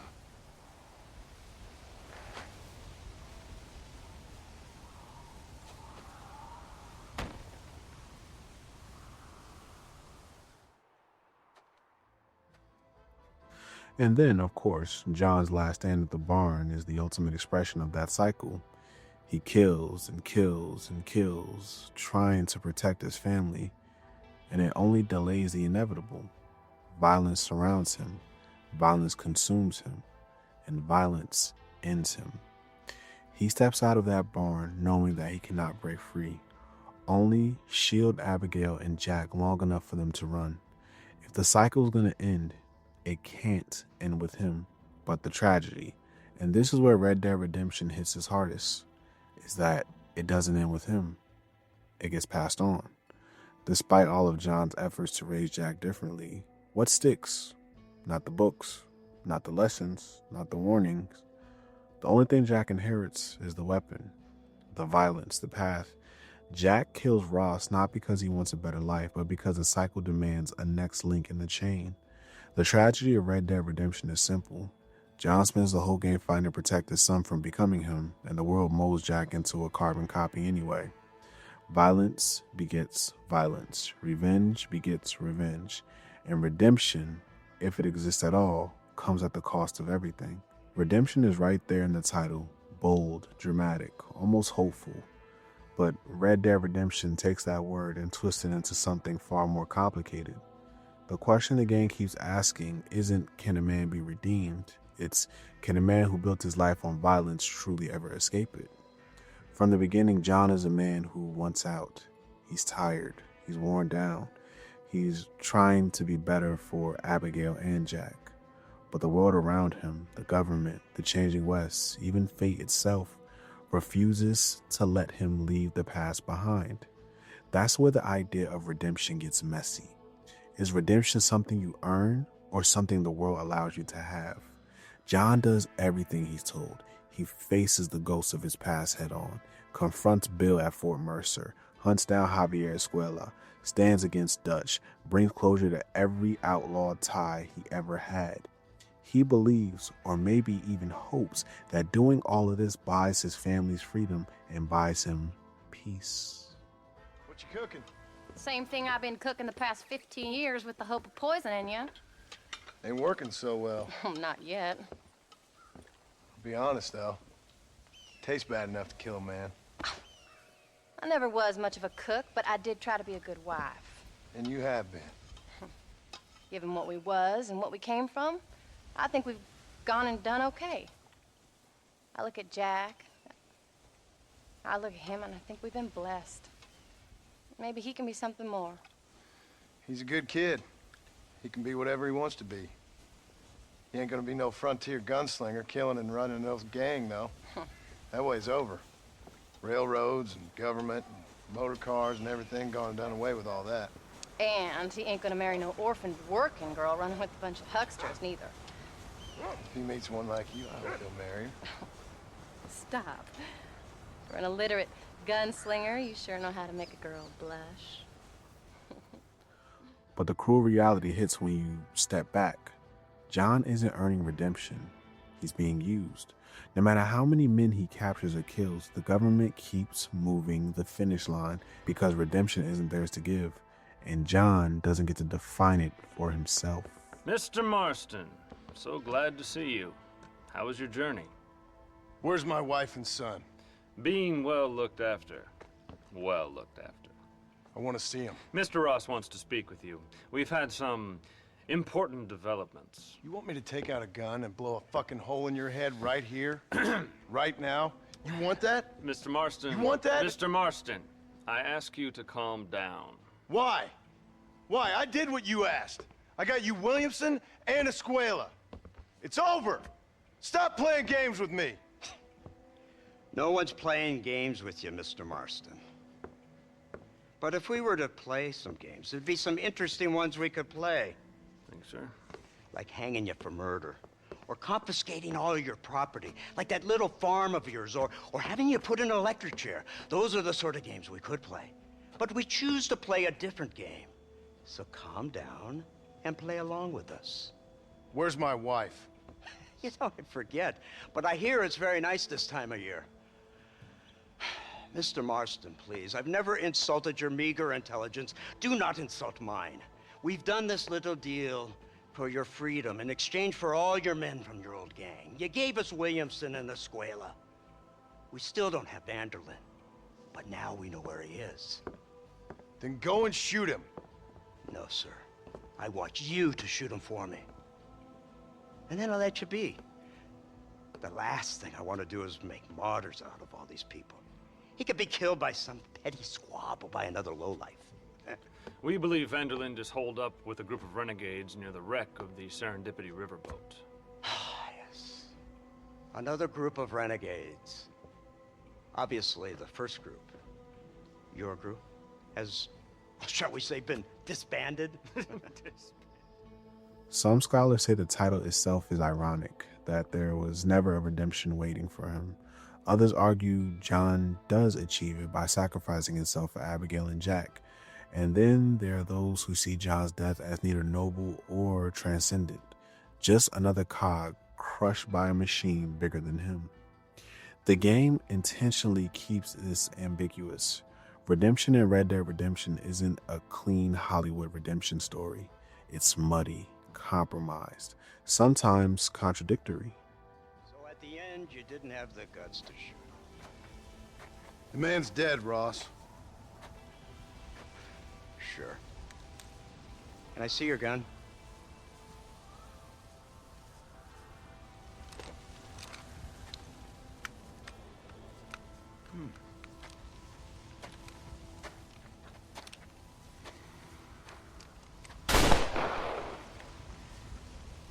Oh, trust me. It looks better in the report that way. Where's my family? Your wife was killed in a prison riot last week. So, I'm only joking, dear boy. They were sent back to that Scrabble ranch of yours in Beecher's Hope. They're quite safe and sound. They better be. Thank you, Mr. Marston, for everything. I know this wasn't easy for you, but I have to say, you've done your country proud. Yeah, exactly. See you around, John. Try to stay out of trouble. Come on, Archer. Let's go find somebody else we can annoy. And then there's the ultimate irony. Even when John thinks he's finally free, living on his ranch, tending the cattle, cooking with Abigail, teaching Jack to hunt, that life was never meant to last. John believes redemption is something he can work towards. The game believes redemption is something the world controls. Two opposing philosophies. And the story ultimately sides with the world. When the army surrounds Beecher's Hope, every illusion shatters. It doesn't matter that John changed. It doesn't matter that he tried. It doesn't matter that he obeyed every command. His past still catches up. The government still takes him out. Come here, son. Whatever happens, keep the doors locked and your mother inside. Promise me, son. Promise me. Who is it, Pa? It's just some old friends. Me and Uncle take care of it. Now you go inside and you keep the doors and the windows locked. I hear you. Then run! Yeah, run, boy. Well, old man, looks like things is about to get settled once and for all. So it seems. John's last act is heroic, no doubt. He gives Abigail and Jack the chance to live. But here's the tragedy. His redemption is incomplete because the world makes sure it can't be complete. Redemption is a promise never fulfilled, a hope never honored, a finish line moved out of reach. But the hardest punch comes from the epilogue. If redemption means breaking the cycle, the world proves John failed because Jack picks up the same guns and repeats the same patterns. So, was redemption earned? Was redemption denied? Or was redemption always an impossible idea for a man like John Marston? Red Dead Redemption leaves that answer in the middle and forces the player to sit in the discomfort of it. One of Red Dead Redemption's strongest layers, and one that often gets overlooked, is how it dissects the myth of the American dream. On paper, John Marston checks all the boxes. He works hard, protects his family, and tries to build an honest life. But the world around him makes it painfully clear that the American dream doesn't apply to men like him. Not when the government can rewrite the rules at any moment. Not when the law only protects people the government finds useful. And that's where Red Dead Redemption makes its loudest political statement. Freedom isn't real if the system decides you don't deserve it. John is told that order and civilization are coming, but that order is enforced by corrupt agents, backroom deals, and the barrel of a gun. Edgar Ross represents a version of America built on hypocrisy, justice on the surface, oppression underneath. John's forced labor for the Bureau isn't a redemption arc. It's a hostage situation disguised as patriotism. But the commentary doesn't stop at America. Mexico becomes a twisted mirror, a version of society where corruption is no longer subtle, it's right out in the open. When John crosses into Mexico, the tone of the story shifts. The theme of the government control becomes even more extreme. Colonel Allende rules with fear, firing squads, kidnapping, and propaganda. Meanwhile, the rebels, the ones fighting to restore the people's freedom, have their own contradictions. Rockstar portrays Mexico as a nation trapped in political chaos, torn between oppression and rebellion. But the message is bigger than the borders of the map. Wherever there's power, there's corruption. Wherever there's corruption, someone will rise to fight it. And wherever someone rises, someone else pays the price. Amigo, ¿qué pasa? A killer like you deserves fine women and wine. The best pleasures Earth can give a man. I need some information, De Santa. All in good time. My man and I will finish our business here and we can talk back at Escalera. The next time I see you, I need some answers, Captain. Go get drunk, go get a woman! Enjoy life! It's a beautiful struggle! Then there's Abraham Reyes, the revolutionary who becomes the face of the Mexican rebellion. On the surface, Reyes is everything Dutch pretends to be: a fighter for the people, a charismatic leader, a symbol of hope. He inspires villages, he rescues citizens, he speaks of a better future. But the game makes something very crystal clear. He's a symbol, not a saint. He's still a man with flaws, with ego, with vices. That's why the game intentionally shows him moments that break the heroic image, like when John finds him with another woman, not Luisa, even though Luisa risked her life and everything for the revolution. Reyes isn't Dutch, but he's not perfect either. He's a reminder that even the greatest leaders can still be selfish, flawed, and morally flexible.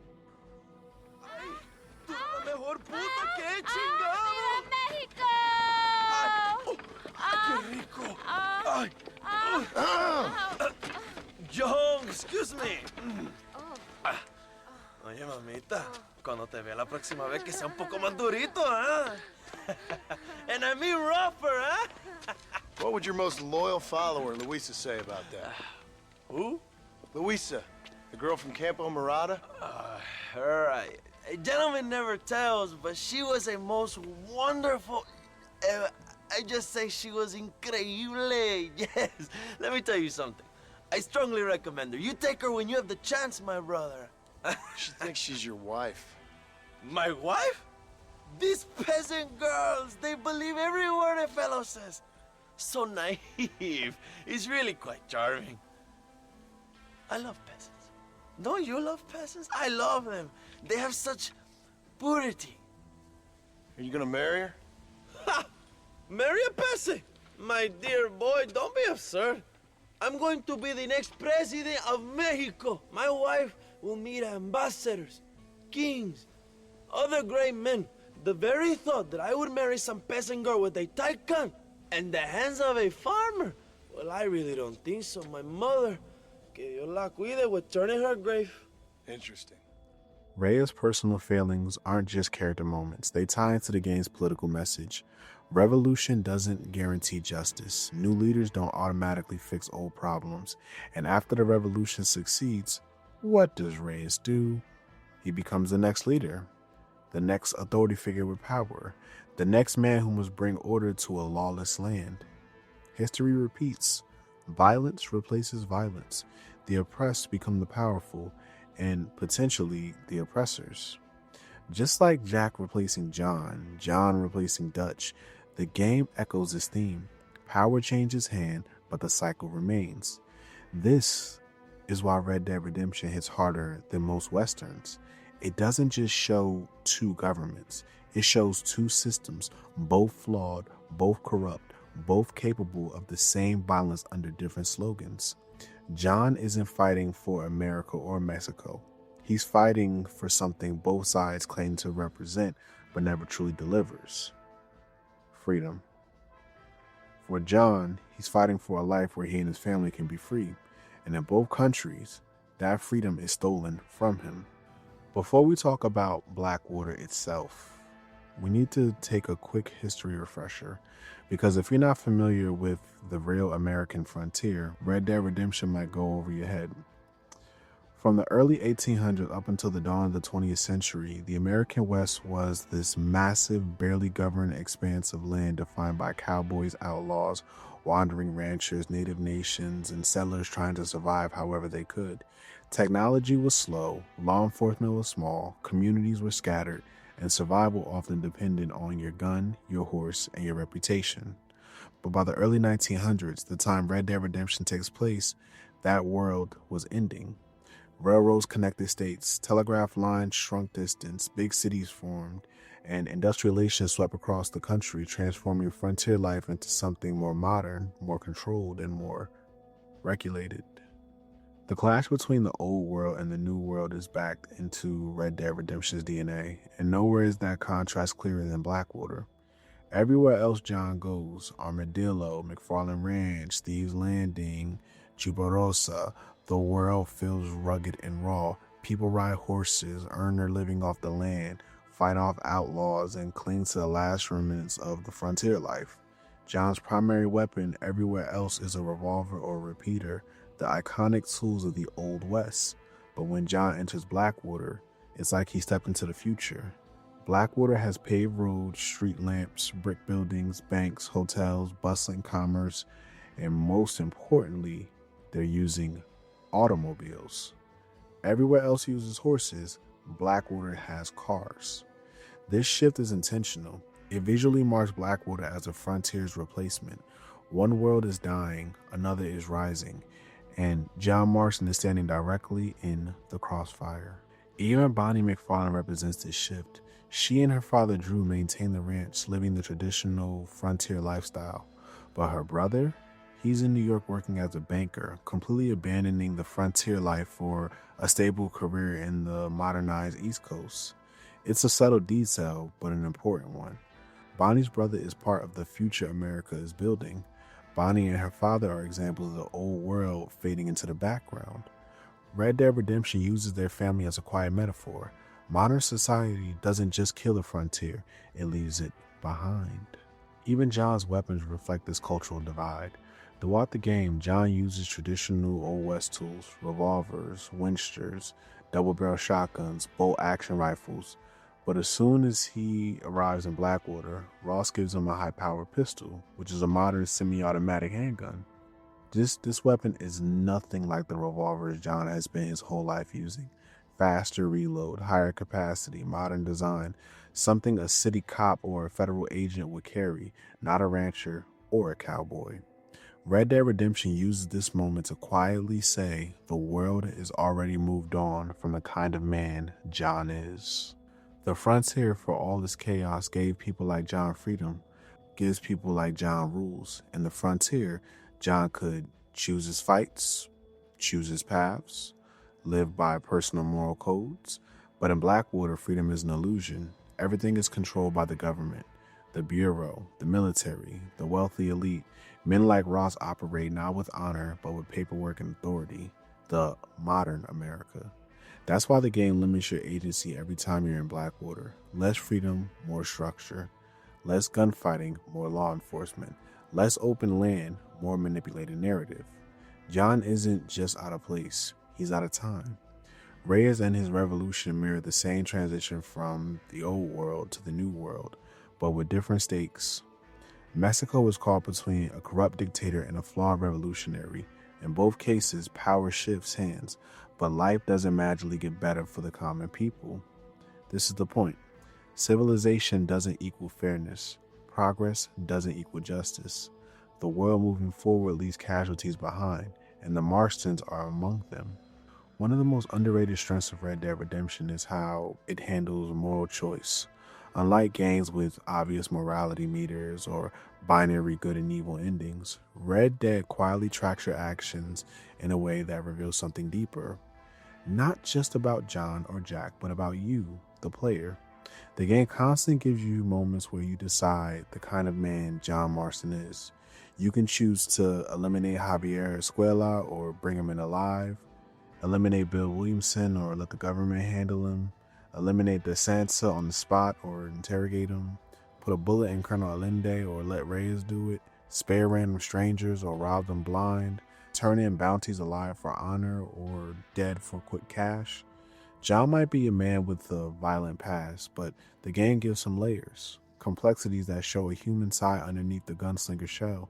The choices you make reflect whether you see him as a man genuinely trying to redeem himself or a violent outlaw doing whatever he needs to get results. And here's the clever part. No matter the choices you make, John's ending does not change. He can save every innocent stranger, spare every bounty, turn in every outlaw, or he can terrorize the frontier, and the barn door still opens the same way. That's not laziness, it's intentional. The fixed ending makes you think, who did I want John Marston to be, and why? You're coming with us, Paul. I'll catch up. You keep riding and don't look back. And don't be worried about me, you hear? Now get going. You stay out of trouble, John. Ain't no trouble, Abigail. Ain't no trouble. I love you. I love you. Now go! Get! Because morality in Red Dead Redemption isn't about branching storylines. It's about identity. It's about who John tries to become, even if the world denies him the chance to fully change. When John captures Javier or Williamson, he doesn't brag or gloat. He looks tired, contemplative, conflicted. These are the men he used to ride with, the same gang that helped him survive his youth. Killing them isn't satisfying to John. It's another reminder of a life he's being forced to dismantle, piece by piece. The way you play him, though, those moments speak volumes, and the same goes for Jack Marston. In the epilogue, the player can decide what kind of outlaw Jack becomes. Does he help people on the side on the road? Does he ride past trouble or get involved? Does he do anything after dueling with Edgar Ross? Or does he hunt down every remaining agent to tie up loose ends? Jack becomes whatever version of the future you have imagined for him. This is where Red Dead Redemption's commentary hits the hardest. You can shape the man, but you can't escape the world. John can take the moral high ground. Jack can try to be something better. The player can make every honorable choice possible. But the world of Red Dead Redemption, its government, its corruption, its cycle of violence, remains unchanged. And that makes the story more powerful than the simple good versus evil system, because it asks the player the question most games don't. When the outcome is already set, who do you choose to be on the way there? Do you want to go out as the hero who fought for redemption and died trying, or the outlaw who embraced the frontier and made no apologies? Both paths are valid, both are supported, both are John Marston, and both lead to the same ending. Because the tragedy of Red Dead Redemption isn't about whether John tries to be a good man or a bad man. It's that the world never gives him a chance to fully prove that he was a good man. Red Dead Redemption doesn't shy away from showing the uglier side of American history either. In fact, a huge part of its identity comes from how it represents marginalized groups, political systems, and the power structures that shape the dying West. And while the game is respected in many places, it also repeats critiques or reframes problematic elements, intentionally or not. This section is all about unpacking that, the good, the bad, and the historically honest. So now I'm going to explain the Indian Wars that went from the 17th century until 1890. Around this time, there were a series of conflicts between European colonists and later the United States government against indigenous peoples over land and resources. These wars were driven by the expansion of colonial settlement and the ideology of manifest destiny, resulting in forced displacement, violence, and the confinement of Native Americans to reservations. In the 1860s, the U.S. Army tried to herd Native Americans onto smaller and smaller parcels of land to make room for white settlers from the east. When negotiations with the Army failed, the Indians fought to keep their land, often in savage battles, like one that occurred 40 miles north of Fort Lyon, Colorado, at a place called Sand Creek. The Sand Creek Massacre is probably one of the most horrific encounters between Native Americans and the U.S. federal government. In 1864, about 800 Colorado militiamen attacked an unsuspecting band of Cheyenne and Arapaho Indians who thought they were under federal protection. And they had signed a negotiation with the federal government where they had agreed to come into the reservation at Fort Lyon. 160 Indians were killed there, mostly women and children. The soldiers scalped or mutilated many of them. It's difficult to talk about the kind of brutality, but the scalping of people, the maiming of people, Chivington's men actually taking the heads and scalps of women and children and parading them through the streets of Denver a week later when they come back into town. Word of the killings spread rapidly. It sent the Great Plains into an eruption of violence on both sides that was absolutely horrific. Native Americans retaliated not only against U.S. troops, but against homesteaders who were out on the Great Plains. The cycle of violence continued for years as Native Americans were forced into smaller and smaller parcels of land. In 1877, a tribe of Indians called the Nez Perce tried to escape to Canada to avoid another massacre. They were led by a chief by the name of Joseph. Chief Joseph really was somebody who saw the futility of trying to engage with the federal government or trying to combat federal troops who were out on the Great Plains, and really just wanted to remain separate. He wanted his people, the Nez Perce, to be able to stay within a particular area, to be left alone from both settlers and from the federal government. Chief Joseph led his people on a 1,300-mile trek through the West. When the Army caught up with the Nez Perce, they promised to return them to their ancestral home in Idaho. Instead, they were sent to a dusty reservation in Kansas, where nearly half the tribe died from disease. Despite fierce resistance, the government's Indian removal policy ultimately succeeded. Indians who were once used to freely roaming the land were now confined to tiny reservations, where their descendants remain to this day.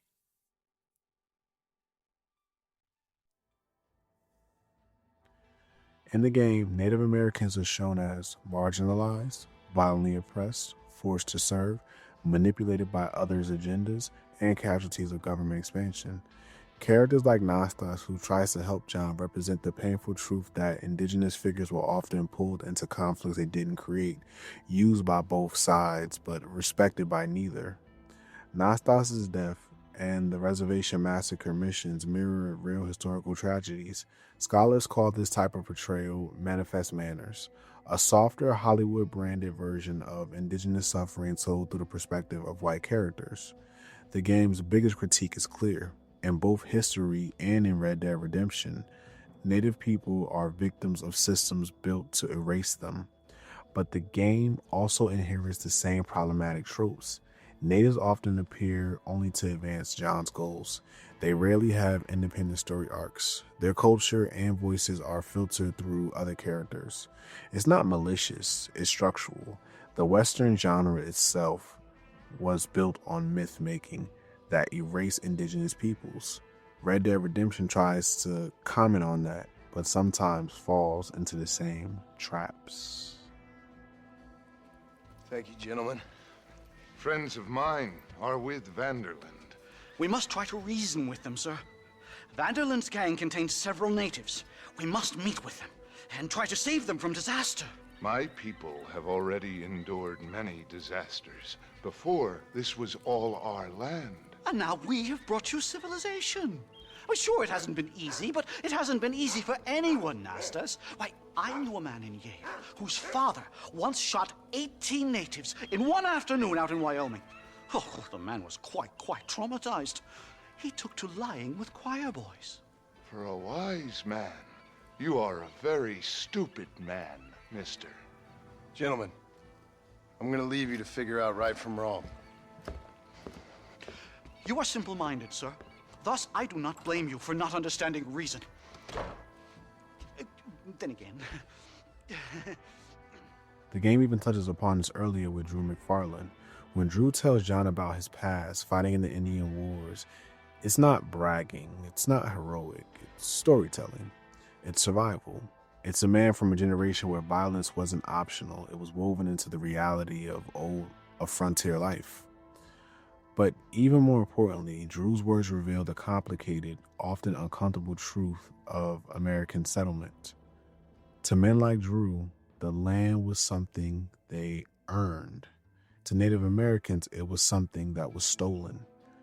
That tension sits behind every ranch, every town, and every piece of farmland in Red Dead Redemption.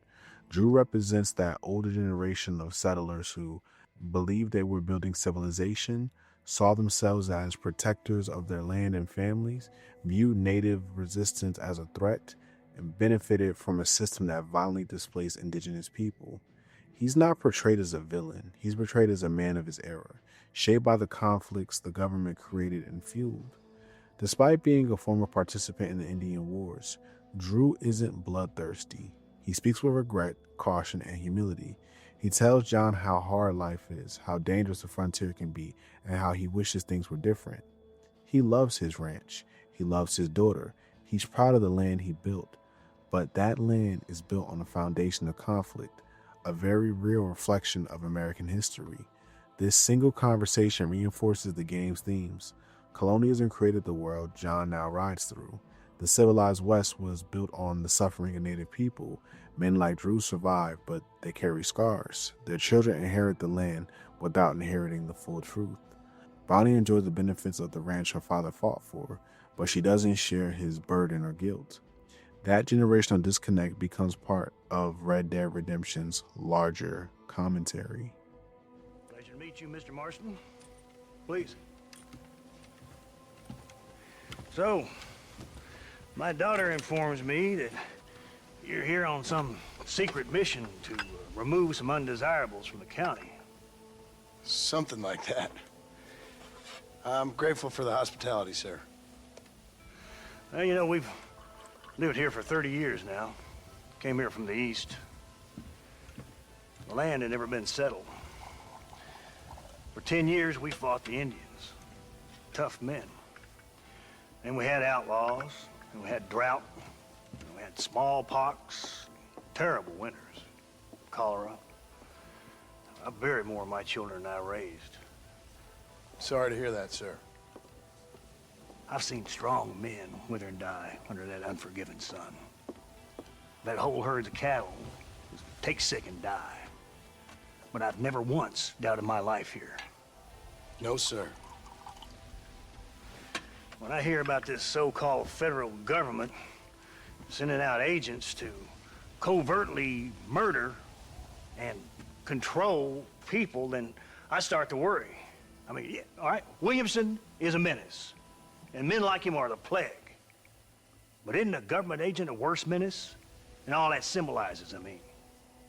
You may be right, sir. Well, you're a brave man. You're always gonna be welcome here.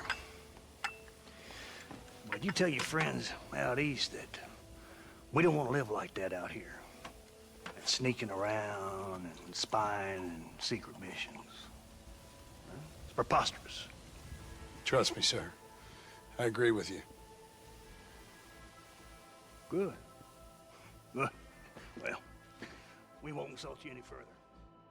Now let's get into the characters of this game. John Marston stands at the heart of Red Dead Redemption as one of gaming's greatest tragic protagonists, a man shaped by violence, attempting to carve a life outside of it. In this game, John is already a former outlaw, trying to desperately reinvent himself, and we meet him at a time when the frontier is fading and his past refuses to stay buried. What makes John compelling is that he isn't framed as a saint or a monster. He's a man who has done terrible things but still believes there's a small chance to do right by people he loves. His missions, forced upon him by the government, is not about justice or loyalty. It's about survival. He hunts down his old gang, not because he wants to, but because the alternative is losing his wife and his child forever. Throughout the journey, John is constantly torn between the ruthless outlaw he once was and the honest rancher he wants to become. We see glimpses of the father and husband he tries to be through his interactions with Bonnie, his respect for Drew McFarlane, and the quiet moments he shares with Jack later in the game. Yet, every step forward is blocked by the world around him, corrupt officials, broken systems, and the violent legacy of Dutch's gang. John often speaks like a man who's tired of bloodshed, but keeps picking up the gun because society refuses to let him put it down. That struggle becomes the emotional core of the entire story, the idea that redemption is something John wants, but the world has no intentions of giving it to him. By the end of the game, John's arc becomes a full-on tragedy. He fulfills every demand, kills every target, and dismantles the gang he once called family. only to be betrayed by the people who promised him freedom. When he steps out of that barn, his final moment isn't just a last stand. It's a statement about the futility of trying to escape the cycle of violence in the world built on it. John dies protecting his family, making the ultimate sacrifice to give Jack and Abigail the peaceful life he was never allowed to have. His redemption is paid with blood, and even then it becomes too late to save him.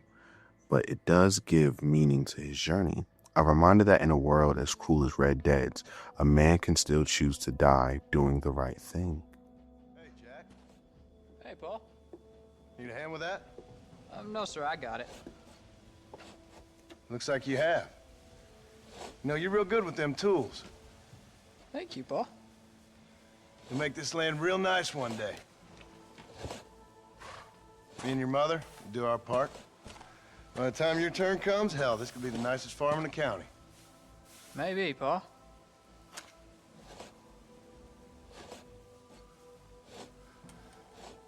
Just gotta learn to shoot straight or you'll get yourself eaten by some animal. Very funny, Paul. Thank you, son.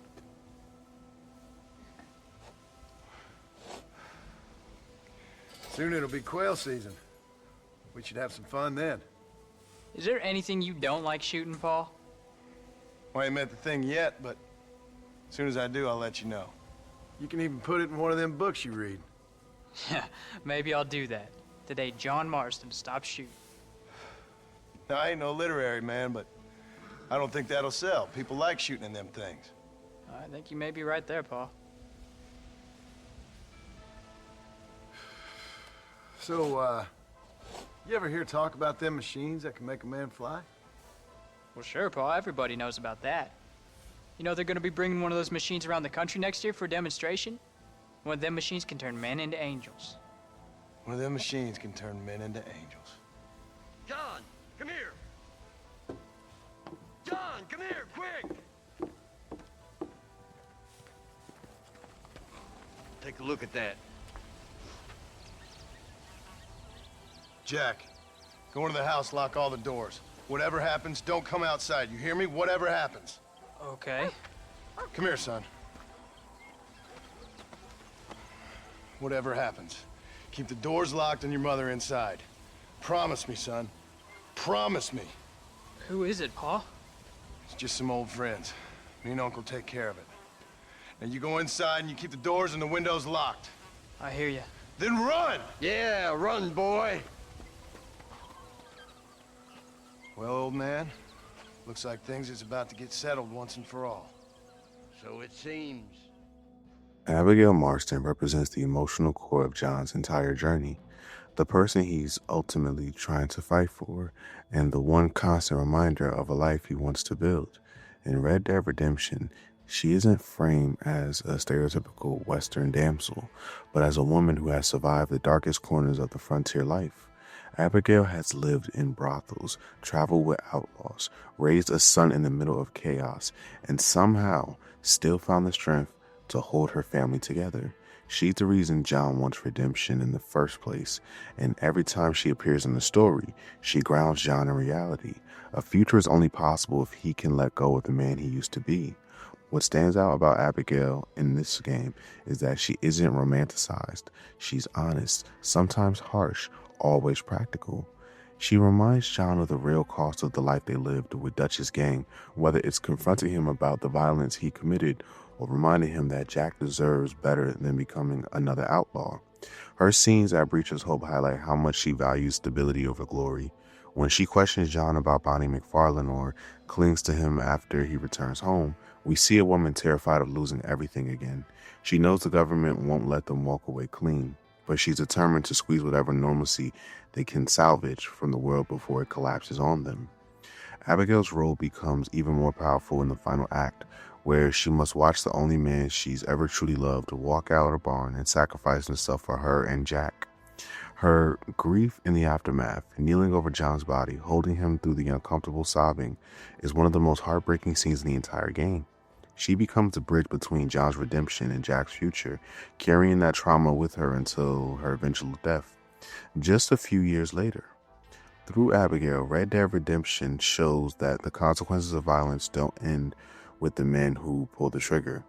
Families pay for it. Children inherit it. Abigail Marston may not fire a gun or lead a gang, but she carries more weight than most characters in the game. She is the soul John dies to protect, and the final measure of whether his redemption meant anything at all. Oh, darling.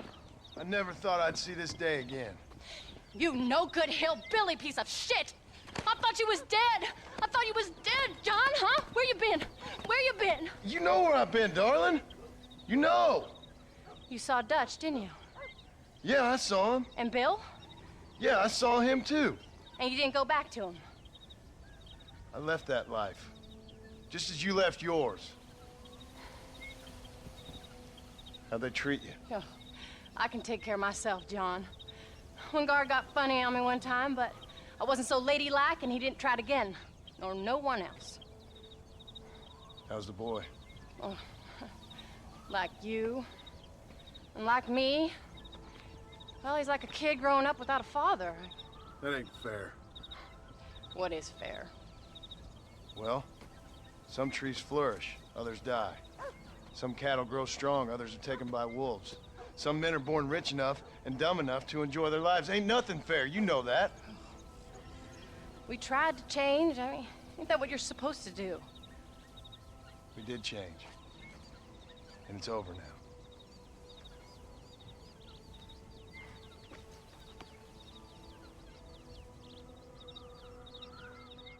Jack Marston is one of the most important and most tragic pieces of Red Dead Redemption's legacy. When we meet him, Jack is still a child, raised on stories of adventure and honor, a kid who idolizes the outlaws of dime novels more than the reality his parents lived through.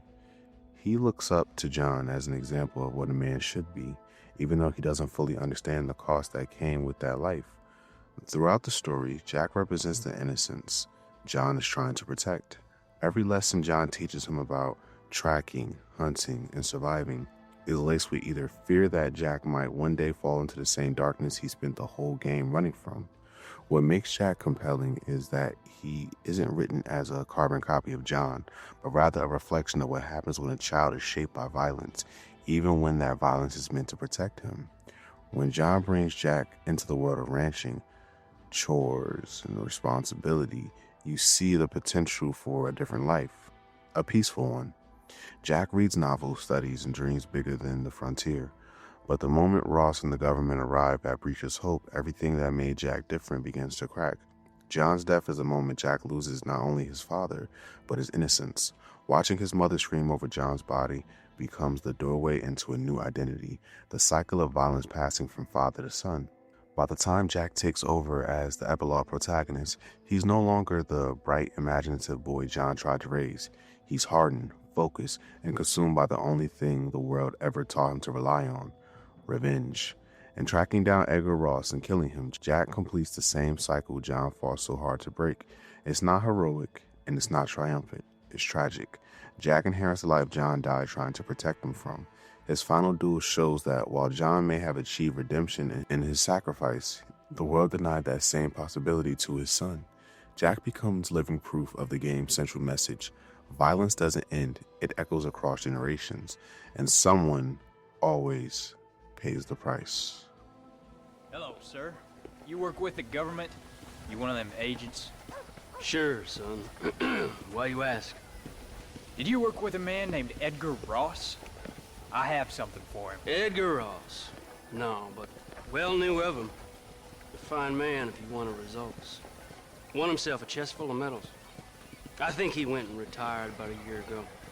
Last I heard, him and his wife moved out to a cabin on Lake Don Julio. Lucky guy, getting to take it easy. Beats fighting crime in this dump, that's for sure. Well, thank you for the information, mister. Uncle is one of the most deceptively important characters in Red Dead Redemption. On the surface, he's the comic relief, the lazy old man who drinks too much, sleeps too long, and dodges every bit of work John asks him to do. But beneath the jokes, Uncle represents something much deeper. He's the ghost of the Old West, a man who never kept with the changing world, never adapted, and never found a new purpose after the glory days faded. While John spends the entire story fighting to escape his past and build a future, Uncle is what happens to someone who simply stands still. He clings to the ranch because it's the last place where he feels like he belongs.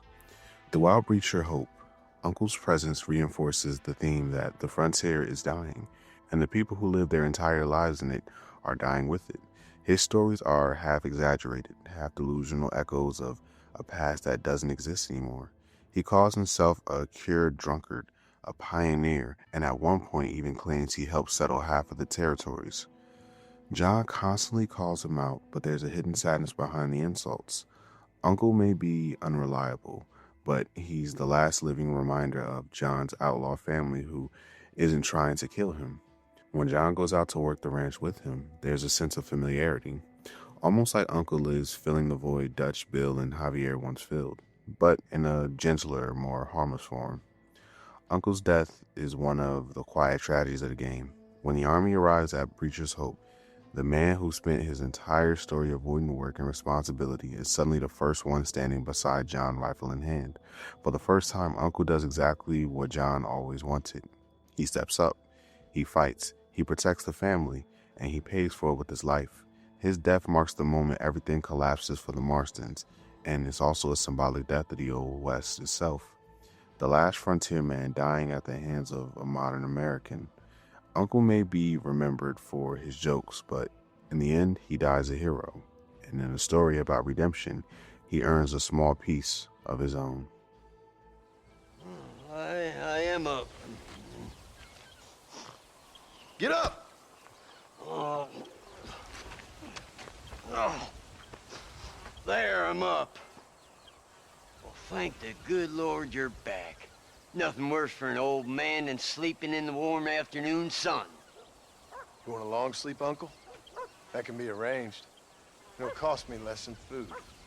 You always was a hard and nasty man, John Marston. You always was a useless, conniving thief. And where's them cattle? Did you take them to pasture? It's coming around to that. When exactly? It's easy to pick on the elderly. It's easy, but it ain't dignified. Come on, old man. Do this together.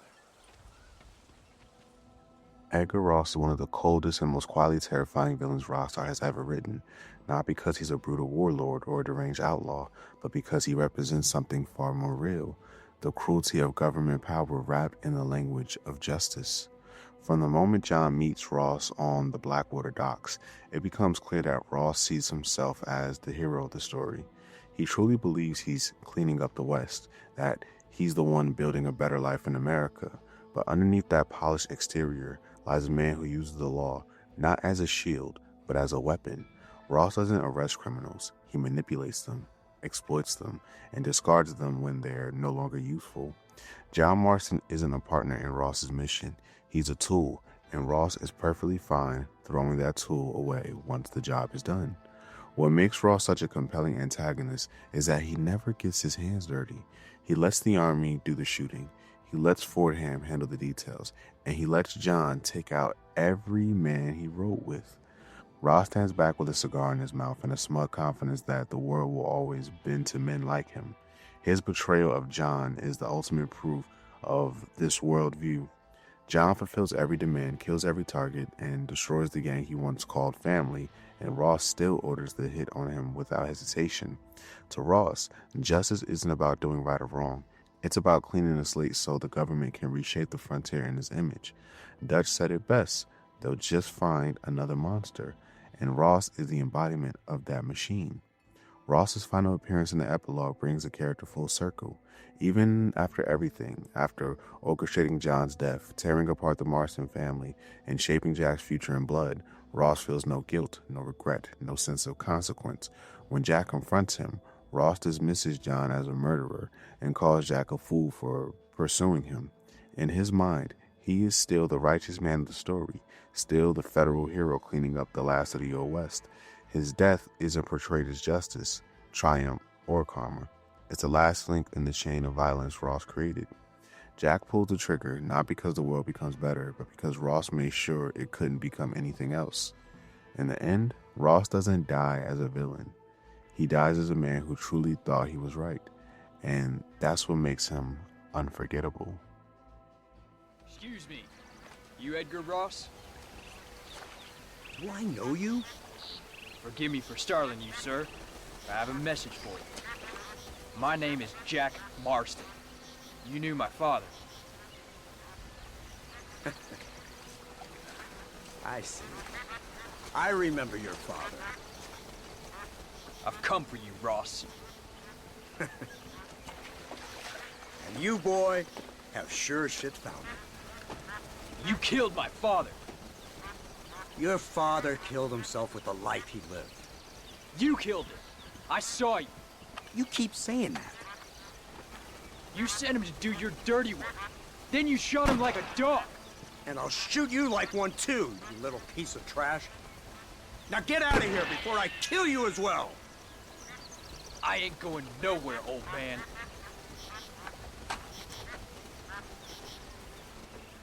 Marshall Lee Johnson is one of the few lawmen in Red Dead Redemption who feels genuinely grounded, not corrupt like Ross, not performing like De Santa, and not self-deluded like Allende.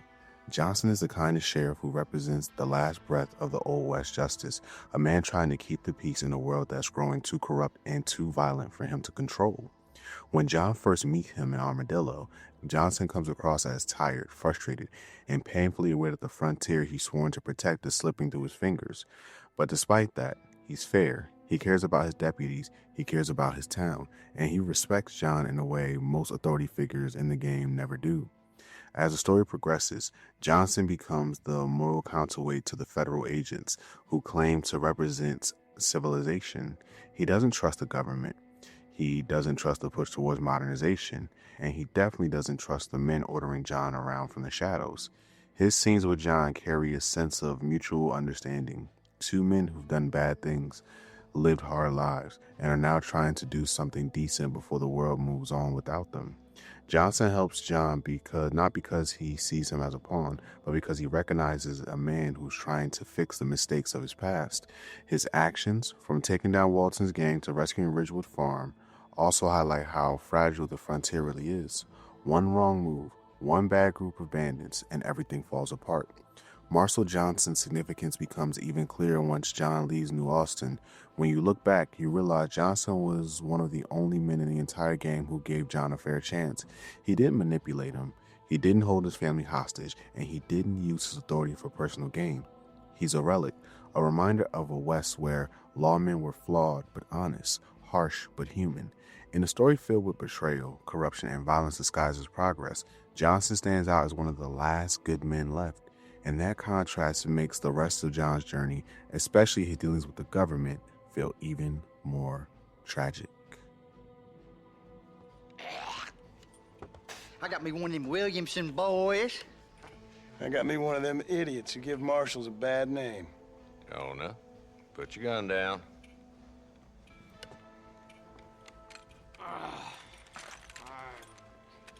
You must be the man from Blackwater. Yes, sir. Listen, that dog ain't too bright, but he seems loyal. Jonah, get out of here for a minute. Yes, sir, Mr. Johnson, sir. And you. Oh, I done seen enough of your hide around here, friend. I think there's some school children down the way you can go and frighten. Oh, hardy fucking har. What are you doing here, Mr. Marston? Apart from frightening my deputies. I'm here to capture or kill Bill Williamson. Okay. Can you help me? He's outside my jurisdiction. He's in the next county. Of course, Bill Williamson and his boys have tended to keep themselves away from my town. So you're happy to have him out there? Well, I ain't happy, but I also ain't suicidal. My job is to keep this town safe, not clean up all of these 3 counties. It's hard enough around here. You know, I hear you speak, and suddenly I'm reminded of how some of the people I respected most in my life had a problem with authority. What's wrong with you? Well, I'm sure you and your fine friends have enjoyed spending your time running around pursuing noble causes. My cause is to keep this town from turning into a living hell for the folks who live here. Whole world has problems, mister, and I'm here doing what I can. Why? What's happening? Right now, I got the railway, the people that pay my salary, trying to get me to turn a blind eye to them burning down settlements up there. I got a bunch of cattle rustlers out near Box Canyon needs shutting down. Not forgetting the gang that keeps murdering homesteaders out in the back country. And I got a bunch of hoods over in the saloon, drunk, threatening to shoot up the whole town. That's all I got today. But it's early yet. Give me a couple more days. There'll be more. All right, tell you what.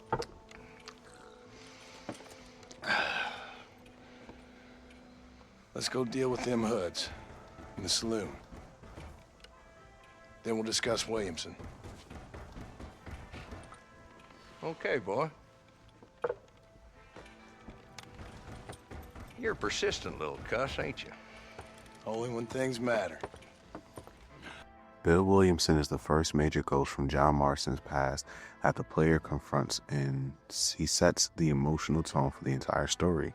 When John approaches him at Fort Mercer in the opening chapters, Bill isn't just a former gang brother. He's an embodiment of everything John is trying to leave behind. Bill mocks John's attempt at reform, claims he never saved him, and immediately reasserts himself as the violent, insecure outlaw that he's always been. Red Dead Redemption frames Bill as a man who desperately wants to be seen as powerful, respected, and feared, yet underneath much of that bravado is someone painfully aware that he was never as strong or as smart as Dutch or John. That fragile ego is what leads him to seize Fort Mercer and create a miniature dictatorship built on intimidation and stolen loyalty. What makes Bill's character compelling is how tragically human he is beneath that bluster. He's not evil in the way Ross is evil, nor philosophical like Dutch or manipulative like Javier. Bill is a follower who desperately wants to be a leader and fails at every turn. His cruelty at places like Ridgewood Farm or his decision to align with Allende in Mexico aren't master plans. They're the actions of a man terrified of losing control. Everything about Bill, his temper, his insecurity, his reckless violence comes from the same place: fear. Fear of being alone, fear of being insignificant, fear that without an outlaw identity, he is nothing. This is why his relationship with John is so emotionally charged. Bill never forgave John for leaving the gang, not because of loyalty, but because John was the one thing Bill believed he was better than. By the time John catches up with Bill in Mexico, Williamson's downfall becomes inevitable. Whether the player chooses to take him out or hand him over to the authorities, Bill's final moments reveal a man who never understood why things ended the way they did. He dies, confused, frustrated, and still trying to act tougher than he is. And that's what makes Bill such an important character in Red Dead Redemption. He's the mirror John could have become if he never walked away from Dutch's gang. Bill Williamson is the tragedy of an outlaw who couldn't grow, couldn't change, and couldn't let go. His death isn't a triumphant victory. It's a sombering reminder that redemption isn't just something you earn, it's something you have to want, and Bill never did. I've come for you! Bill Williamson! Come out here right now! Go away now, John. Don't make me kill you. Nobody needs to kill anyone, Bill. You must think I was born yesterday. You always did think I was an idiot. That ain't fair, Bill. You were as my brother. I've come to try to save you. Oh. Do I look like I need saving? Bill, please. They want to kill us all. I can help you. Well, you never tried to save me before. You only seemed to save yourself. Bill, I implore you, think about this. You implore me? You implore me. You always were one for fancy words. Oh. Well, things are different now, John. Now I'm in charge! No more Dutch! And no more you. Implores. I implores you to go back and tell them to send someone just a little bit more impressive next time. Well? Oh. Poor John. Javier Escuela is one of the most slippery figures in Red Dead Redemption, a man who sits between friend, traitor, and ideological believer. Once a proud revolutionary who fought against government oppression in Mexico, Javier reinvented himself as an outlaw when the world stopped rewarding idealism. By the time John hunts him down in 1911, the man who once claimed to fight for justice now hides behind uniforms, governments, and anyone who could protect him. He's a reminder that the West didn't just create outlaws, it swallowed idealists whole, twisting their beliefs into survival tools. Javier's relationship with John is complicated. He wasn't Dutch's favorite, but he was loyal, serious, and willing to do whatever ugly job needed doing. In Escuela's mind, the gang was a family, but only as long as Dutch was winning. When things went bad, he followed Dutch blindly into Mexico, clinging to the old days long after reality had changed. That's what makes his confrontation with John so tragic. It's not two enemies meeting, it's two brothers whose paths split the moment Dutch started slipping. Javier's depression during their reunion at El Presidio, promising to lead John to Dutch and Bill before shoving a crate on him, shows exactly who he's become. A survivor first, a loyalist second, and a coward when cornered. Escuela is one of Red Dead Redemption's strongest examples of how the cycle of violence corrupts even the people who enter it for the right reasons.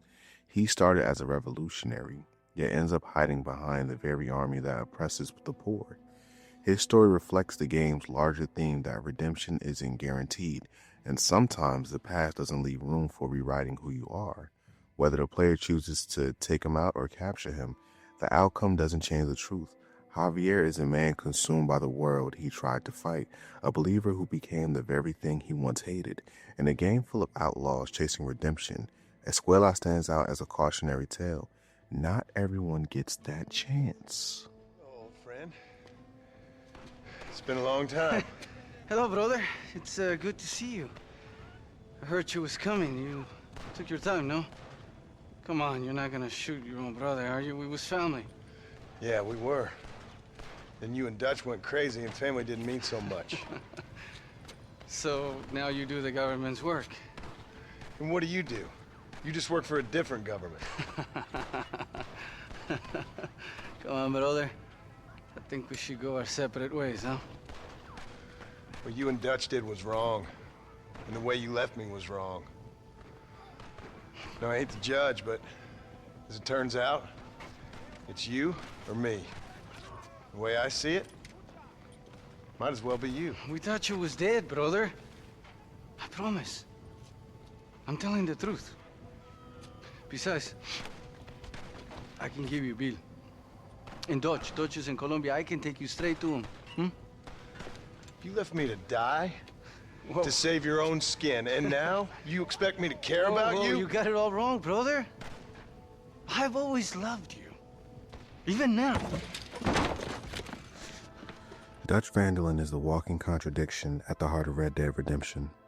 When John confronts him again after all those years, Dutch still speaks with that same preacher-like cadence, half philosopher, half cult leader. To Dutch, the West was never just a place to live. It was a dream he needed to control. He built his entire identity around rebelling against the government, progress, civilization, anything that threatened the wild freedom he thought he deserved. And in a twisted way, he believed he was protecting the people. If John represents a man trying to break the cycle, Dutch is the man who refuses to recognize there's a cycle at all. His tragedy is that he can't let go of the world that's dying around him, so he sips deeper into the violence to prove he's still right. By the time John finds him in Red Dead Redemption 1, Dutch isn't leading a gang. He's leading a cult built out of the disposed. His new followers aren't criminals like the old gang. They're Native Americans who've recently been pushed to society's edge, and Dutch preys on their desperation. You see it in missions like "And the Truth Will Set You Free," where Dutch uses fear to keep his gang loyal while claiming he's liberating them. This is Dutch at his most unhinged, a self-proclaimed visionary who's now using the same violent system he claims to hate. He rallies against government tyranny while kidnapping, robbing, and murdering as if his tyranny is somehow justified. Dutch becomes the very force he claims to be fighting against, and that's what makes him such a powerful antagonist. His downfall is entirely self-inflicted. Dutch's final moments are some of the most haunting in the game. Standing at the cliffside, exhausted and defeated, he tells John that their time has passed, and then he lets go. No duel, no final speech, just acceptance. In that moment, Dutch becomes the ghost of John's future, the warning of what happens to men who build their lives on violence and ideology. His death isn't redemption, it's resignation. Dutch knows he can't exist in the world that's coming, the world of Blackwater, automobiles, electricity, and government surveillance. By ending himself, he leaves John with the truth the game has been building towards. You can't outrun the world forever, and for John, Dutch's death isn't a victory. It's a reminder that he won't escape his past either.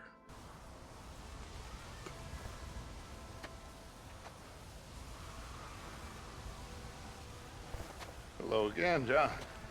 Hello, Dutch. We gotta stop meeting like this. Sure. I got a plan, John. You always got a plan, Dutch. This is a good one. I don't doubt it. We can't always fight nature, John. We can't fight change. Can't fight gravity. We can't fight nothing. My whole life, all I ever did was fight. Then give up, Dutch. But I can't give up, neither. I can't fight my own nature. That's a paradox, John. You see? Then I have to shoot you. When I'm gone, they'll just find another monster. They have to. Because they have to justify their wages. That's their business.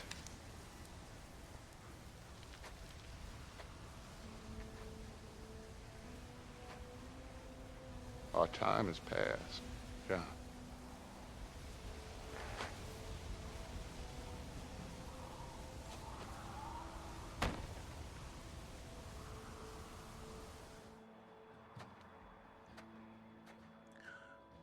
Bonnie McFarlane is one of the most grounded and emotionally resonant characters in Red Dead Redemption, not because she's a love interest, she isn't, but because she represents the kind of life John Marston could have lived if things had gone differently. From the moment Bonnie saves John's life and brings him to her ranch, she becomes the first symbol of real stability in the game. She's tough, capable, and fiercely loyal to her family's land, embodying the hard-working spirit of the frontier without falling into the shallow stereotypes often given to women in westerns. Bonnie immediately forms a bond with John built on trust and respect, creating a rare dynamic in gaming, a meaningful male-female friendship with no romantic strings attached. What makes Bonnie so compelling is her role as the moral and emotional contrast to the world John comes from. While John carries the weight of his violent past, Bonnie represents a future defined by resilience, responsibility, and honest labor. Their conversations at the ranch, whether it's during cattle herding, horseback races, or late-night patrols, reveal two people who understand each other's struggles, and even though they come from completely different lives, Bonnie listens without judgment. She encourages John to find a peaceful path and gives him a glimpse into a life defined by family and community instead of bloodshed. Her presence shows John that redemption isn't just something he's chasing, it's something he could realistically achieve. Bonnie's final letter to John in the late game elevates her from a helpful ally to one of the most emotionally significant characters in the story. She thanks him, worries about him, and wishes him well, all while the player knows John's life is spiraling towards tragedy. And when Abigail grows suspicious of Bonnie, it highlights just how emotionally charged John's bond with her truly is. Bonnie represents hope, the West's dying innocence, and the life John desperately wanted but never fully could claim. Her story ends quietly, but her impact lingers. Bonnie McFarlane isn't just a supporting character. She's the soul of New Austin and one of the strongest, most memorable figures in Red Dead Redemption. You came. Thank you so much. We lost the entire harvest. Miss McFarlane, I'd like you to meet my wife, Abigail. Oh, ain't you quite the gentleman all of a sudden? It's a pleasure to meet you, Mrs. Marston. Likewise. Thank you for saving my husband's life and for teaching the miserable goat some manners, among other things. I didn't teach him anything. I know better than to try to change a man. You should meet my father. Oh, people can change, Miss McFarlane. John and I have to believe that more than anybody. This is a decent first harvest for you, John. You should be proud. That's good land you got there. How are you feeling, Mrs. Marston? From what your husband told me, it must have been awful for you. I've been through worse, and I knew he'd be back before too long. He can't cook a meal to save his life. Abigail, in my darkest hours, when I was most homesick, just the thought of one of your rat meat stews kept me pushing forward. Well, about as amusing as a weeping saddle sore, ain't he, Miss McFarlane? If you're gonna start yammering about women's work, John, I'd say you might be in the wrong company. I'd say so, too. I never felt so outnumbered.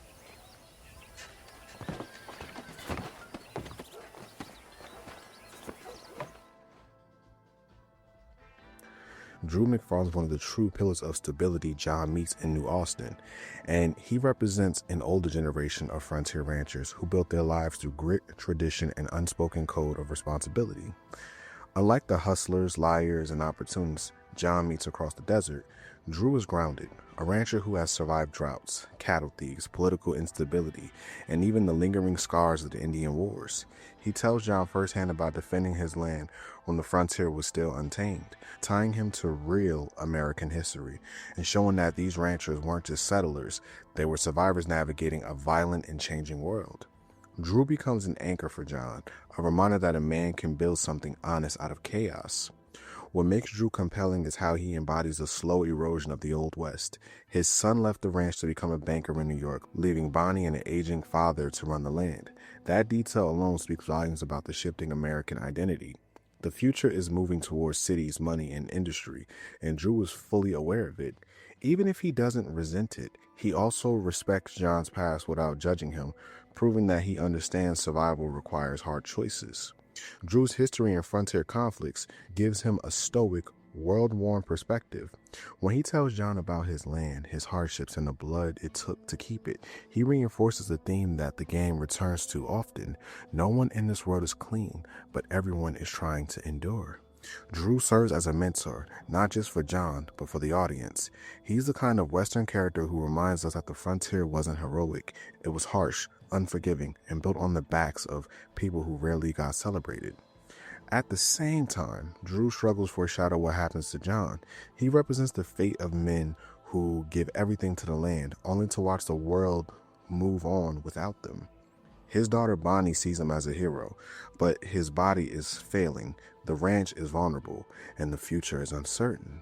Through Drew, the game frames an important question. What happens to the men who shaped America when America no longer needs them? And that's why Drew remains one of the most quietly powerful characters in Red Dead Redemption, a living reminder of a dying era. Daddy! What happened? Nothing nice. Rustlers, I guess. Maybe the Baller twins, that bunch. Now you head back to the ranch right now, fetch a wagon. Yes, sir. Marston, you watch after her. I'll do that, sir. Nigel West Dickens is one of the most memorable side characters in this game because he perfectly captures the slimy charm of frontier-era snake oil salesman. He enters the story as a flamboyant showman, promising miracle cures and performance-enhancing elixirs that heal the sick, invigorate the weary, and resonate vitality, even though most of his customers end up vomiting on the ground. What makes Dickens work so well as a narrative tool is the way his depiction mirrors the era he lives in, a time full of promises about progress, modernity, and salvation, all being sold at a markup. He's a man who survives by bending the truth, reinventing himself in every town, and gambling that no one will look too closely at the ingredients inside of his tonic bottles. Throughout New Austin's section, Dickens becomes John's unlikely ally, not because he cares about justice, but because he needs bodyguards to avoid getting tarred and feathered again. His con man energy brings levity to the story, but also illustrates a deeper truth. The West was filled with people trying to sell dreams, shortcuts, and cures that never existed. Dickens gives Rockstar an opportunity to explore the scam culture of the dying frontier, contrasting John's grim mission with the comedic absurdity of a man who could talk his way in and out of almost any situation. But beneath the humor, there's a sense of desperation in Dickens. The more the world modernizes, the less room there is for men like him. And I gotta be honest with you all, the first time I replayed this game for a retrospective, I kept thinking, why does this man sound so familiar? And then it hit me. Nigel West Dickens is voiced by the same actor who played Mr. Sweeney on Ned's Declassified School Survival's Guide. That was a shock. As a kid, I watched Sweeney give scientific lectures and stress out middle schoolers. And here in Red Dead Redemption, he's selling fraudulent miracle tonics out of a wagon. The irony is incredible. He goes from teaching science to pretending to know about science, but this time as a full-on con man hustling across the frontier. It's one of those small Rockstar touches that makes this world feel even more fun when you catch it. And what's great is that Dickens isn't just comic relief. He represents the American dream flipped upside down. His success comes not from hard work, honesty, or bravery, but from confidence, performance, and manipulation. He's a frontier influencer before influencers existed, crafting a persona, selling wellness cures, and hoping nobody checks the reviews. While the government, the rebels, and the outlaws fight for legacy, Nigel only fights for profit. But strangely, he also becomes a mirror for John, a reminder that reinvention is temporary, and eventually the world catches up to you. Even the biggest showman can escape the consequences of the era shifting beneath his feet. I have a patent for that, sir. This is an outrage. Ah, Mr. Marston. You're alive. Hello, West Dickens. Thought you were headed to Peking. So did I. Long story. But now it seems I'm being put under arrest and charged with narcotic possession or some other such nonsense. Ross, have him release this man. Why? Because he's a harmless old fraud, the kind of man that built this country. And because he helped me get Williamson.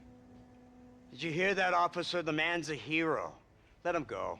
Come on, Marston. Moral degeneracy waits for no man. Let's hurry along. 344, 345, 347, 348. Seth Bry is one of the most unsettling personalities John Marston meets on his path to redemption, and Rockstar designs him to feel like the ghost of the Old West, a man eaten alive by his own obsession. When Seth is first introduced, he's already lost everything: his land, his dignity, and most importantly, his sanity. His treasure hunt with Moses Forth has dragged on for so long that Seth no longer sees the world around him, only maps, courses, and clues. His arc is a dark reflection of the frontier myth, showing how the chase for gold didn't make every man rich. It made some of them hollow. Seth is what happens when the American dream rots. Every scene with him is a mix of comedy and tragedy. He rambles, twitches, digs up corpses, and clings to scraps that never deliver. By the time John meets him in Tumbleweed, Seth is consumed by the idea of treasure more than the treasure itself. And when he finally opens the chest only to find a glass eye, it becomes one of the saddest punchlines in the game. That moment illustrates a major theme of this game. The past isn't something you can dig up and turn into glory. Seth spent years chasing something that could never save him. And once that fantasy collapses, the only thing left to do is help John storm Fort Mercer because he has nothing else to lose. What makes Seth memorable is that he does change, even if just slightly. Beneath the madness is a flicker of loyalty. He keeps his word and joins John's assault despite having every reason to sink back into the desert. Seth's brokenness makes him honest. He's too far gone to pretend in a world where everyone lies, manipulates, and pursues power. Seth is one of the very few characters who shows who he truly is at all times, even when that means being a jittery corpse-digging mess. He's the embodiment of decay, a walking warning of what happens when obsession eats away a man's identity, and yet, ironically, he ends up being one of the most reliable allies John has. At the end of this very long, long tunnel. Seth's gonna be rich after all these years. It's silk sheets and Parisian whores from now on, mister.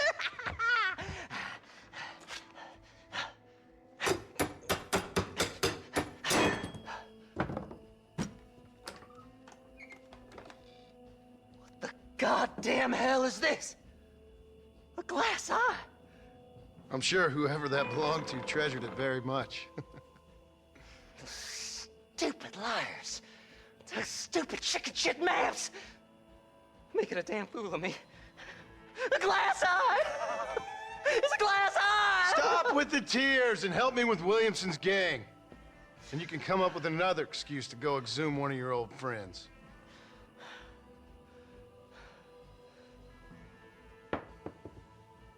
Hunting dead man's treasure ain't done me no favors. Sure. I'm ready for the living. I'll see you and Mr. West Dickens over at Fort Mercer when you gentlemen is ready. Irish is the perfect embodiment of the frontier drifter who survives not through grit, honor, or talent, but through lies, booze, and pure dumb luck. When John first meets him, Irish is literally being drowned in a horse throw because he cheated the wrong people. An introduction that tells you everything about who this man is. He's unreliable, always drunk, always rambling, and always promising more than he can deliver. And yet, he keeps surviving in a world designed to chew men like him up. That's Irish in a nutshell. A man who has no business being alive in the brutal West, but somehow keeps stumbling forward anyway. What makes Irish interesting in this game isn't just the comedy he brings, but how he acts as a mirror to John's growth. Irish represents the kind of outlaw John could have become if he never matured beyond the gang life. He steals, lies, and runs from every fight. He has no loyalty, no code, and no real respect for anyone. Every time Irish abandons John, hides behind him during a shootout, or tries to pawn off a useless empty weapon, the game reinforces the contrast between a man trying to change and a man who never will. Even when he helps John secure the Gatling gun, it's not out of friendship, it's because he's scared, cornered, or hoping to earn a payout. And while many characters in the story meet a gritty, poetic, or tragic end, Irish dies in the exact way you'd expect him to. Drunk, sloppy, and stupid. According to the in-game newspaper, he accidentally kills himself while cleaning a loaded revolver, right after bragging it wasn't loaded. It's dark humor, but it's fitting. Irish wasn't meant to be a hero, even a redeemed sinner. He's a reminder that the frontier was full of people who weren't destined for greatness or martyrdom, just ordinary, broken men drifting in and out of trouble. And in a weird way, his presence makes John's journey feel even more grounded, because every legend needs fools in its shadow. These horses look fresher and healthy. Before you degrade these poor fools any further, tell me where I'm headed. Of course. Let me think. You do know people down here, aside from your friends who welcomed us on the way. Yes, I think so. I was real drunk last time I was here, John. You know how it is. I met an American guy, saw him shoot a man, drank with him in the village of Chuparosa. Funny guy. Or was that Canada? No, that was Canada. Guy here, not funny, but he's real nice. Failing that, you could try the provincial governor, Colonel something or other. Some Spanish name. He's based out of Escalera. Played three-card stud with him. Or was it four-card Monty? I forget. He was a real nice chap. Or maybe he was a real bastard. I was real drunk last time, John. Well, thanks a lot for your help. Oh, let me guess. You gotta be on your way. The famed hospitality isn't what it once was, and I've never been known to overstay me welcome. So off I go to greener pastures. Good luck, John. You're an angry and a feck ugly man, but not a bad one. In this game, Captain Vicente de Santa represents the kind of opportunistic cruelty that rises during chaotic times. He's not a genius tactician, not a revolutionary thinker, not even a man with a true ideology. He's simply a parasite, feeding off the Mexican Revolution. In his ending, De Santa exposes himself completely, a man who survives through brutality, intimidation, and loyalty to whoever happens to be in power at that moment. His alliance with Allende isn't built on duty or belief. It's built on convenience, and the moment things stop from benefiting him, he's ready to pivot, manipulate, or betray without hesitation. He's the kind of military figure that thrives when fear is the currency of the land. But what makes him so interesting is the undercut of cowardice beneath all that bluster. For all the authority he steals, for all the power he abuses, he's terrified of losing control.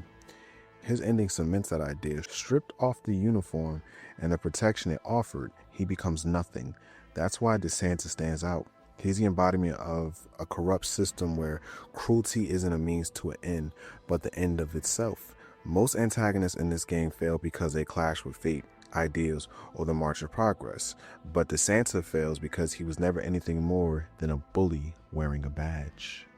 Colonel Agustin Allende is the embodiment of corruption wearing the costume of civilization.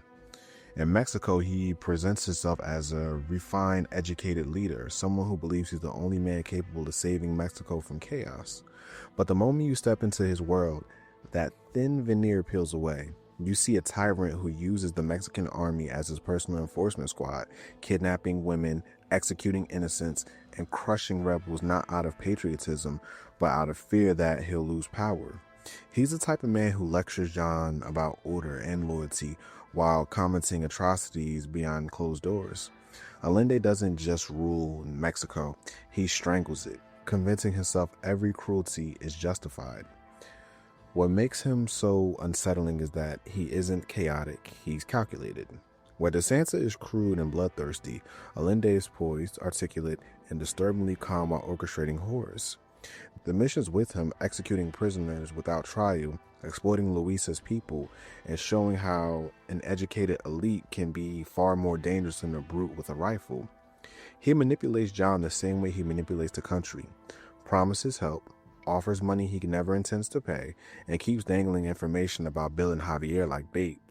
To him, human beings are tools, rebels, soldiers, women, even John Marston. Everyone serves him until they're no longer useful. His downfall is one of the most satisfying within the entire game, because it's not just a villain dying, it's a corrupt system collapsing. When Reyes rebels finally storm Escalera, Allende doesn't face his fate with dignity or courage. He runs, he hides, he begs for his life, and even tries to buy his freedom by sacrificing Williamson. That moment, Allende, pleading, stripped of all his power, perfectly mirrors the revolution swallowing the old world. Allende dies the way tyrants often do, desperate and alone. And yet his legacy leaves a stain on John and the player. It forces us to confront one of the game's harshest truths. Sometimes the people claiming to bring everything together are the most destructive forces of all. ¡Maricón! ¡Me das asco! Hablas lealtad, pero eres transparente. Estarás aplaudiendo cuando mi cabeza está pelado, ¿verdad? No, mi excelencia. Mis hombres y yo estamos trabajando noche y día por su honor. ¿Honor? ¿Qué eres, un muchacho? Jovencito sin vergüenza. ¿Qué diablo es este cabrón? That's the man who helped us defeat Reyes. The man I spoke to you of. A friend of Mexico. Hello, sir. Hola, gringo. So you are the bounty hunter, huh? Have you found your prey yet? No, sir. Perhaps you come to hunt me, huh? Your country loves to make trouble in mine. Perhaps, but it isn't so. Perhaps I should tie you to a horse and let it drag you around town, Or let the dogs fight you, huh?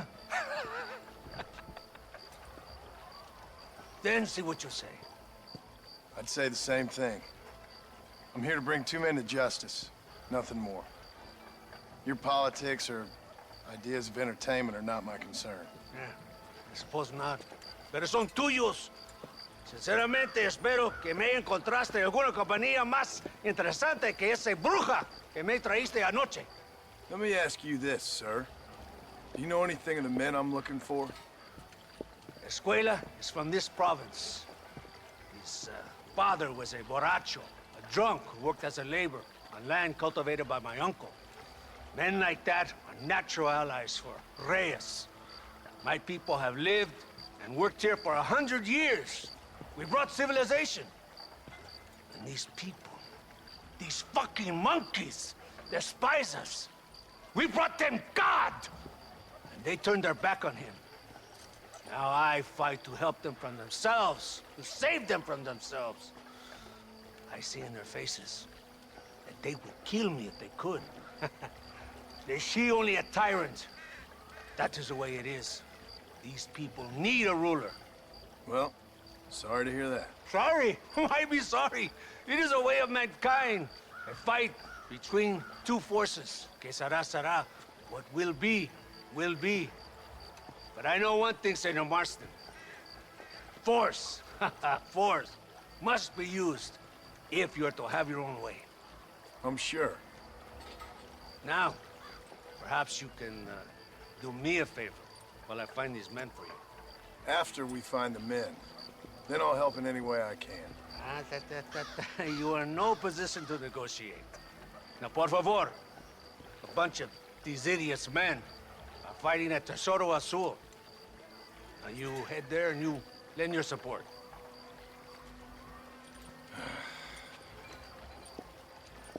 Baboso, ¿cuántas veces voy a decirte? No ponga detrás de mí. ¿Qué eres, cabrón? No está mi sombra. Vaya. Abraham Reyes is one of the most fascinating contradictions in the game. On the surface, he's the charismatic leader of the rebellion in Mexico, a man who walks like a poet, postures like a visionary, and promises the suffering of people in Mexico a better future. When John first meets him, he speaks of liberty, justice, and a new nation free from Colonel Allende's brutality. In those moments, he feels like the kind of revolutionary folk hero we've seen throughout history, a man willing to fight and bleed for the oppressed. And the game lets that impression breathe, giving us cutscenes where he's rallying rebels, rescuing prisoners, and standing against government tyranny. But as the story digs deeper, this game shows the cracks in Reyes' persona. His heroic image begins to wilt the moment we see his vices, his womanizing, his ego, his desire for personal glory. One of the most revealing moments is the cutscene where John walks in on Reyes with a woman who's not Luisa, the very woman who believes in him more than anyone else. Her idealistic devotion is met with Reyes' casual infidelity, and that contrast tells the whole story. The revolution may be noble, but its leader is still a flawed man, driven by pride and pleasure. Reyes fights for the people, but often behaves like someone fighting for his own future throne. The game never outright condemns him, but it doesn't protect him either. Reyes is allowed to be both inspiring and disappointing in the same breath. This duality is exactly why Reyes works so well in John's journey. He's a mirror to John's own struggle with identity. Reyes is trying to remake his nation while John is trying to remake himself. Yet, where John is brutally honest about his past, Reyes hides behind charm and grand speeches. And by the end, we see the ultimate truth. Revolutions don't always produce saints. Sometimes they produce leaders who are good enough to topple a tyrant, even if they're imperfect men. Reyes is the embodiment of that idea, part savior, part opportunist, part visionary, and part fraud. And the game leaves it in the player's hands to decide which side of him mattered more. My people are free, and it is all thanks to you, John. And to the people who laid down their lives. People like Luisa. Oh, yes. She was very brave, and she will be missed. Who was she again? Your peasant girl wife-to-be? Oh, yes, of course. She will have a day named after her. Laura's Day. Luisa. What? Oh, yes, I know Laura as well. Magnificent girl. Like riding a pampas bull it was, amigo. You never saw anything like it. Anyway, enough about sport. Let's get back to politics. I trust you will join us in riding on the Capitol. I'd love to, but with Williamson dead, my jailers need me back in Blackwater. ¿Qué hacen? Levántense. Well, I must say, I'll miss you, John Marston. I doubt you'll even remember me, Abraham, but it's been an experience. Good luck with the revolution. If you win power, remember why you wanted it. Well, travel safely, amigo. Come on. Luisa Fortuna represents the emotional and moral center of the Mexican Revolution, its hope, its heartbreak, and its tragic costs. Introduced as the school teacher turned revolutionary, Luisa isn't fighting for glory or political power. She's fighting because she has no choice. Her family is destroyed, her home is burned, and the people she loves are being crushed under Allende's regime. When John and Landon rescue her from the caves, we see the rawest example of who Luisa is. Wounded, terrified, but still unyielding. She carries herself with bravery that feels more mythic, like she's trying to be the person her country needs, even when it's tearing her apart. What makes Luisa so memorable is how her idealism collides with the brutal reality of the world around her. She believes Reyes is the future of Mexico, the symbol of justice and liberation. She gives everything, her body, her trust, and her life to support the revolution he claims to lead. Yet the game suddenly shows the cracks. Reyes' wandering eye, his vices, his ego. Luisa never sees this, or maybe she refuses to. Her love for him is almost religious, elevating him into something beyond human. That faith is part of her strength, but it's also the seed of her downfall. Her tragedy isn't just that she dies. It's that she dies believing in a man who will eventually become the very kind of leader she fought against. And when Luisa appears in that final stand at Escalera, rushing to save Reyes only to be gunned down, it's one of the most painful gut punches in the entire story. Rockstar uses her death not for shock value, but as a thematic reminder of what revolutions actually cost. The idealists die so the opportunists can rise. Luisa's story is a mirror to John's in its own way. Both are people trying to fight for a future built on ideals. Both are consumed by systems larger than themselves, and both pay the price so someone else can live on. In the end, Luisa is the heart of Mexico's struggle, brave, loyal, hopeful, and crushed under the weight of a country that never deserved her. John, thank God you have come. That wretched animal de Santa has been sent to oversee a massacre in El Sepulcro. Come, we must stop him and finally kill that vermin and all of Allende's other followers. Nastas is one of the most important supporting characters in RDR, not because of how long he's around, but because of what he represents in the world Rockstar built. He's the one character who understands the land better than anyone else, the person who tries to bridge a cultural gap that the rest of America refuses to acknowledge. In a story where every faction is fighting for control, the government, the rebels, the settlers, the outlaws, Nastas is the only one who's just trying to live in a world that has already decided his fate. When he guides John through the mountains or even warns him about Dutch's alliance with native tribes, you feel this tension between tradition and survival. He's a man navigating a world that was designed to erase him. But what makes Nastas tragic is how the world uses him. The government needs him for information. MacDougal needs him for research. John needs him to track Dutch. And every one of those relationships is lopsided. He gives knowledge, guidance, and labor while receiving almost nothing in return. Even the professor, with all his claims of science and civilization, can't hide his racism long enough to treat Nastas like an equal. And yet, Nastas endures it, because he understands that survival sometimes requires playing the game designed to kill you. His death, sudden and unceremonious, is one of the most quietly devastating moments in the game. It's not cinematic, it's not heroic, it's just another indigenous life erased in someone else's fight. Put that stuff away. You banged your head. Nastas and I carried you down. Well, Nastas heard the shots and he hurried up to rescue you, and he carried you down. I improvised an escape plan. I'm more of a planner than a man of action. Thank you, gentlemen. Friends of mine are with Vanderland. We must try to reason with them, sir. Vanderland's gang contains several natives. We must meet with them and try to save them from disaster. My people have already endured many disasters. Before, this was all our land. And now we have brought you civilization. Well, sure, it hasn't been easy, but it hasn't been easy for anyone, Nastas. Why, I knew a man in Yale whose father once shot 18 natives in one afternoon out in Wyoming. Oh, the man was quite traumatized. He took to lying with choir boys. For a wise man, you are a very stupid man, mister. Gentlemen, I'm gonna leave you to figure out right from wrong. You are simple-minded, sir. Thus, I do not blame you for not understanding reason. Then again... Professor Harold McDougal represents one of the game's most uncomfortable mirrors, a man who sees himself as enlightened, educated, and civilized, yet carries a worldview soaked in arrogance and racial prejudice.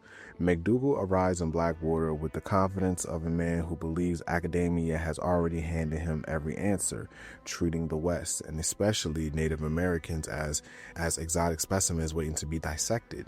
He's the embodiment of early 20th century pseudoscience, someone who weaponizes his education to justify harmful ideas rather than challenge them. And what makes him so effective as a character is that Rockstar never paints him as evil. Instead, they show how real ignorance hides beneath confidence, respectability, and a tailored suit.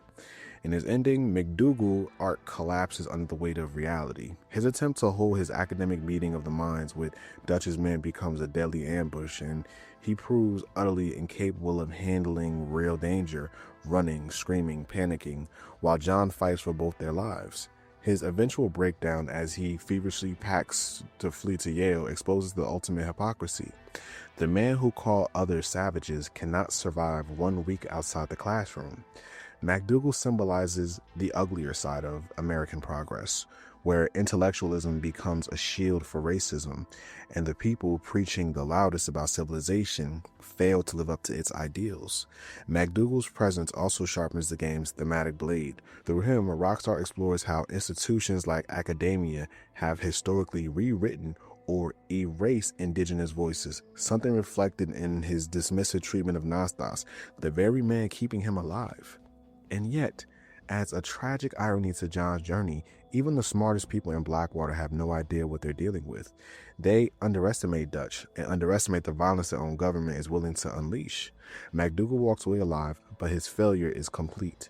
His theories shatter, his worldview exposed, and his legacy remembered, not for brilliance, but for the dangerous confidence of a man who misunderstood everything around him. Much as I thought, there's no civilizing this savage land. I could have told you that for nothing. Ah, but they'll give me a prize in New Haven for this. Well, they bloody better. Well, goodbye, Mr. Marston. Best of luck, dear friend.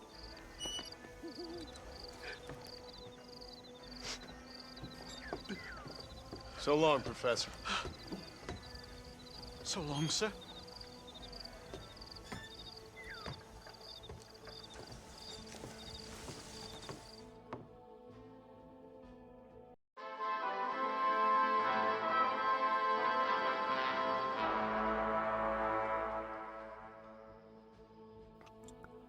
When you talk about Red Dead Redemption's gameplay, you're really talking about a full Western simulator made by the same studio that perfected Urban Chaos. Rockstar swapped skyscrapers for mountains, sports cars for stallions, and somehow made the West feel just as alive, sometimes even more alive than Liberty City ever did. At its core, this is a third-person action-adventure game where you ride, shoot, gamble, hunt, and survive your way across 3 massive territories: New Austin, West Elizabeth, and the dusty battlefields of Nuevo Paraíso. You step into the boots of John Marston, later Jack Marston in the epilogue, and everything from the smallest farmstead to the biggest border town feels handcrafted to pull you deeper into the dying days of the American frontier. Movement across the world sets feel the tone immediately. Horses are your lifeline, and Rockstar made sure each one feels different. You're not just jumping on any random nag. You're taming wild Mustangs, buying thoroughbreds, or you're feeling like an outlaw, stealing someone else's prized stallion. Carriages, trains, and stagecoaches offer quicker travel, but half the magic in this world comes from not skipping the journey. Every ride can turn into a story of its own. Ambushes, robberies, animal attacks, runaway prisoners, public hangings, or strangers begging for help or setting a trap. This was one of the first games to make the open road feel genuinely unpredictable. Combat is pure Rockstar, refined for a different era. Gunfights feel weighty and deliberate, with weapons ranging from pistols and repeaters to shotguns, rifles, dynamite, knives, and a lasso. The GTA 4 style cover system returns but flows better here. Duck behind a wagon, blind fire to stay alive, or pop out to disarm an enemy instead of killing them. And anchoring it all is Deadeye, slow motion target painting, and snap firing, all your marks in a single cinematic blast. Deadeye upgrades over time, growing with John's skill and giving you the swagger of your own spaghetti western hero, kind of just like they did in Red Dead Revolver. But survival in this world isn't just bullets and bravado. The honor and fame systems quietly steer how characters respond to you. Help strangers, capture bounties alive, defend travelers, you're a hero. Rob families, burn ranches, and shoot up towns, everyone treats you like death on a horseback. Instead of GTA's Wanted stars, you have a bounty system. Commit crimes, witnesses run for the law, and if you don't stop them, the price on your head climb. Push far enough and it won't just be the deputies coming for you. It'll be the US Marshals or the Mexican Army. Side activities are where Red Dead Redemption becomes dangerously addictive. This game lets you roleplay any kind of frontier life you want. Duel outside saloons, play poker or blackjack for hours, hunt everything from rabbits to cougars to legendary beasts, pick herbs, watch silent films, clear out gang hideouts, solve treasure maps, complete challenges, or become the most feared bounty hunter in the territory. The magic here is that the world doesn't revolve around the story, it revolves around you. Visually, for its time, this game puts the Xbox 360 and the PS3 to their limits. Sunsets paint the sky in orange, nights are lit with a sea of stars, and storms look and sound violent enough to make you shelter in a barn. Sound design steals the immersion. Gunshots echo across canyons. Horses chop differently depending on the terrain.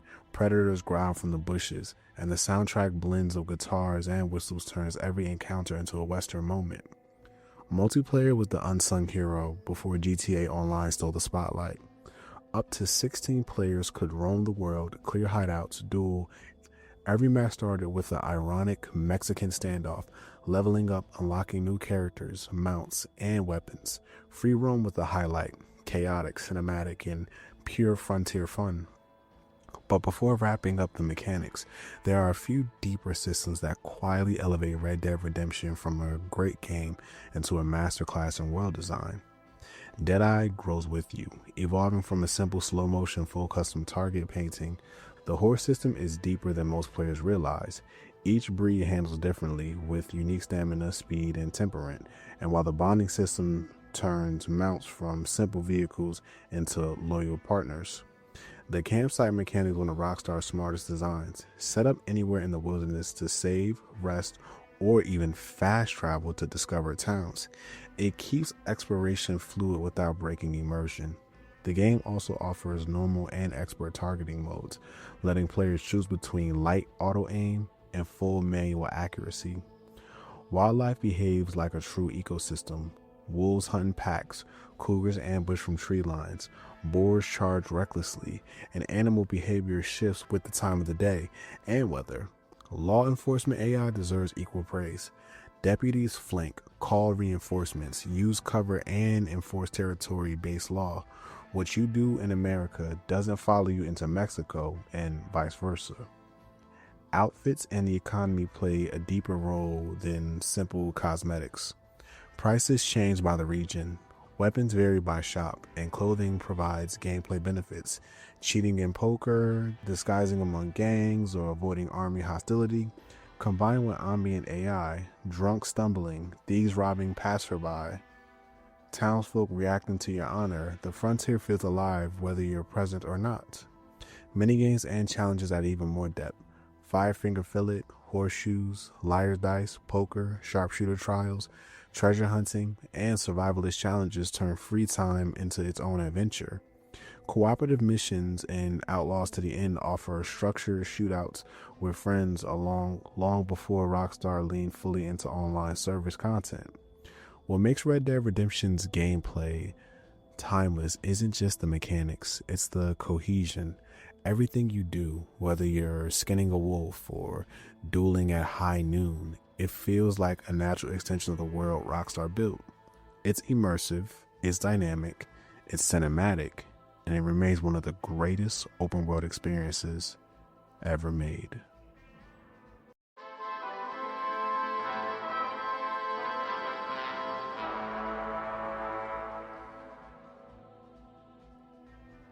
Red Dead Redemption's release history is almost as legendary as the game itself, stretching across multiple generations and platforms, each version carrying its own strengths, limitations, and fan reactions. So let's break down the major ports on how they shaped the game's legacy. Red Dead Redemption originally launched on the PlayStation 3 and Xbox 360 on May 18, 2010 for North American markets and May 21, 2010 for European markets. Red Dead Redemption first launched on the 7th generation hardware, built specifically for these two consoles using Rockstar's Rage engine and Euphoria physics.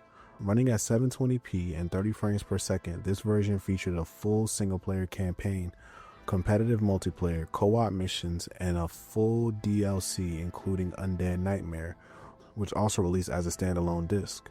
Years later, the Xbox edition received a massive upgrade through backwards compatibility on the Xbox One and the Xbox Series S, running at higher resolutions up to native 4K on One X and Series X.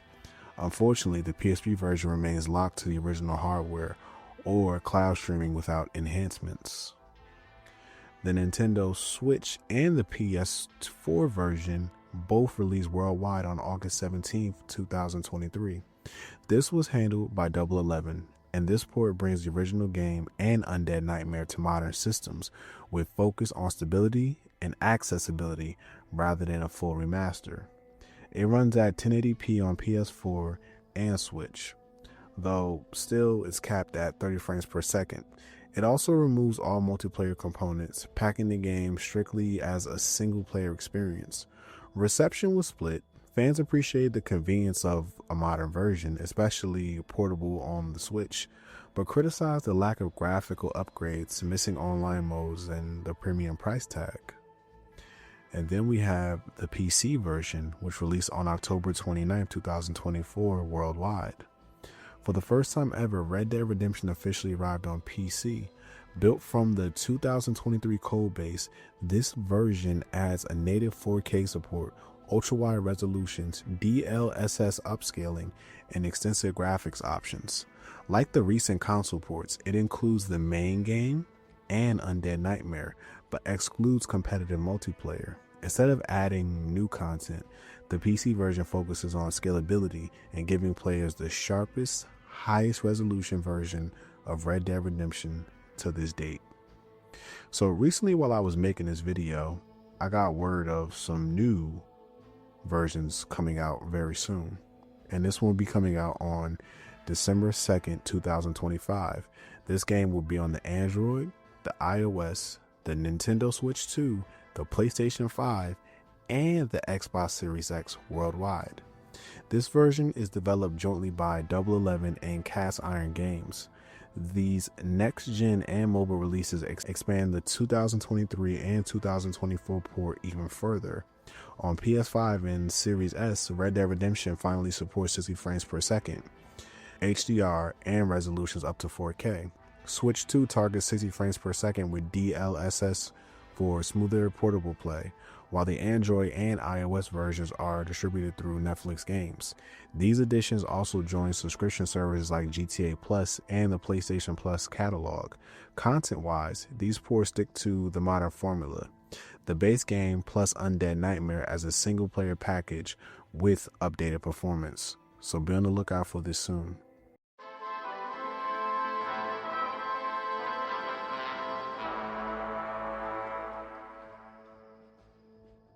When Red Dead Redemption launched in 2010, critics didn't just like it, they crowned it. The game released to universal acclaim, sitting at a 95 on Metacritic, one of the highest rated games on the entire 7th generation. Reviewers across the board praised Rockstar San Diego for crafting something far more ambitious than a GTA in the West. IGN called it a must-play and one of the most gorgeous open worlds ever created at the time. While GamePro went as far as calling it Rockstar's best game to date, critics love how the story, the world, and the systems all came together into one cohesive Western experience. On the narrative side, reviewers found the writing deeper and more emotionally resonant than expected. Many highlighted John Marston as one of Rockstar's most sympathetic anti-heroes, praising his complexity, his scars, physical and emotional, and the grounded way the story is told. Critics consistently pointed out how the themes of the dying West, moral ambiguity, and government overreach gave the story weight that set it apart from Rockstar's usual social satire. Mexico's pacing was divisive, with some saying the missions dragged, but almost everyone agreed the ending was a punch to the chest, the kind of ending that only a video game could ever deliver. The moment Jose Gonzalez's faraway plays and John crosses into Mexico was praised as perfect, beautiful, and one of the gaming's most iconic scenes of that era. When it came to the world itself, critics were stunned. Many reviewers declared Red Dead Redemption the best-looking Rockstar game at the time. The landscapes, the lighting, weather effects, wildlife behavior, and the ambient sound all received major praise. GameSpy and Game Informer loved the density and ecology of the frontier, while Eurogamer noted how Rockstar balanced the emptiness of the desert with meaningful guiding moments. Side missions and stranger encounters were also celebrated for their variety in storytelling, described by one-ups as the perfect microdramas sprinkled across the map.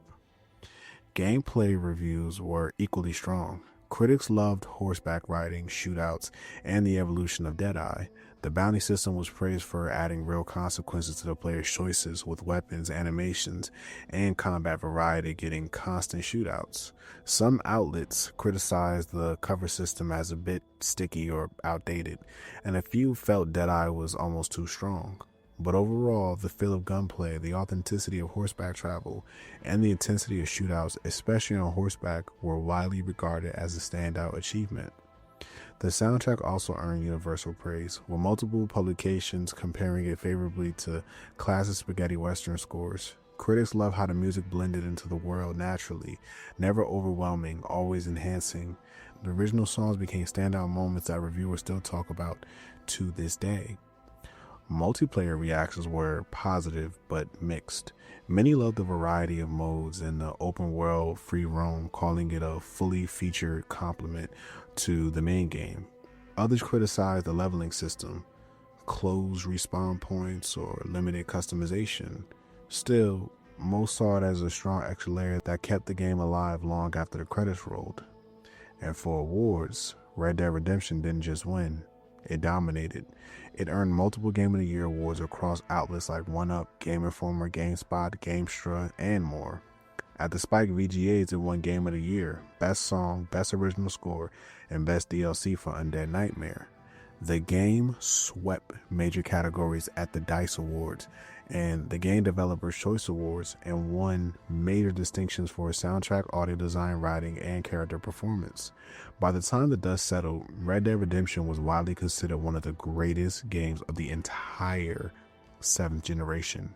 Commercially, the game crushed expectations. It sold 1.5 million copies in its first month, in its first 3 weeks, and 8.5 million in its first year. and continued selling for years, eventually reaching 25 million copies by 2024. Its long-term success cemented it as a Rockstar classic, paving the way for Red Dead Redemption 2 8 years later.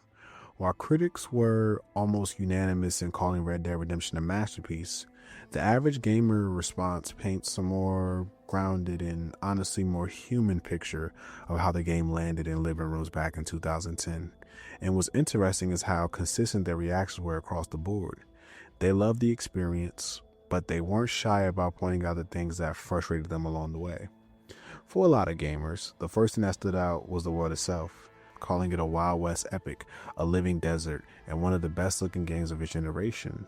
The landscapes, the gun sounds, the horses, the weather, the players constantly highlighting how immersive the sandbox felt.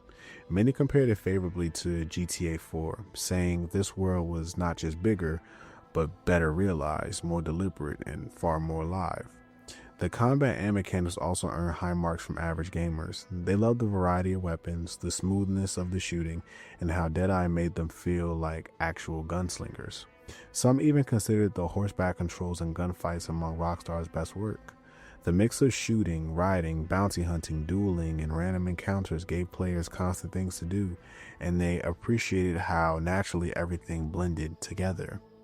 But average gamers also had their gripes, and a lot of those critiques overlapped. Many felt the game started slow or dragged in certain stretches, especially the early missions and parts of Mexico. A common theme that was mission pacing could feel uneven, with certain players admitting the first half of the story didn't hook them as strongly as the second. Some noted occasional glitches or awkward AI moments, while others felt that a few side characters leaned too far into caricature. One recurring complaint from multiple average gamers was that the story rhythm sometimes dipped during the long Mexico arc. While they enjoyed the world and activities, they felt certain mission chains were repetitive or didn't push the narrative forward fast enough. However, and this is key, almost all of them agreed that the ending more than made up for it. Average gamers repeatedly described the finale as emotional, powerful, and one of the strongest finishes Rockstar has ever crafted. The multiplayer also got mixed but generally positive reaction. Many gamers felt the free roam was a blast, forming posses, raiding hideouts, and leveling up, but they also noted issues like respawning too close to enemies, limited customization, or XP grinding that could feel repetitive. Still, they appreciated how much content the mode offered and how seamlessly it extended the single-player world. Across all three reviews, one thing was clear. Despite nitpicks about pacing or occasional frustration, average gamers walked away loving Red Dead Redemption.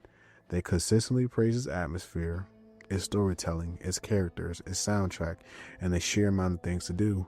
Several even called it Rockstar's best work at the time, and many considered it a Game of the Year contender decades before Red Dead Redemption 2 ever showed up. In short, average gamers didn't just enjoy Red Dead Redemption, they felt it. And that emotional connection is a big part why the game still resonates today.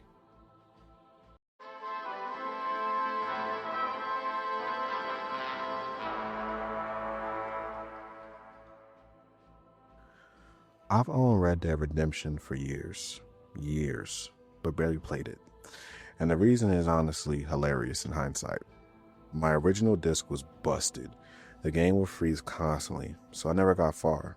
But thanks to this channel, I finally picked up another copy, this time the Game of the Year edition, and for the first time I got to experience Red Dead Redemption the way it was meant to be played. And man, it was magical. The story, solid. The gameplay, smooth. The rage engine, undefeated. Everything about this game reminded me why Rockstar dominated the 7th generation.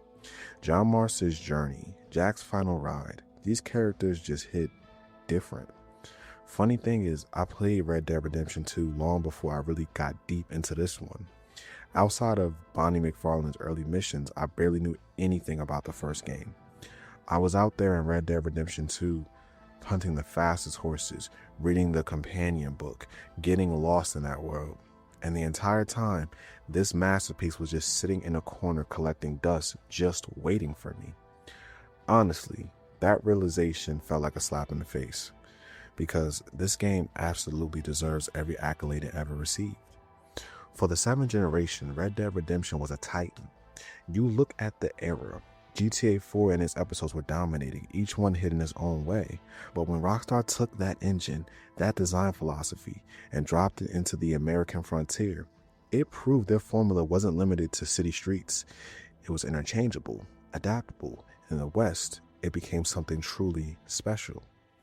But now that I know more about the development process, I can't lie, it hits differently. Learning about the crunch, the Rockstar spouse letter, the people who walked out or were pushed out before the game even shipped, it's sad. Developers don't get enough credit for their sacrifices they make. 12 to 16-hour workdays, 6 days a week, that's not sustainable, that's not healthy. And knowing all of that makes me appreciate this game on a deeper level. The craft, the effort, the sacrifices behind the scenes. It shows something. Because of this game, I admire the work. Because of its history, I understand the cost. And Red Dead Redemption wasn't just a Western GTA. It was something far greater. And I'm glad I finally gave it the chance it deserved. If you made it to the end of this video, thank you. This one took a lot of time and energy to put together, but I hope you enjoyed the ride. If you did, dropping a thumbs up go a long way for a smaller channel like mine. On December 6th, we return with LA Noire, and the week after that, we dive into Max Payne 3. And following that week, we will also be covering GTA 5. If you want to stay up to date on all my latest uploads, hit that subscribe button. We're still making our way to 10,000 subs, even if we don't reach it this year. And if you're feeling generous, you can always buy me a cup of coffee. The link is in the description. With that said, this is the Retro Phantom, signing out.